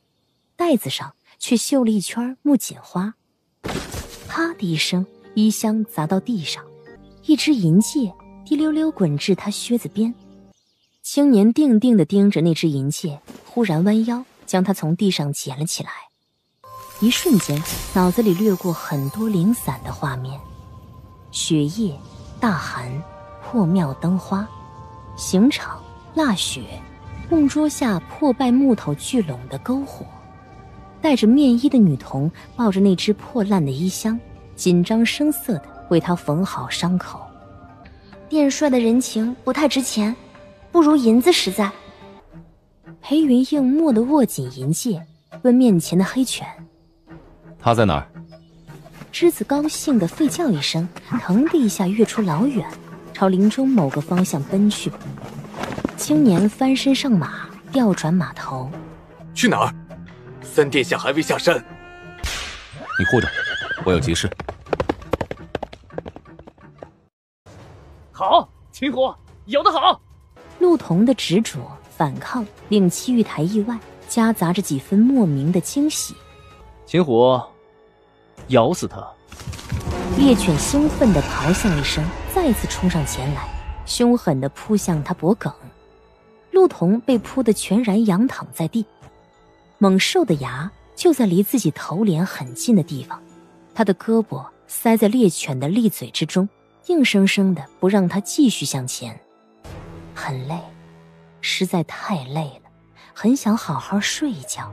陆童的眼角有些湿润，浑身力气在渐渐流失，四周像是忽然变得格外安静。戚玉台同护卫的说话声顺着风传到他耳中。就这么咬死了，有点可惜。但谁叫他惹妹妹伤心啊？哼，我做哥哥的，当然要为妹妹出气。林间躺着的陆童茫然一瞬，恍然明白过来，原来是这个，原来是为了这个。陆童茫然地想，如果陆谦还活着，知道他如此受别人欺负，也会为他出气的。他也是陆谦的软肋。眼中蓦地迸出凶光，不知从哪儿来的力气，陆童把胳膊往面前犬嘴中猛地一塞，而他翻身坐起，扑向面前的灰狗，一口咬上灰狗的喉咙。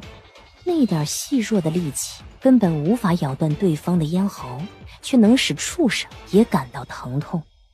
另一只手胡乱地摸到头顶的发簪，握紧木槿花枝，对着脑海中的仇人挥舞，就如眼前对准狗头猛地向下一刺，像有极轻微的声音从四面发出。猎犬与人撕咬在一起，分不清是狗还是人在叫，直到血染红了满地荒草，人和狗都不再动弹。秦火！陆童猛地抬头，戚玉台顿时一僵，一动也不敢动。愣着干什么？还不赶紧拿下！陆童本就力竭，须臾间被护卫扭着身子制住。秦火，杀了这个贱民！陆医官，陆童看着跑向自己的林丹青，浑身放松下来。我见你迟迟未归，还是不放心，又看到你流的灰烬，你怎么流了这么多血？我这里有止血丹，快服下。七公子，你在这里做什么？回殿下，下官本在围场围猎，秦虎追逐野兔，突然听到林间秦虎惨叫，所以追随至此。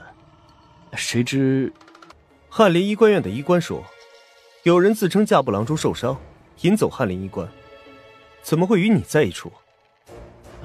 架步郎中，下官不曾见过架步郎中的影子。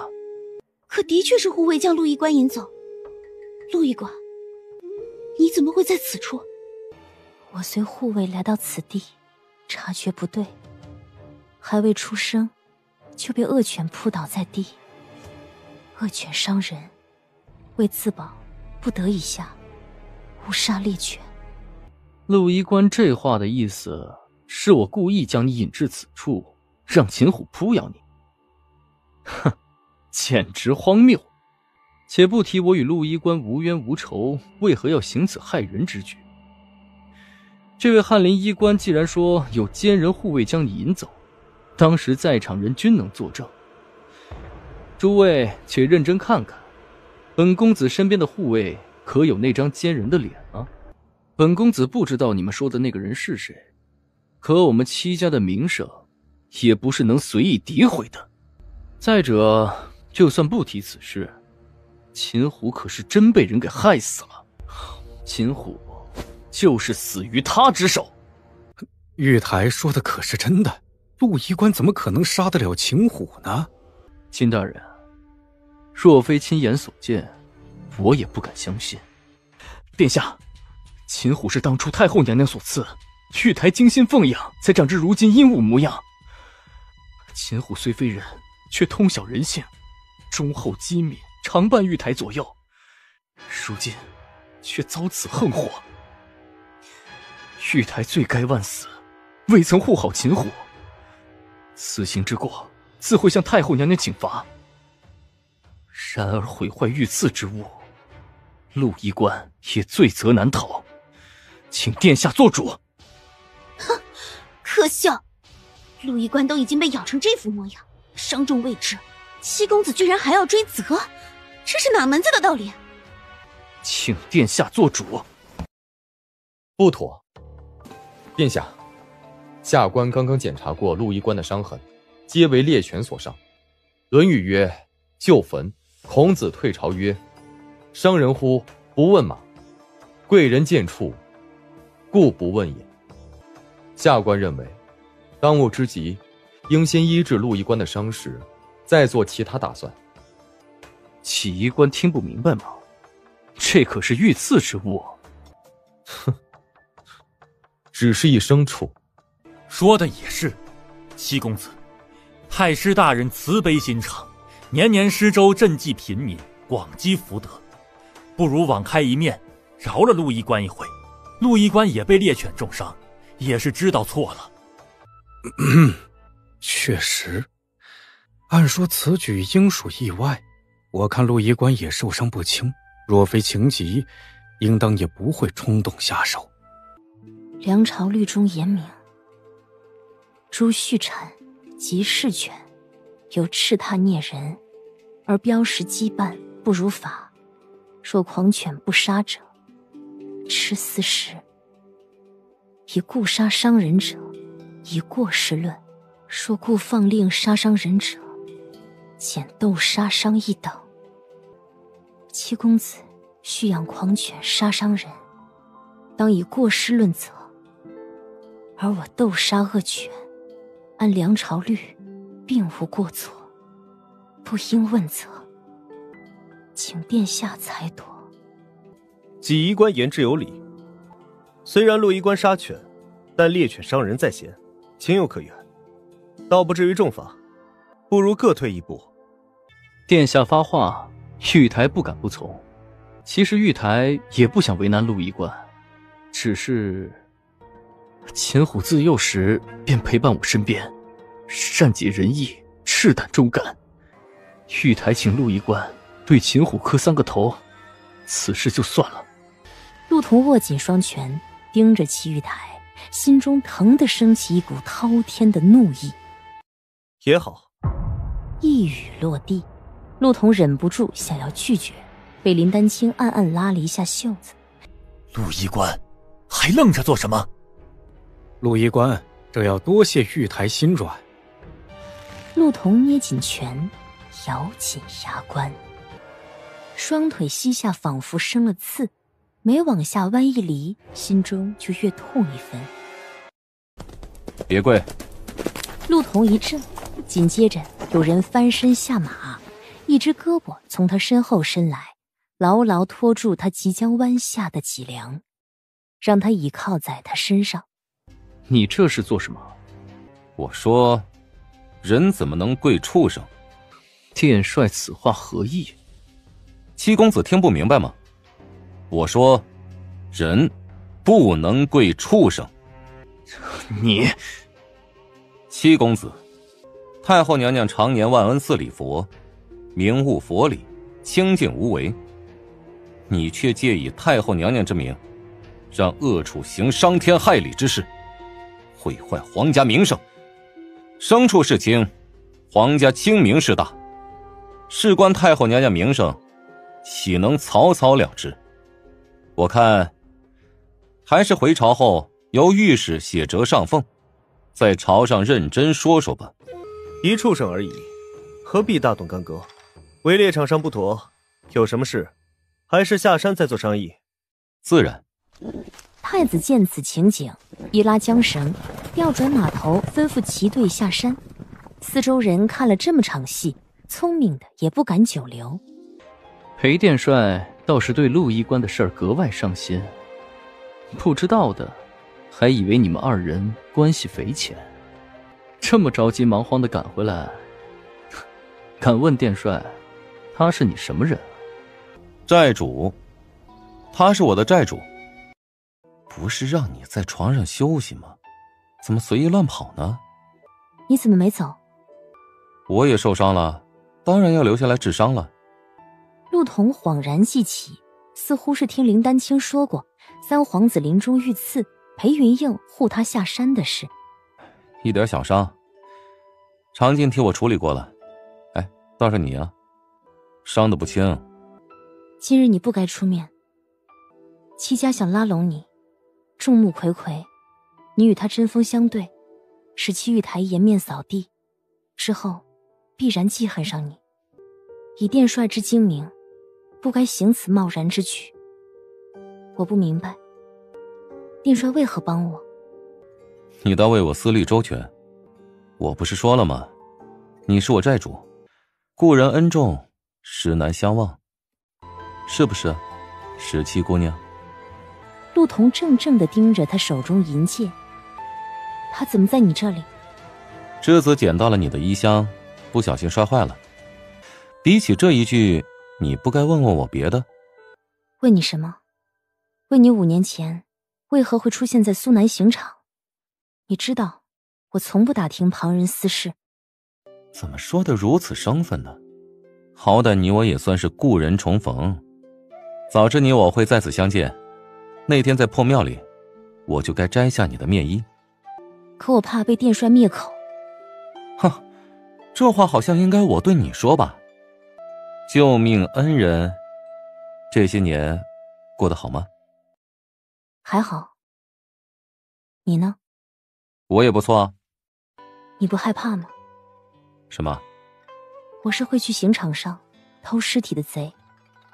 戚玉台的狗被我杀了，难道你没有看见？那些人现在都不敢看我。有一点，不过欠债的怕债主，天经地义嘛，和别的倒没什么关系。就算我姿色过人，陆大夫也不必看这么久吧。裴大人的确移形绝丽，若是没点姿色，怎么会被太师千金看中？你说什么？听说你要做太师府的乘龙快婿了。哪来的谣言？少回我清誉啊！我要是打算和太师府结亲，疯了才会来救你。说不定你想拿我人头做投名状？哦，你真是会恶人先告状啊！苍蝇不叮无缝的蛋，裴大人若洁身自好，就不会招蜂引蝶。我招蜂引蝶，不洁身自好？喂，陆大夫，我帮了你，你不感谢我，怎么还血口喷人呢？我会被七玉台设计受伤，本就因殿帅而起，不找殿帅算账已是厚道。殿帅哪来的脸面让我道谢？什么意思？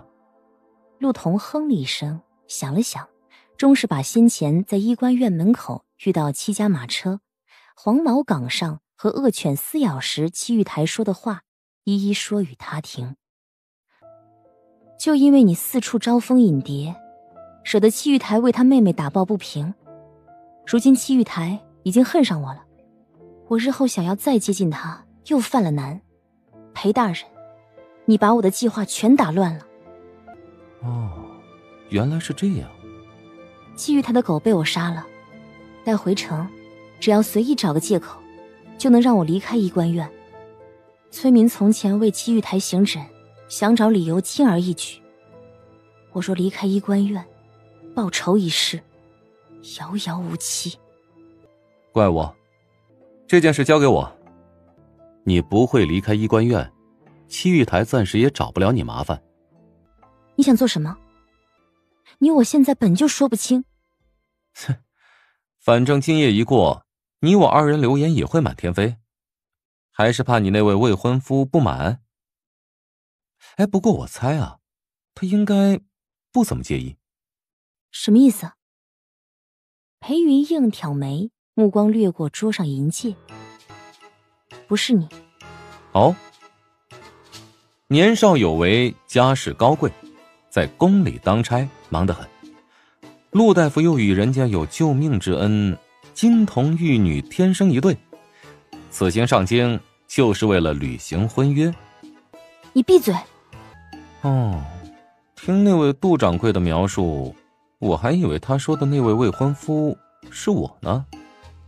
当然不是，宫里当差的人一衣箱下去能砸死数十个不止。年少有为，家世高贵的贵门子弟，圣经也并不稀奇。至于救命之恩，我一年到头在医馆做馆，来来往往救命之恩记都记不过来，难不成个个都是我未婚夫？殿帅谨言慎行。哎呀，陆大夫，我还是第一次听你说这么多话。陆童瞪着他不语。行了，都你的，别这么激动，当心气大伤身。不过未婚夫这个身份，你用来复仇倒是会行不少方便。如果你愿意，我也可以帮。不必，不用殿帅帮我什么。刚经过此事，你又才当着太子的面说过此话，就算戚家不满，也不会现在出手。我要回西街休养一段日子，正好有别的事要处理。如果裴大人真想帮我，就让这些日子不要有多余的事来打扰我，不管是戚家还是别的什么，给我多一点时间。好，你担心的事不会发生，戚家绝不敢赶你出医官院，也不会耽误你报仇。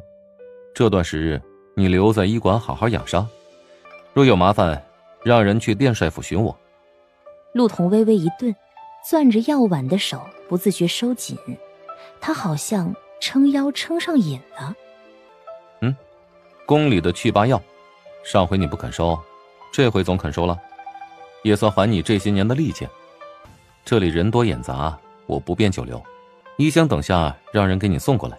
哎，对了，之子找回你衣箱的时候，里面那块白玉摔碎了，段小燕送去修补，过些日子再给你送还回来。不用，之子摔坏的，自然该殿前私赔。再说了，我看那块玉佩成色不差，光泽温润，应该是你珍惜之物。段小燕找的那家师傅修补工艺很好，陆大夫放心，绝对看不出来。说完这句话，他就掀开帐帘，弯腰走了出去。英雄回来了，你这一救美，殿下计划全打乱。戚家本来就对你不满，老师也瞒不住，你就不能忍忍？小二，你还记不记得我和你说过，5年前我在苏南被人追杀，有个小姑娘救了我，她就是那个救我的人。所以你是为了这个救她？现在怎么办？提前得罪太师府，麻烦大了，你的陆医官也会有危险。今日起，我会让人盯着太师府动作，之后我要进宫一趟。这么冲动？算了，你比我想的好得多。还好你今日有分寸，我还担心你会一怒之下杀了戚玉台。你没猜错，我就是想杀了他。就算是你救命恩人，怎么一遇到他的事你就不理智？这可不是你的风格。年轻人垂下眼帘，我也想知道，为何唯独他不同？你怎么来了？来看你，受伤了，怎么不好好休息啊？段小燕送来的野物，厨房堆不下，没法做药了。下次你不喜欢，拒绝就是。或者，你可以让他帮你料理了再回来。心领了，不过没有下次更好。进来。陆彤在屋里点上灯，刚坐下，就见一只草编石兰落在桌前。这是什么？石鼎轩的茉莉花饼，应该很合你口味。买这个做什么？那探望病人嘛，总不能空手上门吧？我以为殿帅过来是告诉我别的消息的。比如你是怎么让戚玉台吃了这个暗亏的？你做了什么？也没什么，就是在猎场数位里添了几个人，7家举荐之人。怎么样？这个礼物陆大夫还算满意？见陆彤一瞬不瞬地盯着自己，怎么不说话呀？我只是在想，丢了太师府这枚姻亲，裴大人这回亏大了。你又胡说什么？事实而已。话不能乱说，毕竟我已有婚约在身。都说了不是你。哦。陆彤气急，他这模样分明就是不信。你的伤怎么样了？多谢殿帅送的玉鸡膏，好的差不多了，再过5、6日就能回医官院了。怎么有2瓶啊？谁又送了你1瓶？纪医官。纪寻？上次见你时还在被他教训呢。哎，还有猎场上戚玉台为难，他也为你说话了。哇，奇怪，你2人什么时候这么要好了？纪医官云中白鹤，正直无私，是不同流俗的君子，看见戚玉台仗势欺人，自然不平相助。先前嫌隙，既解开误会，早已不作数，同僚送药也很寻常。君子？你倒是对他评价很高啊。就算他是君子，不过你刚才说5、6日后就回医官院，不用再多休息几日？戚家现在自顾不暇，不会注意到你。等再过些时日，我要回医官院。在裴大人眼中，难道我是这样一个坐以待毙之人吗？戚玉台放恶犬咬我，要么就把我咬死，要么他就自己去死。你做了什么？做我该做之事。陆彤今日一早回医官院了。知道。你不去见见他？他才回去，想来很忙，晚点吧。我也有公务要处理。你真的不去看看他？我以为你会1日12个时辰贴身盯着保护。我又不是变态。萧竹风嗯了一声，仍站在门口没有离开。出什么事了？有件事儿和你说一下，你先冷静。说。今日一早，陆彤出去给人行诊。谁？枢密院的人。阴冷暗室，火把幽晃。忙了这么久，陆医官也辛苦了。留下来喝杯茶再走啊。是，大人。从前听说翰林医官院新晋医官使医术精湛，今日一见，名不虚传。大人谬赞，陆童愧不敢当。平人之身，悉皆做管，无依无靠，仅凭一己之力春仕夺榜，进入医官院。陆医官很了不起啊。侥幸而已。哦，侥幸。陆医官救的富贵人，可不是侥幸就能做到的。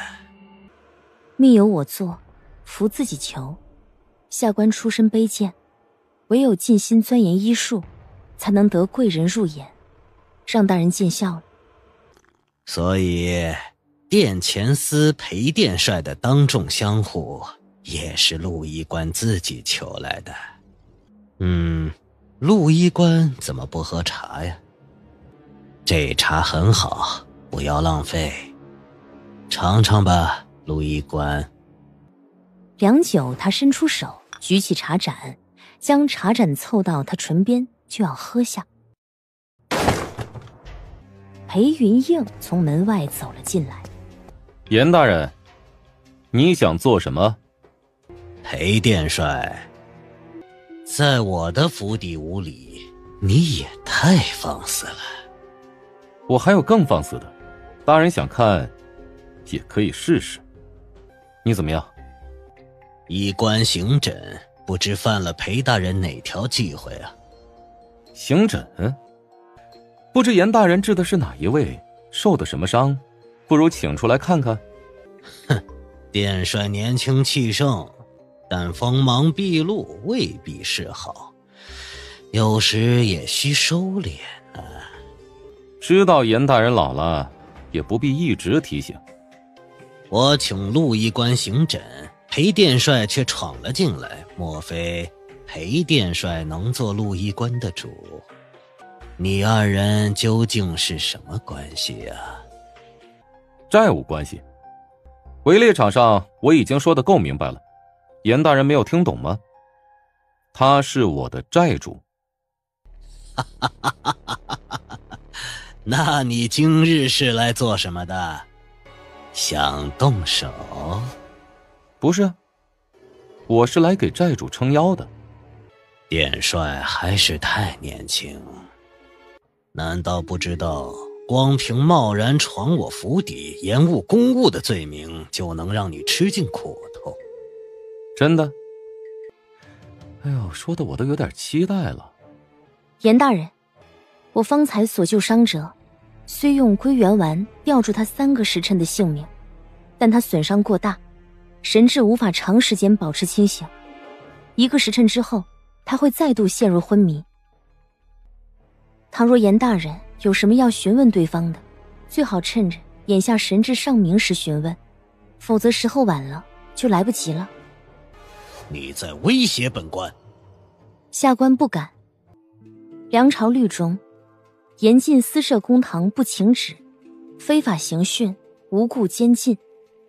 刑统中又说，凡年龄在70岁以上、15岁以下，有残疾、废疾、赌疾者、怀孕者，享有特权犯官，不得用刑拷问。刑具统一规定为杖，背、腿、臀，每次30而止。方才所见伤者，断腿在先，伤重在后，应为残疾者。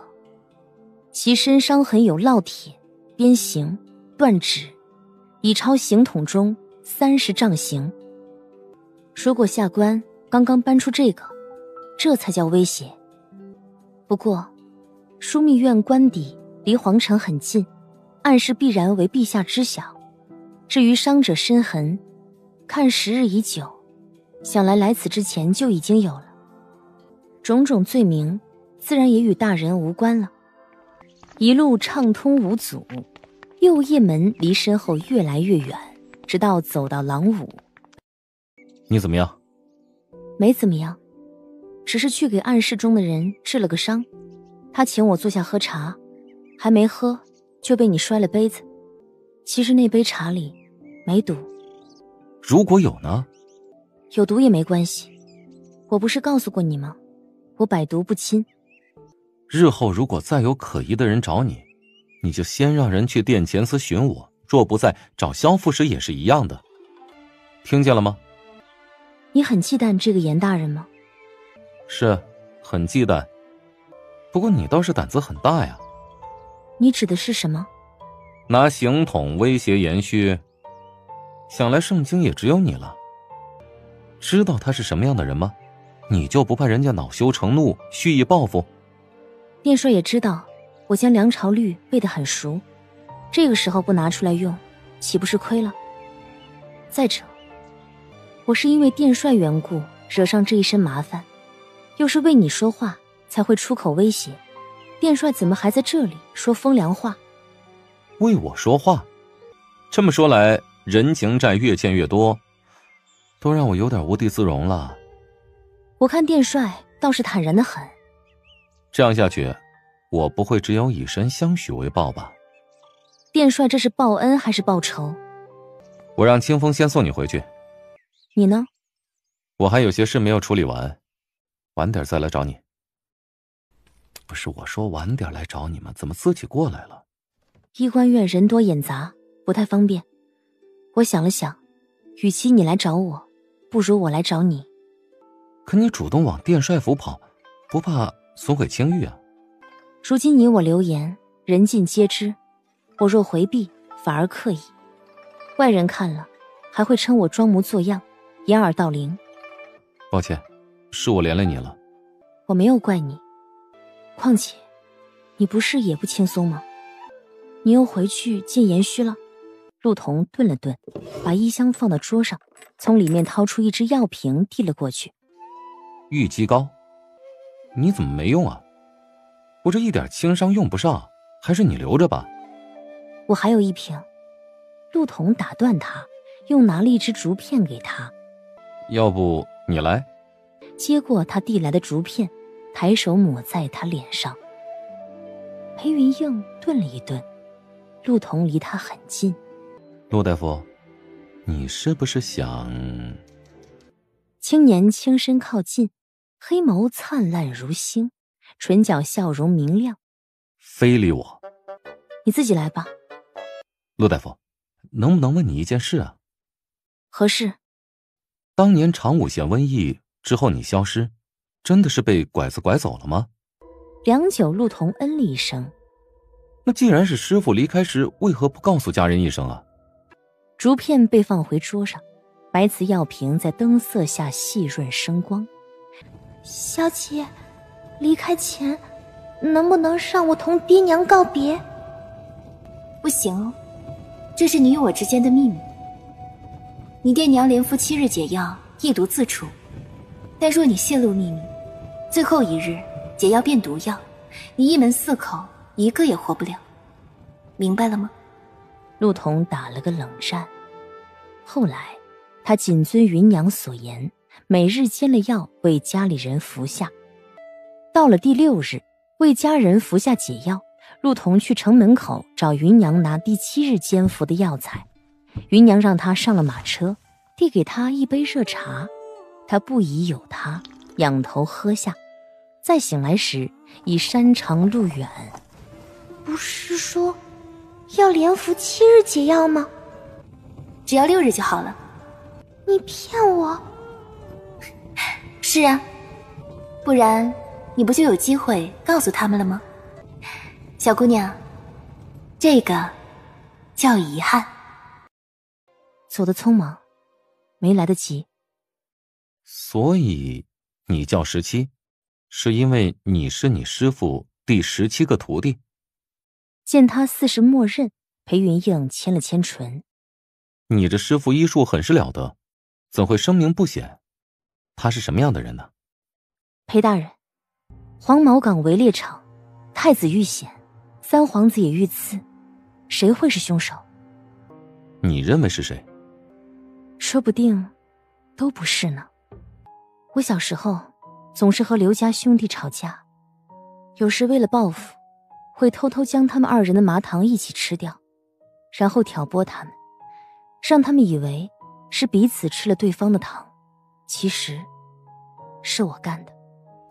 殿帅，你有你的秘密，我也有我的秘密。你我二人之间心知肚明，点到即止，不必再打听了。殿帅的戒指呢？当年在苏南破庙里，我替殿帅缝伤，殿帅曾允我一个人情，当年一诺，不知还作不作数？当然，你救了我，人情总要还。你想杀了戚玉台吗？我可以帮你。你不是有自己要做的事吗？要杀他，得蛰伏多久？半年、1年，还是更长？你很着急啊？对，很着急。那你想怎么做？我想请裴大人帮个忙。什么忙？我想请裴大人替我画一幅画。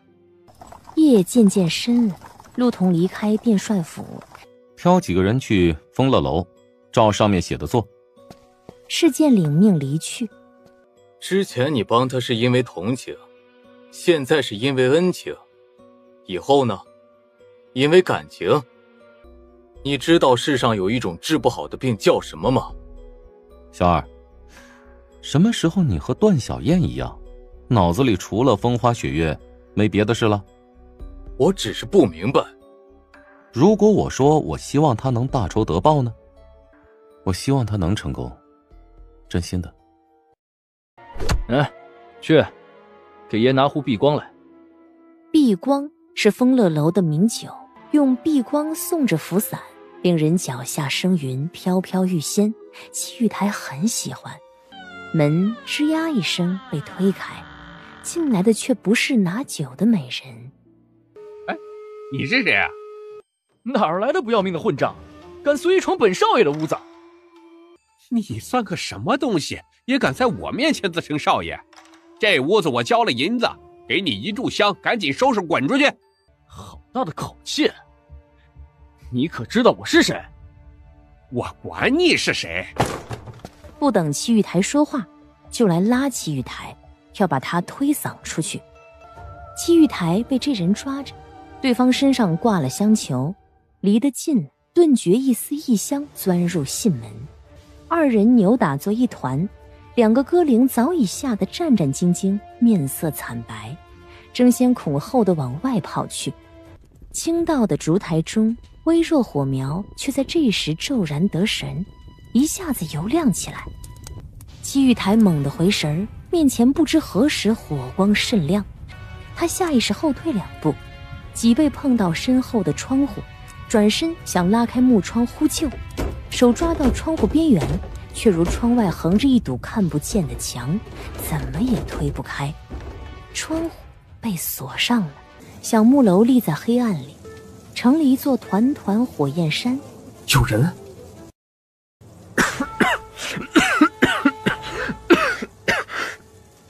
屋内滚滚浓烟，戚玉台捂着口鼻，慌忙地看向四周。与他扭打之人不知什么时候不见了，那幅取代了他喜欢的美人垂泪图，看起来不怎么令人舒适的惊蛰春雷画被火燎了一半，卷叶卷曲，却似梨园幕布，徐徐升起，露出下头另一番景象来。这春雷图之下竟然还藏着另一幅图，那是一幅极漂亮的画眉图。杨翁，耳边传来清亮周啾，一声一声，声声欢悦。别找我，不是我，不是我，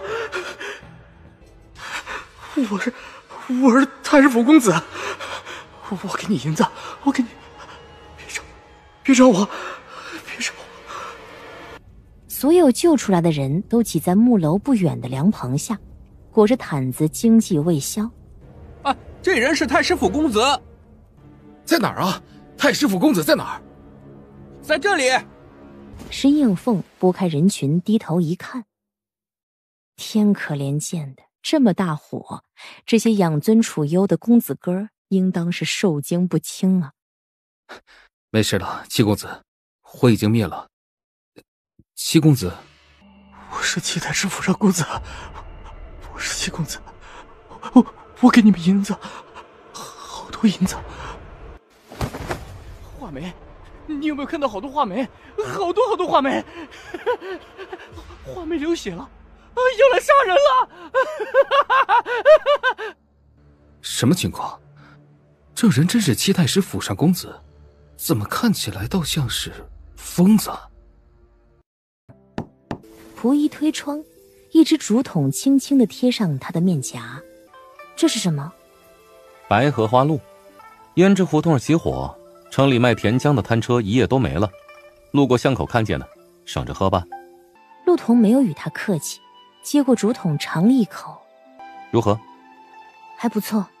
清风在外守着，不用担心。进来说吧。裴云映一怔，怎么了？锁着门我怎么进？走窗吧，反正对殿帅来说也不难。才往门方向走了2步，身后传来一声轻响，裴云映跟了上来。确实不难。幼稚。殿帅怎么会来？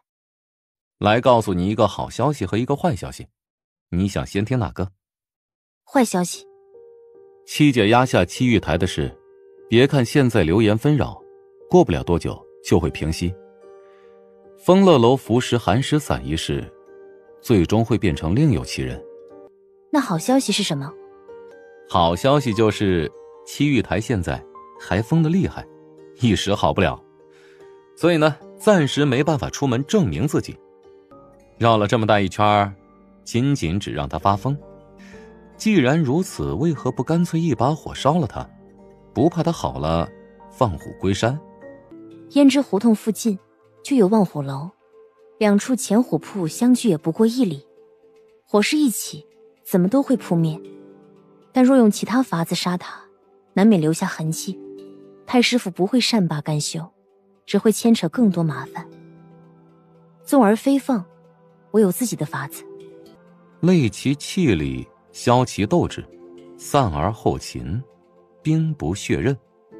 原来不是放虎归山啊，是欲擒故纵。我现在是越来越好奇了，陆大夫究竟打算如何对付太师府？这次多谢你了，裴大人。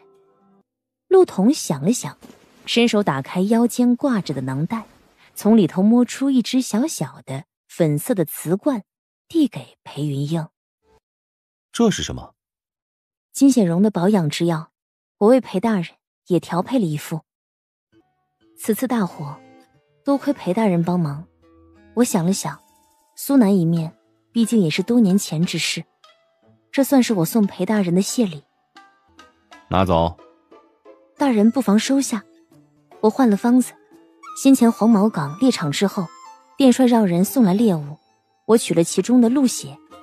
鹿血性热，温肾补阳，养血益精，对肾阳不足颇有滋补之效，用来入药最好。御药院也做不出第2瓶。你要是再推给我这个东西，我明日就让人在皇城里散布流言，说我是你未婚夫。他默默地收起药罐，这人不识好歹且不要脸。不过你是怎么想到把丹砂和那些药汁混在一起的？父亲从班社听来的方子，后来家里校考功课时，我用来作弊。作弊？不错。他一定对我很失望。我倒觉得他会以你为荣。一个人单枪匹马杀上圣经，给全家报仇，杀了3个仇人，还能全身而退，最后一个看着也快了。我若将来也有这样的女儿，一定很自豪。令尊要是知道你如今做这些，应该只会心疼。我若将来也有这样的女孩，殿帅这是占我便宜？我这是在安慰你。我又不低落，何须安慰？虽然如今七玉台暂且失智发狂，但崔明为他行诊，将来或许恢复清醒。一旦恢复清醒，七玉台说出丰乐楼失火当晚，曾与客人争夺上房，谎言即刻会被戳穿。戚青那只老狐狸未必不会察觉此中蹊跷。陆大夫，你不怕他告诉戚青线索？不怕，一个疯子的话，谁会信呢？哼，恐怕连他的父亲也不会相信自己的儿子吧。段小公子怎么来了？上回之子摔碎了陆一官的玉佩，大人寻了个工匠帮忙修补，昨日说修补好了，我看过了，一点裂缝都瞧不出来，就是工期长了点，不过也值得，是吧？段小燕见他接了匣子，放下心来。东西送到，那我就先走了。大人近来公务缠身，有时不在殿帅府。陆一官若是遇到了麻烦，或是医官院中有谁欺负你，你就来殿帅府寻我，我还是能帮上点忙的。多谢。不用谢，你是大人的朋友嘛，那也就是殿帅府的朋友，帮忙是应该的。好了，快回屋吧，门外日头大，当心暑热。言罢，高高兴兴地离开了。祁医官，你在制新药？不是，想改改旧方子而已。纪勋认真地盯着手中的原玉。4年前，我也曾路过苏南，陆玉一病者，在客栈为他解毒数日。离开时，将白玉压在客栈中。此玉为我母亲所赠，刻纹多出一根琴弦，乃是我亲自所画。这是我的玉，陆医官，不知你从何处得来？当年苏南一别，公子留下此玉，如今是该物归原主了。祁医官，这是你的玉。当年苏南一别，陆医官后来又发生了何事？祁医官走后，我所中之毒不久就痊愈了，之后回到家中。2年前家人病故，就来盛京投奔一房表亲。远亲今在何处？过世了。原来如此，所以你至西街坐馆行医，以求自立。但你为何不来长乐坊寻我？当初临走时，我与你说过，若你想去太医局，我会帮你。我医术不精，知见浅陋，如河泊观海，井蛙窥天，怎好自曝其短，惹人笑谈。我不知你师承何人，但以你之医术，能治出春水生仙仙，早已胜出太医局学生多矣，何必妄自菲薄？我毕竟出身微贱，所以这也是你进入医官院后仍不肯与我相认的原因。你是医者，眼中应只看急症，不分贵贱。何况自清，你医术天赋过人，又聪慧勤奋，或许你对太医局存在偏见。但我想告诉你的是，太医局所授医经药理是寻常医行学不到的。你愿意进医官院有此心抱负，更不应浪费天赋。我知你过去所学医理与寻常医行医理不同，我会为你寻来太医院学生所用书籍，你若无事，尽可能多翻阅。若有不同看法，可来此处找我。祁医官，我说得很清楚，我学医只是为了糊口往上爬，与你善泽天下的初衷不同。你若只是为了糊口，就不会进医官院这么久，都不与我相认了。陆童哑然，其实我并非你想的那样。过去我误会你攀附富贵，医德不正，是我偏听偏信之过，我向你道歉。从纪询的药室里出来，陆童轻轻地舒了口气，白玉物归原主，了却了一桩旧事。陆医官，这是你春试大方脉医科考卷。是。当初太医局春试除验状科外，你其余9科考卷形制皆与太医局历年不同，尤其是辩证药方，追究起来用药霸道，实属出格。但我还是点了你入红榜第一。下官不知。我与你同为平人出身，悉你才华，不忍见明珠蒙尘，是以虽医官院众人反对，仍让你做红榜第一，望你将来人心施术，以振平人声望。大人抬爱，下官惶恐。9科卷面我都已看过，你似乎对研制新方颇有见解。10科卷下最后一问，皆有新方阐述，这很难得。我曾试过你的这些医方，各有见解，实属奇效。但有一方，我也不甚了解，所以找你亲自解惑。陆医官，脉门通、远志、丹参、知母，此方安魂魄、止经济。但若病人除此之外，枉然如狂吃，烦邪惊怕，言无准凭，此药方似乎药效浅薄，或许使妄言妄见之症减轻，但神不守舍、心胆背惊之状犹在，如何改进呢？院士，这是在立木考核？只是与你探讨医理。医道无老少，你与我此刻并非上下级，同为医者而已。我想听听你的见解。回院士，春试考场答题时间短暂，此方乃匆匆写下，的确多有不妥。其实出考场后，下官细细思索一番，的确写得浅薄了些。狂惑疯癫之症，病由并非一种，或少有心疾，生来有恙，或风邪入血，经济入侵，又或情志变化，刺激过度。不知院士说的是哪一种？若是情志变化，刺激过度呢？可治。如何治？经济狂惑，有火有痰，下官斗胆妄语，若在先前考卷所写药方中加入白及、胡麻、淡竹粒、黄柏、柏石、血竭，再辅以金针刺入，病人心胆背惊之症或许将会减轻许多。陆医官果然见解独到啊。大人，下官此方并未经过验证，只是根据急症胡乱猜测写下，并不确定。若要行此药方，须得验看药效方可。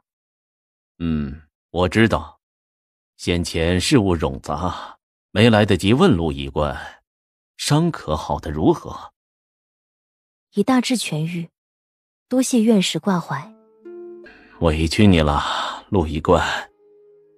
陆医官怎么会用银药罐？别动！我不喜欢别人动我东西。陆医官，许久不见了。陆医官这里是有客人？段小公子，裴殿帅，可是有事吗？有事有事。陆医官，我这几日恐怕又积食了。听说大人要来医官院问你宝珠小姐的方子，就正好一同前往。上回陆医官给的这个下食丹，我用着很好，再来讨2瓶。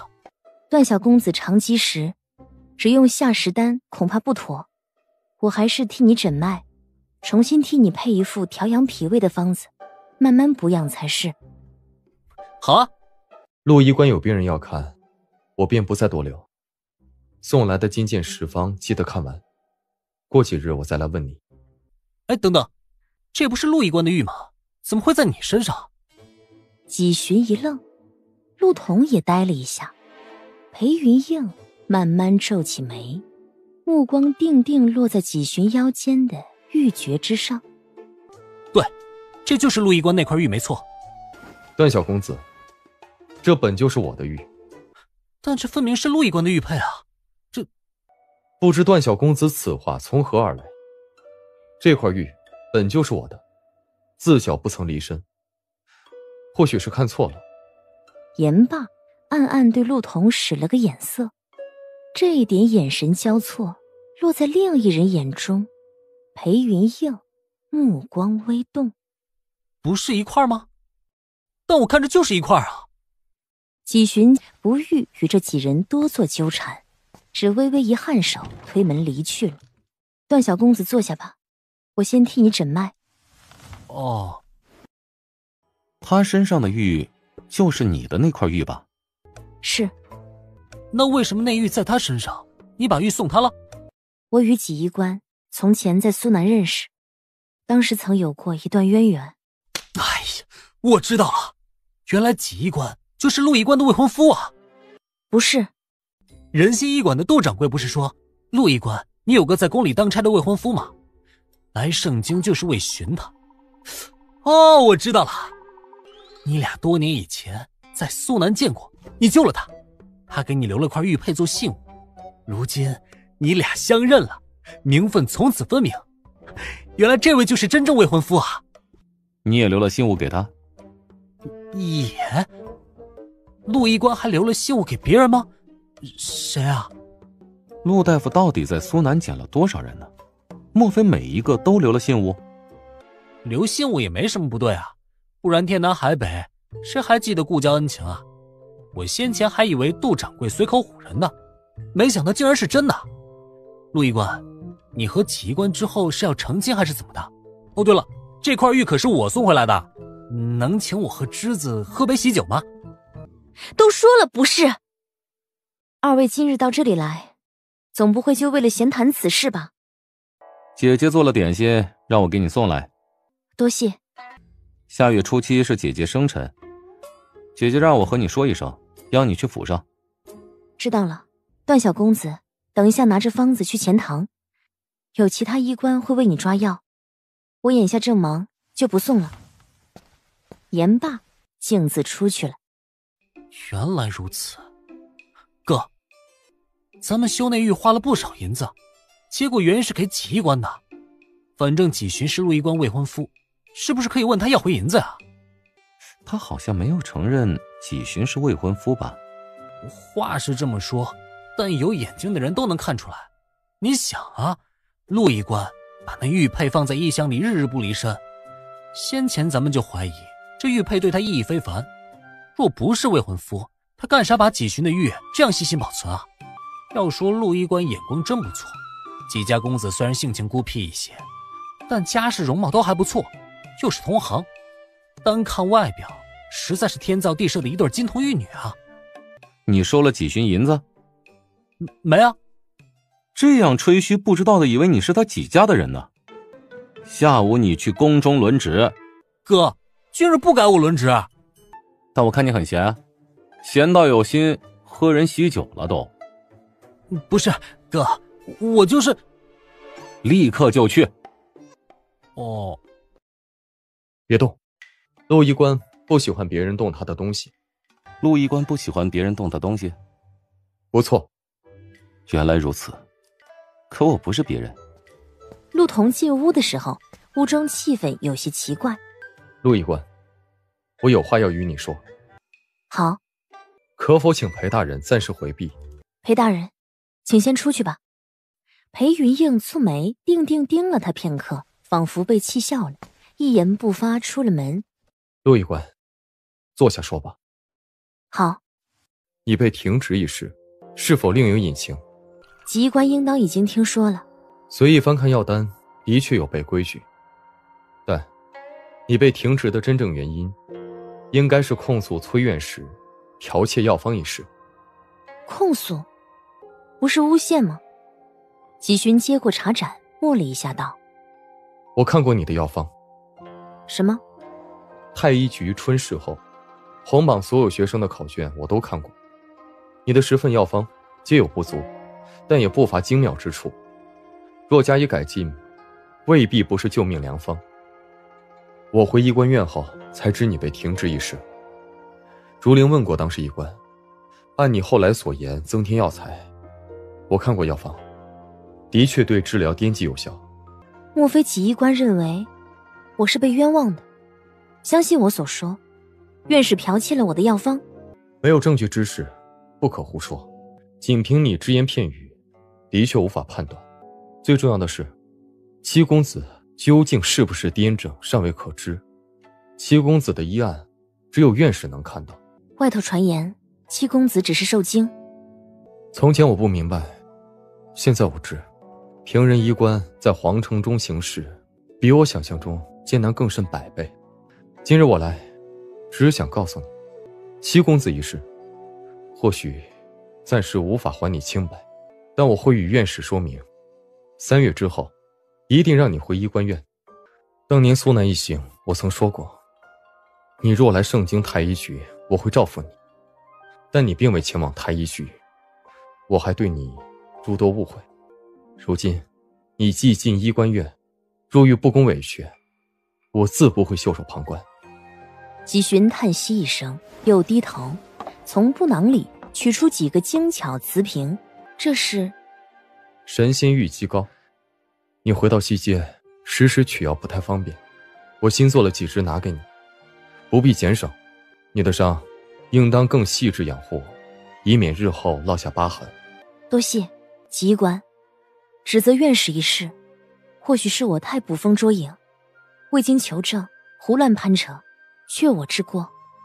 院士责罚停职也是应该，此事到此为止。吉医官原本也和此事无关，之后也无需为我费心。待3月后，院士如何安排，陆童都坦然接受。至于这些药膏，既是吉医官一片心意，那我就却之不恭了。如此也好，黄毛岗受伤后，你本就应该多休息些时日。这3月，你就在西街好好养伤吧。时候不早，我傍晚还要进宫一趟，不便多留，告辞。他冲陆童拱了拱手，这才起身告辞。他倒是大手笔，送你这么多秘药。殿帅有话对我说。我忙了几日，一回殿帅府，就听说你离开医官院的消息。本还担心你不习惯，没想到你适应得很好，日子和在医官院时也没什么两样嘛，连同僚都追到西街来了。殿帅若想要，送你就是，全拿走吧。人家送你的，我怎么能夺人所爱呢？况且这对你伤有好处，自己留着用吧。所以，为什么离开医官院？离开？殿帅，我是被停职。我看起来像个傻子吗？你为何非要闹这么一场？我欠了苗先生一个人情，本来说好进医官院就该动手，耽误这么久，是时候还了。只是为此？我以为你有别的计划。哎，你该不会在方子里动了手脚？陆童笑而不语。难道你一早就知道七玉台有疯病，所以提前布置？春事时，我不知道七玉台素有颠疾，我只知道崔民是个会窃人药方的小人。我虽写了10副新方在每科考卷下，以诱对方贪心上钩，却也故意留下缺陷。崔民是个并无真才实学的小人，就算拿到方子，虽有益处，却未必能补上缺陷。但那时不得不寻求写药方的主人帮忙。如此一来，我对崔民来说永远都不会成为废子，永远留下一线生机。我没有殿帅想的那般厉害，能提前预料将来发生之事。崔民会用此方给七玉台治病，也出乎我意料。是老天将机会送到我面前，我将计就计而已。行事之前留下后手，毕竟一副方子要想得来也是很不容易的。将欲败之，必固辅之；将欲取之，必固与之。现在想想，当初我得罪你时，你应该对我手下留情了吧？殿帅谬赞。那药方有什么问题？他会疯吗？或许。原来你打的这个主意啊！崔院士，你终于来了。你为何在这里？他当然在这里。苗先生是仁心医馆的坐馆大夫。坐馆大夫？他是罪臣，怎么能坐馆？为何不能？当年苗先生被赶出医官院，医官院对他的惩罚这一条里，可从不曾说过将来不可再度行医。你来干什么？崔院士是来找我的。不错，我来。你们是一伙的？你何时开始在这里做官？春氏之前就在了。崔院士怎么会突然前来？莫非七公子又发病了？你是故意的，你是故意留下有问题的方子诱我上钩，就是早已料到今日。你在说什么？是不是故意很重要吗？将别人所有之物据为己有，迟早有一日会付出代价。崔院士，就算春氏考卷上的药方有问题，就算在你药事中我所言材料有所错漏，只要你不生出觊觎之心，甚至只要在做这件事之时顺带提一提我的名字，今日便不会落到如此被动的下场。这么多年来还是只会同一招，看来你不仅卑劣，而且愚蠢。陆童，你为了对付我，为了报复当年之事，竟敢对太师公子动手，你完了，他也跑不了。戚家绝不会放过你们，你这是找死。这与我何干？方子是崔院士亲自研制，这一点当初当着医官院众医官停职时就已是尘埃落定的事实。院士身为医官院之首，总不能一出问题就往旁人身上撂担子吧。陆童，要怎么做你才愿意补上方子中的错漏？只要崔院士线下向天下人说明当年所书崔氏药理乃窃取自前院士医方手札苗氏良方所著，且承认当年陷害副院士之罪，告诉大梁所有人你就是个沽名钓誉的骗子，我就放过你。不可能，你到底想要干什么？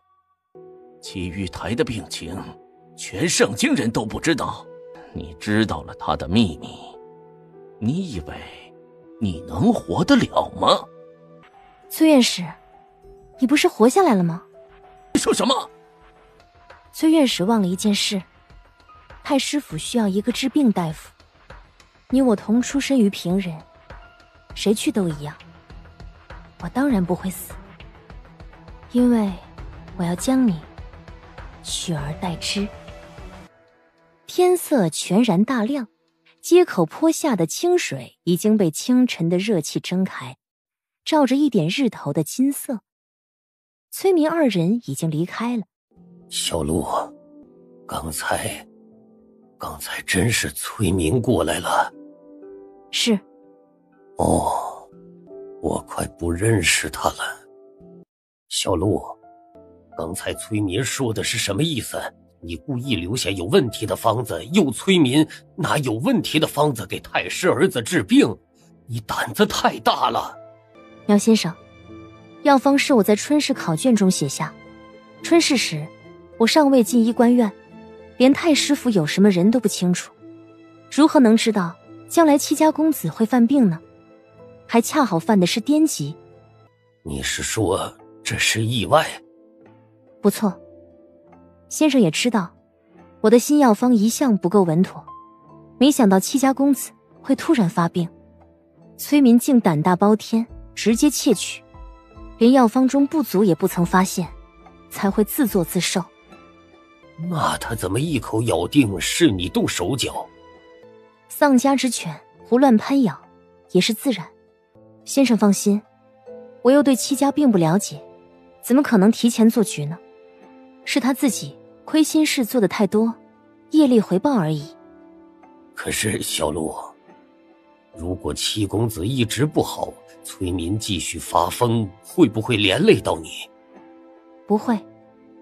为善者天报之以福，为恶者天报之以祸。崔民为恶多年，是该大祸临头了。又过了2日，盛京医行出了一件大事，当今翰林医官院院士崔民被人举告陷害同僚，剽窃医官药方，崔家一夜之间下狱，连带着崔民最信任的下属曹怀一并倒了大霉。你来看我笑话的？我来只为问一句，当初医官院中，你为何要陷害我？为何？你自己难道不清楚吗？苗良芳，你太自负了。其实你什么都不懂。如我们这样的平人进医官院，若无背景支撑，仅有医术，也不过是立个靶子给人打。你被人欺负，为何不告诉我？告诉你有什么用？我不过是你的陪衬，衬托你身为平人是有多么出众的天赋，有多么的了不起。你怎么会这么想？我为何不这么想？如果你有半分念及我，当初副院士之职就不会推举别人了。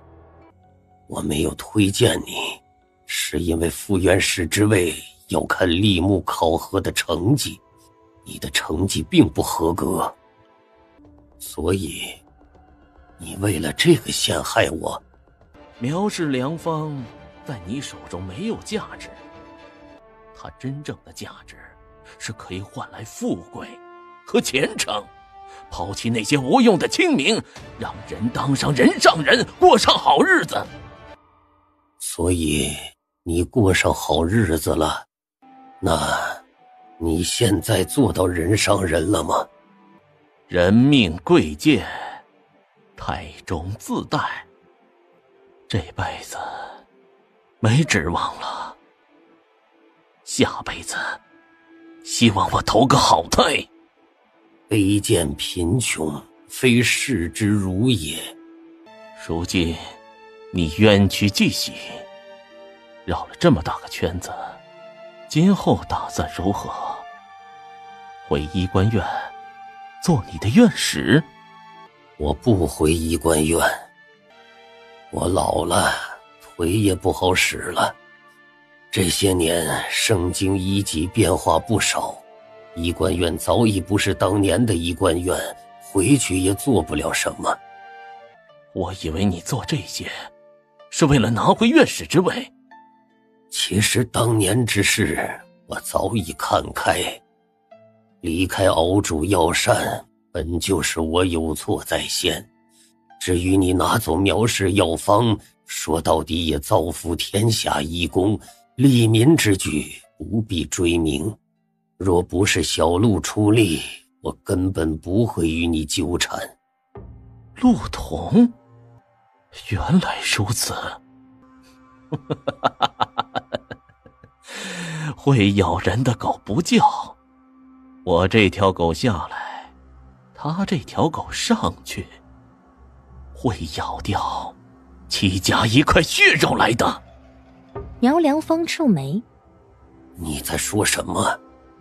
崔民却闭上嘴，不愿再多说一个字了。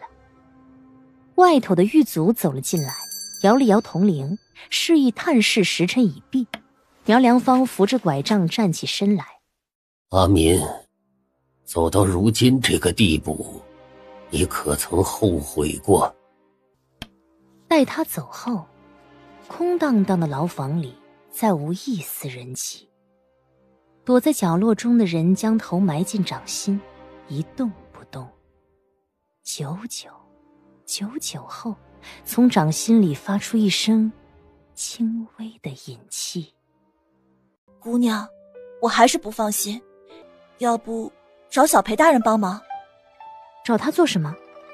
小裴大人手下人多呀，我看话本里那些个王爷将军手下总有几个无所不能的侍卫，让他分一个给你，藏在太师府里，若你有危险，还能护你一二。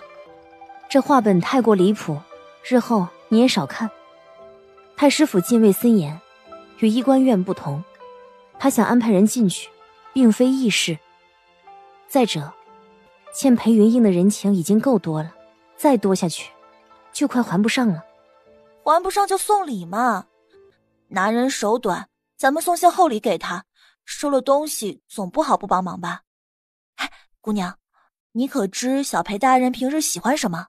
咱们问杜掌柜提前支点银子，凑钱买点贵礼送去，要是生辰最好。他生辰是多久？我生辰在姐姐生辰1个月之后，8月19。怎么，你要替我过吗？你怎么进来的？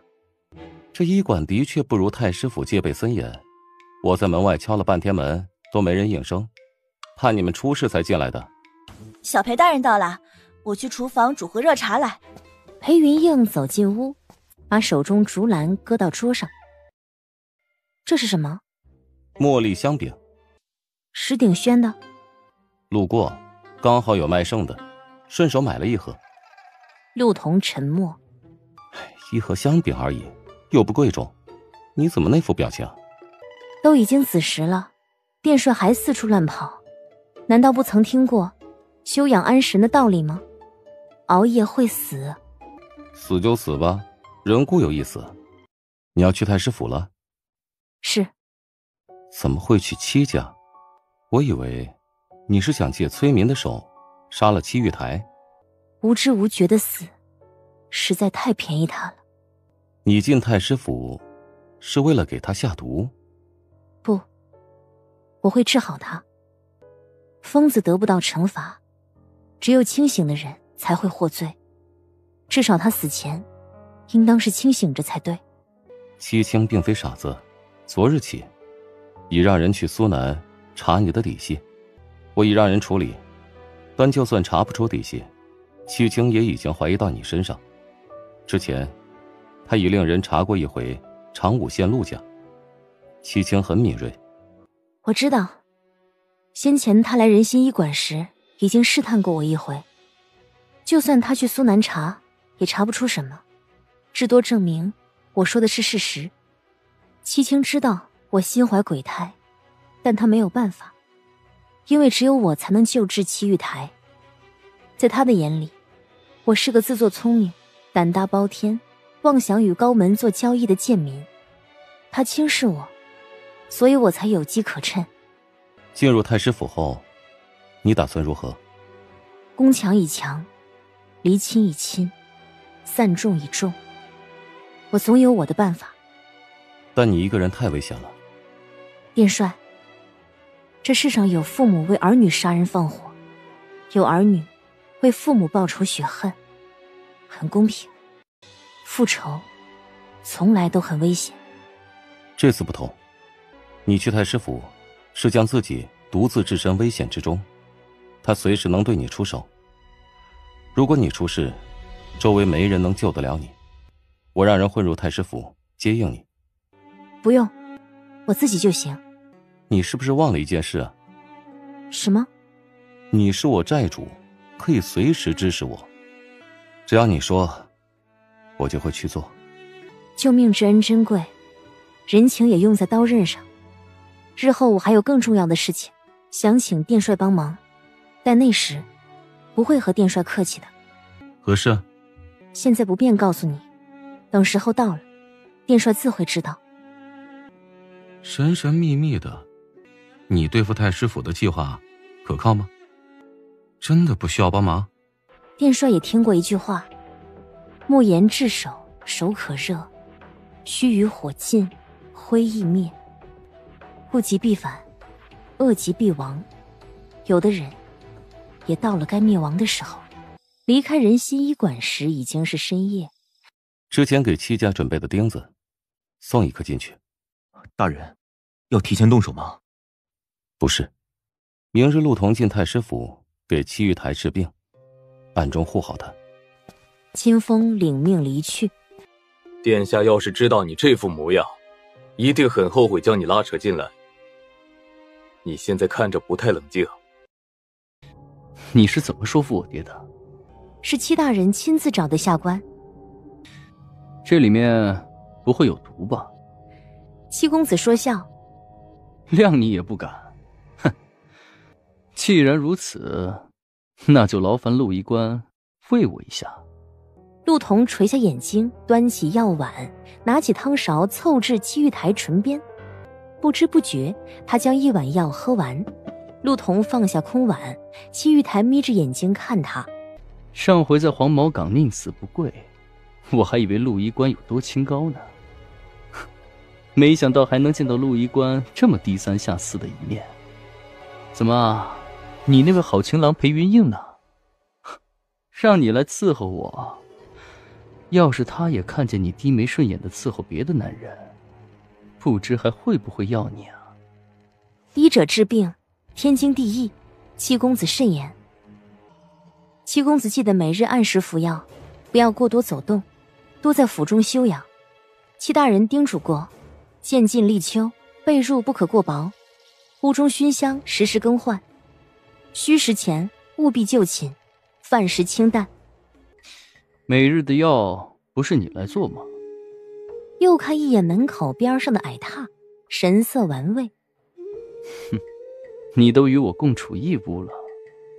先前七公子病急，下官留在府上为七公子治病。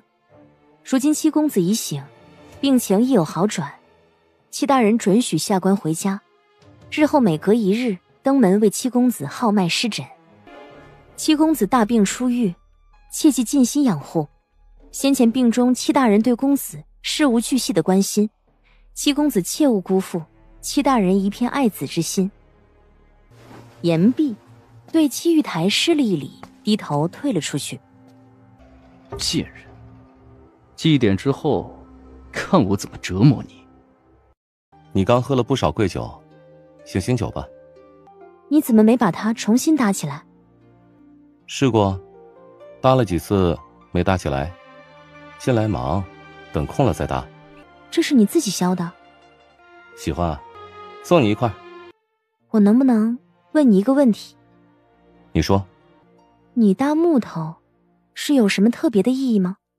没什么特别，我过去呢，有时遇到麻烦，觉得棘手，就会削一块木头，算是发泄吧。用心做一件事时，心里会平静许多。如果解决了麻烦，就放一颗木头上去，时间久了，自然就成木塔了。所以，你已经解决了那么多麻烦？还行吧，还是陆大夫厉害，写在纸上，杀一个划一个，听上去可比削木头刺激多了。彼此。既然我回答了你一个问题，按规矩，你也该回答我一个问题。只要我能回答。先前你说上京来寻未婚夫，你编撰的那个未婚夫，是以己寻为本吗？不是。哦，那你喜欢什么样的男子？他抬眼看向裴云映。世子，陆姑娘，小姐已经睡下了，夫人说现在就可以出门了。知道了。这是第二个问题了。他兀地站起身，把茶盏往桌上一搁，卓群匆匆出了屋门。蓝叶斗巧需要多少银子？一次20个铜板。裴云舒让方姿递铜板过去。你俩去玩吧。今日本就是年轻人的节日，我想去见识，身份去不合适，还是你二人更方便。阿映、陆姑娘，你俩出来后说与我听，就当我也一起去过了。如果你不想去，也可以不去。去，他都说了，不退钱。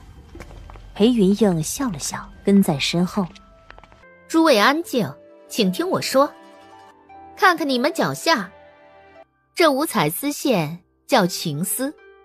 堂厅4处暗角统共放了7只金喜鹊，诸位要在情丝半截中找到7只金喜鹊，谁找的最多呀，就是今夜的巧侯。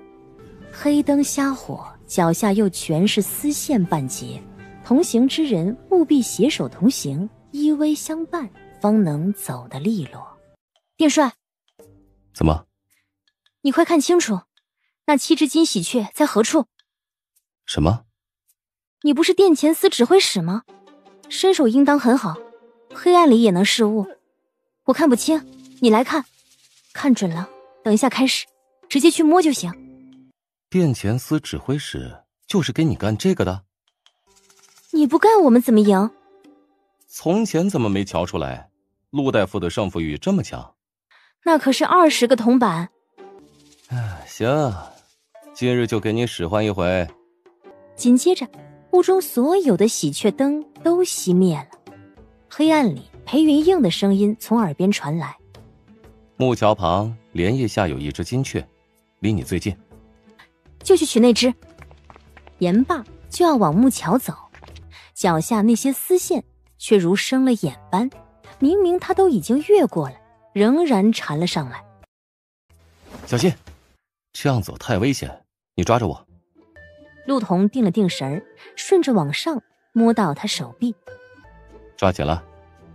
陆童紧抓着他手臂，放心地任由他带领。许是黑暗之中的人触觉会无限放大，他均匀的呼吸，身上冷冽清淡的香气也变得明显。到了。我去拿。哎，慢点。陆童加快脚步，赶在这对小夫妻前去抓。小夫妻中的丈夫瞧出他心思，亦是加快脚步。二人在小桥朝莲花同时伸手，陆童一把拽住莲花花茎，谁知花茎竟是绣在桥下，一拽之下，连带人也站不稳，晃得陆童往后趔趄一步。小心！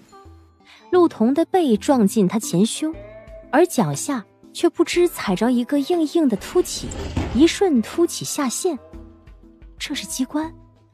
四面有什么东西一下子从天而降，裴云映猛地闪身一挡，陆童被全然笼罩在他怀里。啊，什么东西？下一刻，堂厅中数十盏喜鹊灯大亮。喜鹊桥城催凤驾，时辰到，喜鹊叫。地上散落无数细细红绳，陆童低头一看，自己与裴云映身上也落了不少。这叫情丝绕，谱出情丝千缕，写就鸳鸯新谱。各位姑娘公子们，落了情丝的，将来二人结成连理，一辈子恩爱，白头偕老，是好兆头嘞。陆童正想说话，一抬头对上的就是裴云映俯低的目光。陆童僵在原地，背后的手牢牢拖着他，骨脊处传来微妙的暖意。一刹间，他心跳漏跳一拍，下意识后退一步。裴云映目光动了动，那些红绳缠着裙摆很紧，他便半跪下身，替他专注地拂去。哦哟，公子小姐身上缠这么多情丝，一定很恩爱喽！真是天造地设的一对璧人。二位可有找到金喜鹊呀？只差一步，陆童有些惋惜。裴云映看他一眼，嘴角一勾，一只金灿灿的小喜鹊从他掌心冒了出来。你什么时候拿到的？毕竟我是殿前司指挥使，这点彩头都拿不下，有损殿前司脸面。公子好眼力，得了金喜鹊，得了巧。来吧，七娘娘的彩头送你们二位。花衣妇人走到楼门口，从一边盛着花的匣子里取出一只极小的牡丹纹木书，递给陆童。书壁？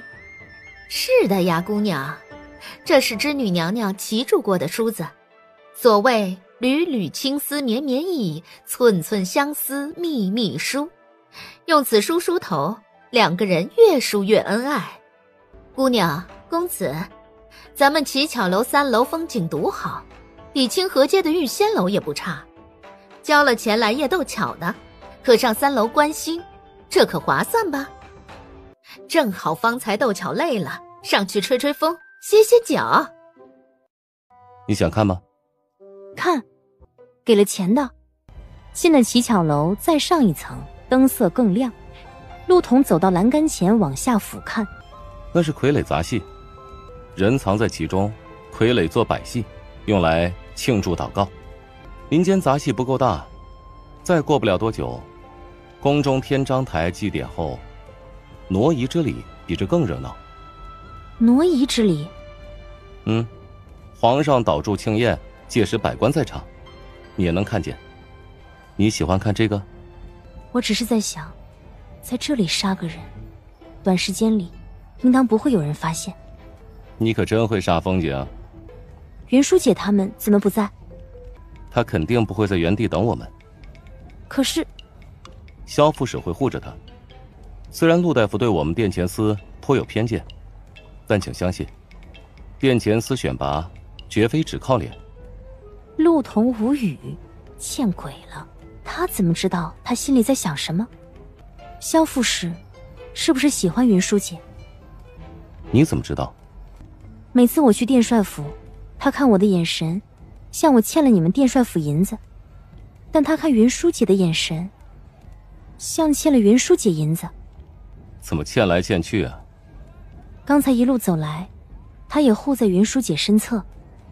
就这些？那我也欠了你，一路也护着你，怎么说？陆童一怔，心跳骤然加快，定了定神儿，岔开话头。萧副使喜欢云舒姐，为何不告诉他？你还真是直接。这有什么迂回的必要吗？因为他有顾虑。什么顾虑？很多，家世、性情、将来，或许他担心姐姐根本不喜欢他。萧副使看起来不是这样瞻前顾后之人。不管什么样的人，为情所缚后，都会患得患失。殿帅也会为情所缚，不过是随口而出的问题，回答的人却偏偏沉默，只久久不语地看着他。万籁俱静里，他定定地盯着陆童许久。感觉快了。街上人流如织，从乞巧楼下来时，陆童一路都很是沉默，心底似乎有什么东西与寻常不同。二人并肩走着，冷不防一只五彩丝绦从旁飞出，如只展翅的喜鹊，准确无误地飞进裴云映的怀里。陆童了然，他听银筝说起过，盛京七夕，年轻姑娘若有心仪之人，常亲手编织丝绦送与对方。裴云映平白被扔了一大把丝绦，却并不想接，见一边有香桥会，便将挂着的满身丝绦系在香桥栏杆上，只待粉点香桥，对彩绦主人也算是一种祈福祝祷。你怎么不收下？我为何要收下？都是别人心意，何必辜负？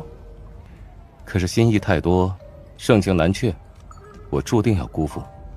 也是，毕竟殿帅是殿前司指挥使，若不辜负180桩心意，殿前司脸面也就不保了。哎，你该不会在嫉妒？嫉妒什么？嫉妒我得了这么多条彩绦，你一条也没有。殿帅多虑，我自己会打。哦，这么厉害，那你送我一条。送他？想得美！我为何要送你？殿帅不会以为你这张脸也能迷惑得了我吧？我没说今日送啊，再过1月就是我生辰，向你讨一个生辰礼物，应当不过分吧？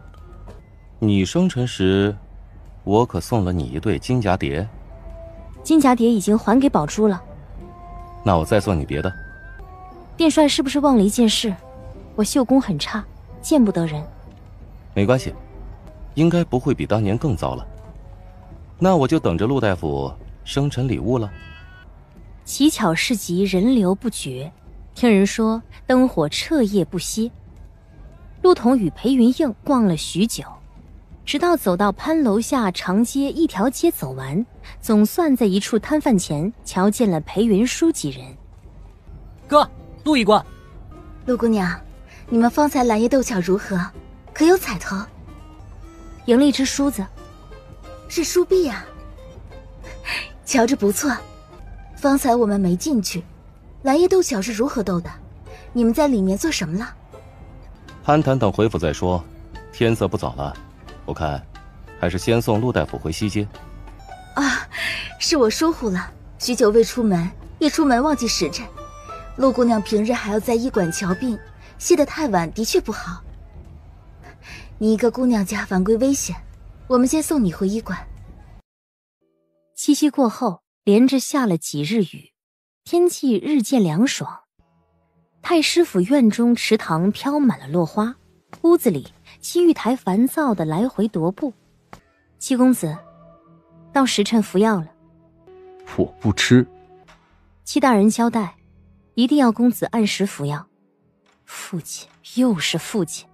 戚玉台心头火起，却又不敢违抗，兀地端起碗，将汤药一饮而尽。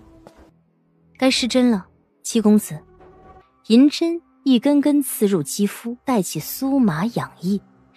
戚公子需要记得，每日按时服药，贴身衣物隔半日换洗，不可饮酒，不可多思，虚时前入睡，用饭清淡。别说了，你再多说一句，我就把你舌头割下来。戚大人是关心公子，所以事无巨细。下官父母早逝，被善心人收养，然而幼时顽劣，常惹养父头疼。养父每严厉责备，过后却会偷偷买来玩具、糖、馒头安慰。养父从来不曾夸过我，可后来却从旁人嘴里得知他常常在外炫耀，说女儿聪明伶俐。哼，你在炫耀？世上无不是之父母，戚大人对公子严厉，实则一片爱子之心。正因以公子为傲，是以要求比旁人更为严苛。陆头，你不会以为你杀了我的狗，自己变做戚家的狗，就能相安无事吧？哼，想做戚家的狗，也要看你有没有那个资格。我看戚公子脉象，过去曾有服食寒食散的痕迹。戚玉台一惊，但很快放松下来，轻蔑一笑。怎么，你想举告官府？寒食散有毒，长期服用于身体有损，公子应当早日戒掉。寒食散是由钟乳、硫磺、白石英、紫石英、赤石所作，药性燥热，服食之后虽暂时神明开朗，但长此以往会丧命。下官从前在苏南行医时，曾见过一户富户人家，一家父子3人皆偷偷服食药散，在被官府发现之前，富户家老爷就因为服散之后错误冷酒，当场丧命。但奇怪的是，他2位儿子却活了下来，且行为举止如常。寒食散一旦上瘾，极难戒除，他2人却并不受影响。下官当时好奇，后来才辗转得知原因。什么原因？寒食散有毒，有了亡父前车之鉴，兄弟2人不敢继续服食，却偶然得一偏方，以石黄、灵芝、茯苓、黄精、龙鳞草捣碎成泥，炮制晒干磨成粉末，亦能达到和寒食散5-6成的效用。真的？只是5-6成罢了，但这5-6成已足够暂时缓解其2人药瘾，且材料简单，买用不难。他兄弟2人自己叫下人买来材料做即可。正因如此，在其父病亡，兄弟也并无财源下，他2人仍能坚持多年，可见医经药理一道，变幻无穷。不可能，如果你说的是真的，这么多年怎么没听过？就连医官院的书库也不能记下所有的医案，况且这些年下官也只见过这一对兄弟用过药方而已。该因此物虽不如寒食散毒性强烈，但长期以往亦容易上瘾，一次服食1小包，使人心神愉悦，神明舒畅；用上2包，燥热难当，气血上浮；用上3包，神志紊乱，犹如同时服食大量寒食散，那就会变成毒药了。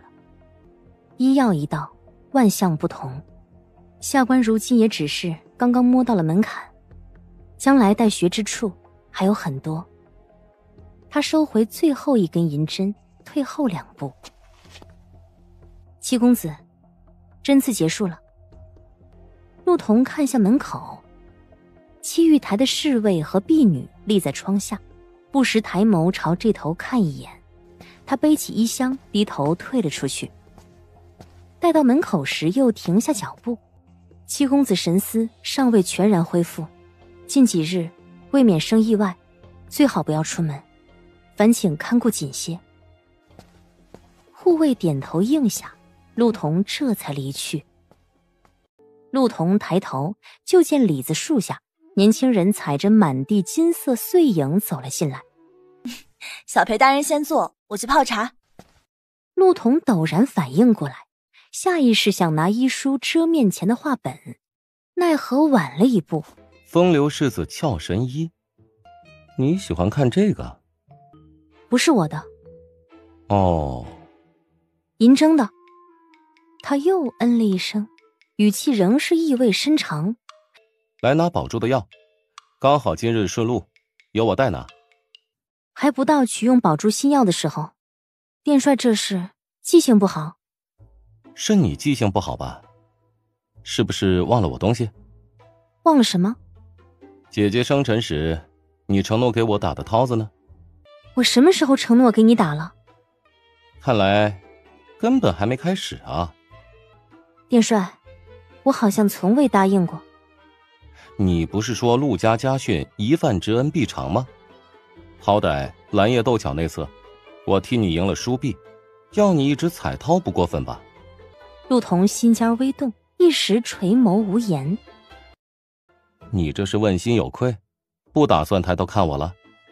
陆童立刻抬头，怒视着他。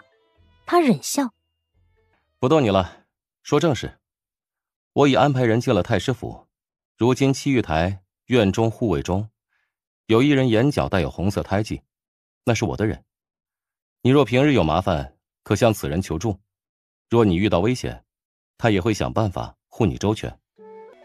太师府难进，安排人进去并不容易。说我出事，你的眼线也就废了，值得吗？太师府的人都不正常，全是疯子。我怎么敢把债主一个人留在那种地方呢？况且也不算白帮忙。下月我生辰，我要看见绦子。陆三姑娘可不要又出尔反尔啊！生辰那日，我会让清风来接你的。你，我还有公务，要先走一步。画本还挺有意思的。言罢，笑着出了门。小裴大人这么快就走了，不多坐坐？他又不是医馆的人，不必对他客气。下次茶也别泡了，让他渴着。姑娘和裴大人之间是发生了什么事吗？总觉得什么？觉得姑娘待他有些不一样了。七玉台坐在桌前，眉眼玉色沉沉。门外有人进来，七玉台掀起眼皮。陆童进了屋，把衣箱放到桌上。七公子可服过药了？摔了。我再去煎一副。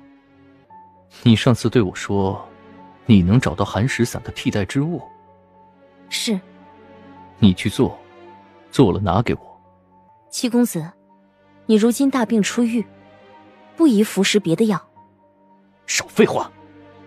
陆医官，我也不怕告诉你，进了太师府没那么好出去。就算你治好了我，只要我不高兴，你一样要死。别以为讨好了我爹，你就能平安无事了。崔民当初也是我爹手下一条狗，如今还不是下场凄惨。与其讨好我爹，不如讨好我。你若将我伺候高兴了，或许我一心软，之后不再为难于你。否则，我有的是办法，让你一辈子留在戚家。求生不得，求死不能。太师大人若知道此事，我会没命。我不会让他知道。此物虽不及寒食散毒性剧烈，但只能少量服食，若过量，仍后患无穷。我心里有数。你想好了吗？我试试。你还真是个宝贝啊！难怪裴云映和纪寻都对你另眼相待。这么能干的女人，说实话，我都有点舍不得了。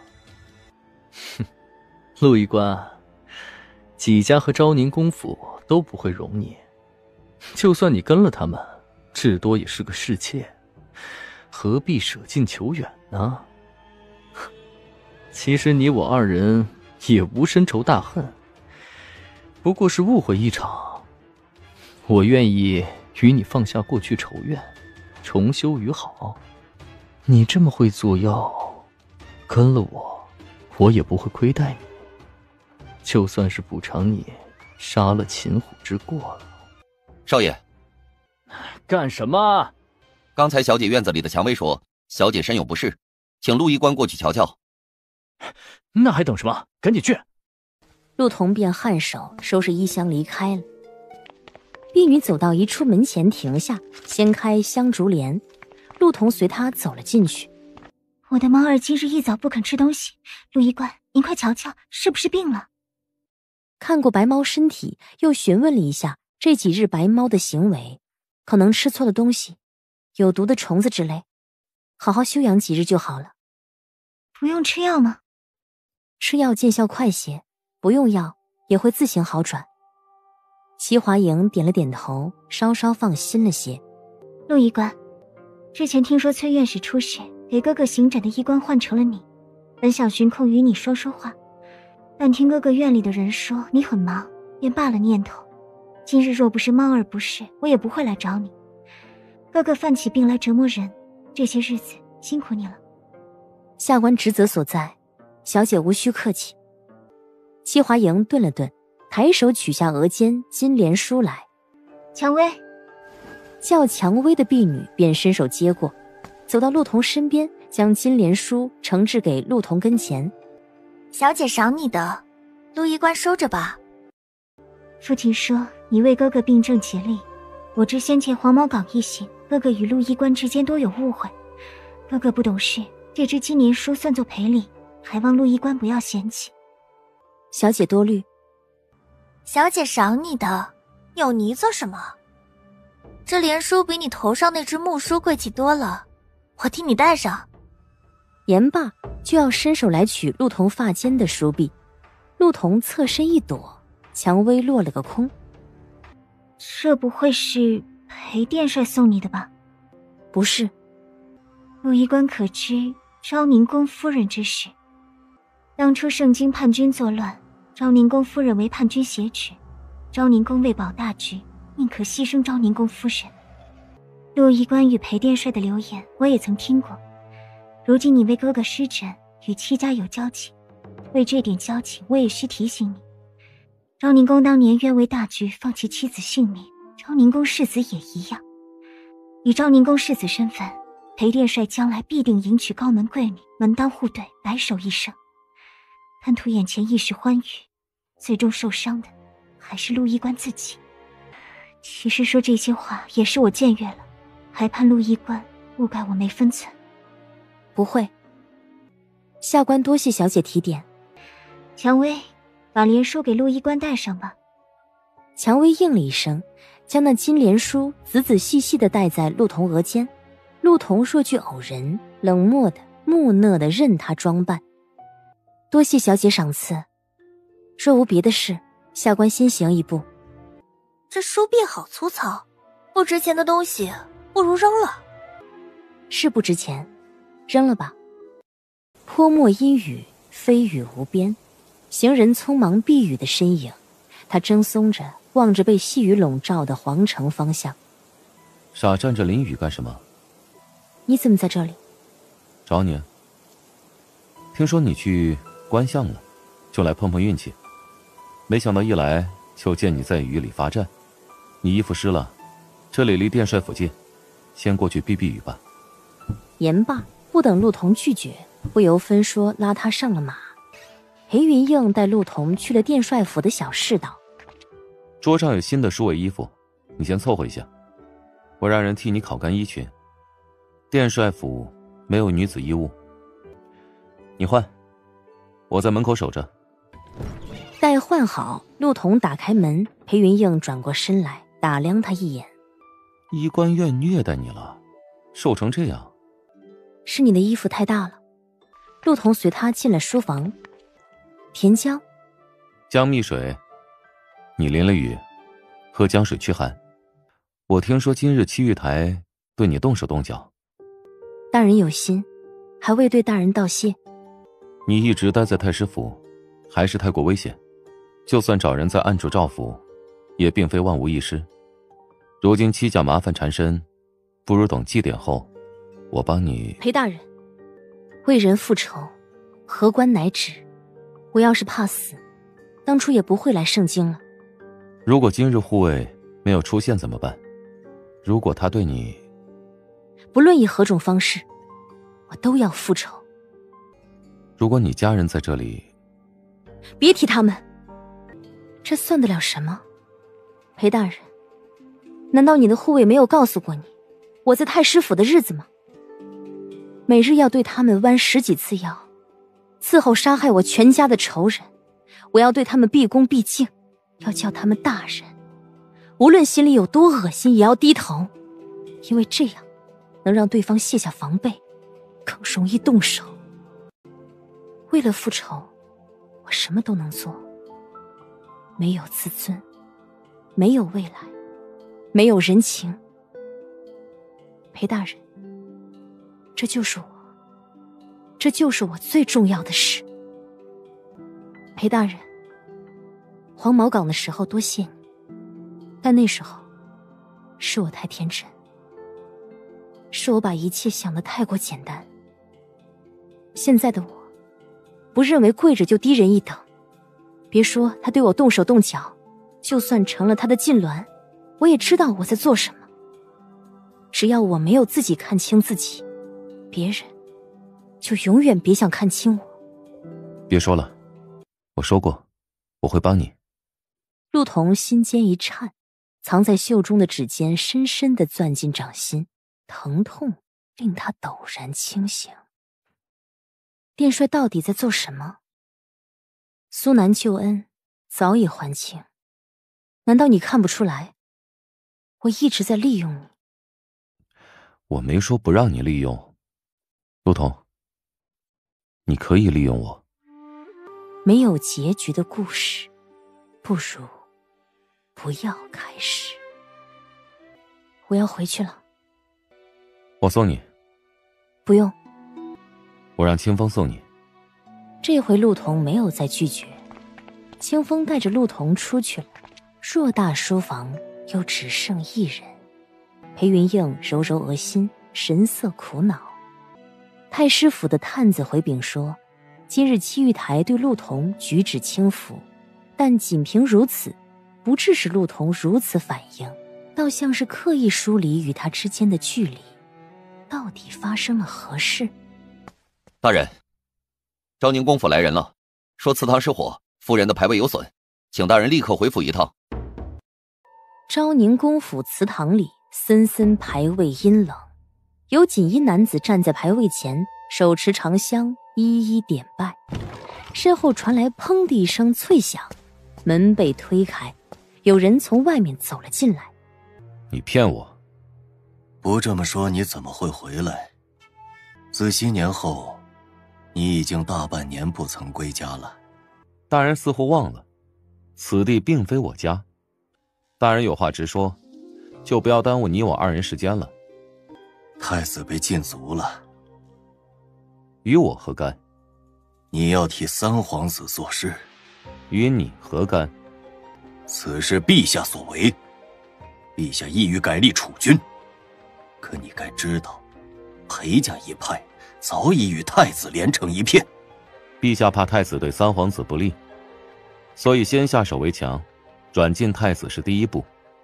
但他为何要软禁太子？是因为怕当年之事重演吗？因为他杀了自己兄弟上位，所以担心太子杀了自己更心爱的三子，重蹈覆辙吗？你怎么……先太子究竟为何丧生在那场秋红之中？先帝为何不久重病不治？昭宁公不是比谁都清楚吗？他弑父弑兄，罔顾人伦，而你为了将他卖好，为了保全你的荣华富贵，将自己妻子当作投诚礼物，见死不救，眼睁睁看他死在乱军之中。云英，大势所趋，先太子已故，朝中唯有陛下能看大任。陛下多疑，你外祖一家同先太子交往甚密，若不如此，如何保全裴家？如何保全你？就算你母亲活着，也会希望我这么做的。住口！别提我母亲。裴大人，你把我母亲牌位置于祠堂，时时敬拜，难道从未有一刻感到亏心吗？哼，我忘了，你根本就没有心。不管你怎么想，我都是为了裴家。这些年我知道你怨我恨我，但你始终流着裴家血。若将来三皇子登上大位，他容不得裴家，也未必容得下你。皇家之中，卸磨杀驴之事，你难道不曾听过？你始终姓裴，裴家倒了，你也躲不过。我不在乎，我不在乎别人能容不容得下我。就算死了，那也是将来之事。我从进入殿前司第一日起就已经立誓，我和裴家再无瓜葛。裴大人，既然做了选择，就要输得起。当年你做了选择，富贵20年，如今发现选错了，也不要狗急跳墙，那只会让人看不起。愿赌服输，你教我的。你知不知道，当年陛下登基，曾有人示意不要留下你性命，陛下终究对你有所猜忌，是我一力担保留下你一命，否则当今世上早已没你这个人。是吗？那我如今深得陛下信任，不是更难得？况且裴大人怎么知道当年没人想要我性命呢？你的庶子，你的妾室，你的继室，你的仇家，我活着是因为我努力，而不是因为裴大人你无能的庇佑。你说什么？我与裴家血缘亲情自我母亲死后已消失殆尽，裴大人不必以此捆绑我什么，没用。至于将来如何，裴大人尽可自救。毕竟当年的我就是那么做的。话毕，他颔首，转身离开祠堂。大哥，你和爹是亲父子，如今裴家遇到麻烦，理应携手。裴二少爷，现在是你们有求于人，与其在这里教训我，不如多读点书，长点本领。毕竟没有了裴家，你裴二少爷什么都不是，但没有了裴家，裴云映还是裴云映。裴云霄僵在原地，裴云映已转身离开。他已经半月没来殿帅府了，你俩吵架了？不是。那就是你没机会了。你有病啊！我是在替你担忧，毕竟还有个前未婚夫纪寻。那只是你臆测，人家是君子，品行高朗。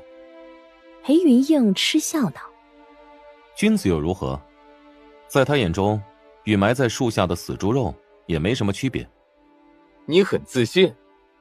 当然，我和你不一样，你喜欢默默祝福，但对我来说，喜欢就是占有。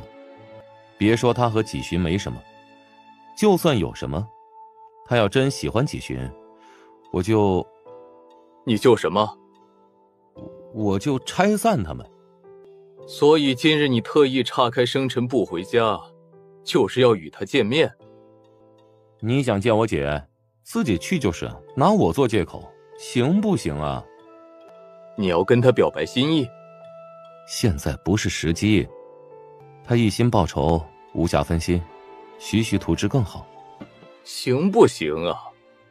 陆童离开太师府。陆医官，大人没在车上，晌午进宫一趟，让我先来接你。今日是大人生辰，所以找我做什么？大人请陆医官一句，在丹峰台等陆医官。大人先前应当与陆医官提过此事。我今日很忙，要做药。这，属下先送陆医官回医馆，待陆医官忙完，再送陆医官去丹峰台。陆童想拒绝，话到嘴边却又改变主意，没说什么，弯腰上了马车。马车一路疾驰回西街，在西街门口停下。陆童下了马车，径自回了医馆。姑娘，我刚才在医馆门口瞧见一辆马车，车夫像是清风侍卫，是不是找你有事？没什么要紧事，不用管他。上回小裴大人来医馆，说他生辰是8月19，今日就是8月19，他是不是来寻你过生辰的？不是。其实小裴大人挺好的，虽是贵族子弟，倒也没有看不起平人。天都黑了，又下这么大雨，一个人过生辰怪孤单的。我不想去。姑娘别为难自己，天冷，早点歇息吧。银筝退出屋门，陆童仍低着头，仿佛没有瞧见般，认真捣着罐中药草。夜渐渐深了，快近子时了。云印哥还没回来吗？萧竹风摇头，是不是相处的太好，舍不得回来了？醒醒，梦做完了。陆医官也真是的，什么时候做药不可呀？非要在云印哥生辰时候做药。这么大雨，等着挺难挨的。我哥不会到现在还在等吧？不会。真的？裴云映这个人很挑剔，又很骄傲，表面看着怜香惜玉，其实对人并无耐心，不会主动，更不会等人。若与人约在辰时，4时未到就会走人。他不是一个耐心等待之人。雨下大了，天地间一片沙沙声。马车车轮碾过湿地时，带出飞溅水花。车轮压过小路，在一处茶寮前停下。许久，马车帘被掀起，陆童手撑着一把油纸伞走下马车。陆童走到茶宅门口，忽然一怔，靠窗地方站着个人。听见动静，他抬眼。陆童猛地僵住。我还以为你不会来了。你怎么没走？你不想见我，我也不好直接去见你，惹你生气。但我又想，万一你中途改变主意，突然想见了，我就在这里多等一刻。幸好我有先见之明。愣着做什么？裴云映出门，将窗外的陆童拉进了屋里。这里并非使馆酒楼，是我娘在世时爱来的茶室。茶室主人脾气古怪，做生意只当有时，一过有时关门归家。我费了好大力气，才答应今夜为我多留一刻。不过雨太大，刚才人也走了，饭菜凉了不能吃，酒还温着，能喝。酒为欢薄，除忧来乐。他递盅给陆童，欢薄酒除忧。陆童接过酒盅。我娘生前喜欢此处，说这里的枫叶很好看，不过我一次也不曾来过。他看向窗外，远山细雨沥沥。你怎么不做？今日是你的生辰。是啊。送我的彩绦呢？我今日很忙，之后也会很忙。殿帅邀我深夜至此，只是为了这些不重要之事，未免太过无聊。这种无聊的事，殿帅找别人就行，日后请别叫上我了。他低头就要出去。陆童，你曾问过我，当日殿帅府门口，你借我拒绝董林，帮我演戏之时，我为何不推开你？为何？没有理由，就是不想推开而已。你为何不问问我，生辰愿望是什么？我的生辰愿望是，愿我钟情之人也钟情于我。殿帅不会告诉我，钟情之人是我。为何不可能？西溪七角楼上，我以为我说得很清楚。一个男人帮过别人几次就是钟情了吗？殿帅，我没那么自作多情，我不会将此事当真，你也不必当真。今日之事，你我就当没有发生过。裴云映一把按住门，挡在他面前，他高大身影拢着他的影子，第一次强势地将他挽留在原地。怎么回事？你杀人时胆大包天，怎么我向你表明心迹，你反倒胆小起来？是不是因为你问心有愧，心中也有一点喜欢我？我不喜欢你。我不信，我不是傻子。你用这种理由敷衍我，太蹩脚了。有时候你看我的眼神分明很动心。裴大人未免太自以为是了吧？就因为裴大人年少有为，风姿夺人，全天下人就该喜欢你。就因为你高贵英俊，家世不凡，所以人人都会爱你。我不是太师府千金，裴大人别太高看了自己，也别太低看别人。既然如此，当初金显荣背后长舌议论我娘时，你为何替我出气？只是寻常失真，殿帅不必想得太多。枢密院言虚，语出威胁时，你又为何搬出律法出头？我怕殿帅连累于我。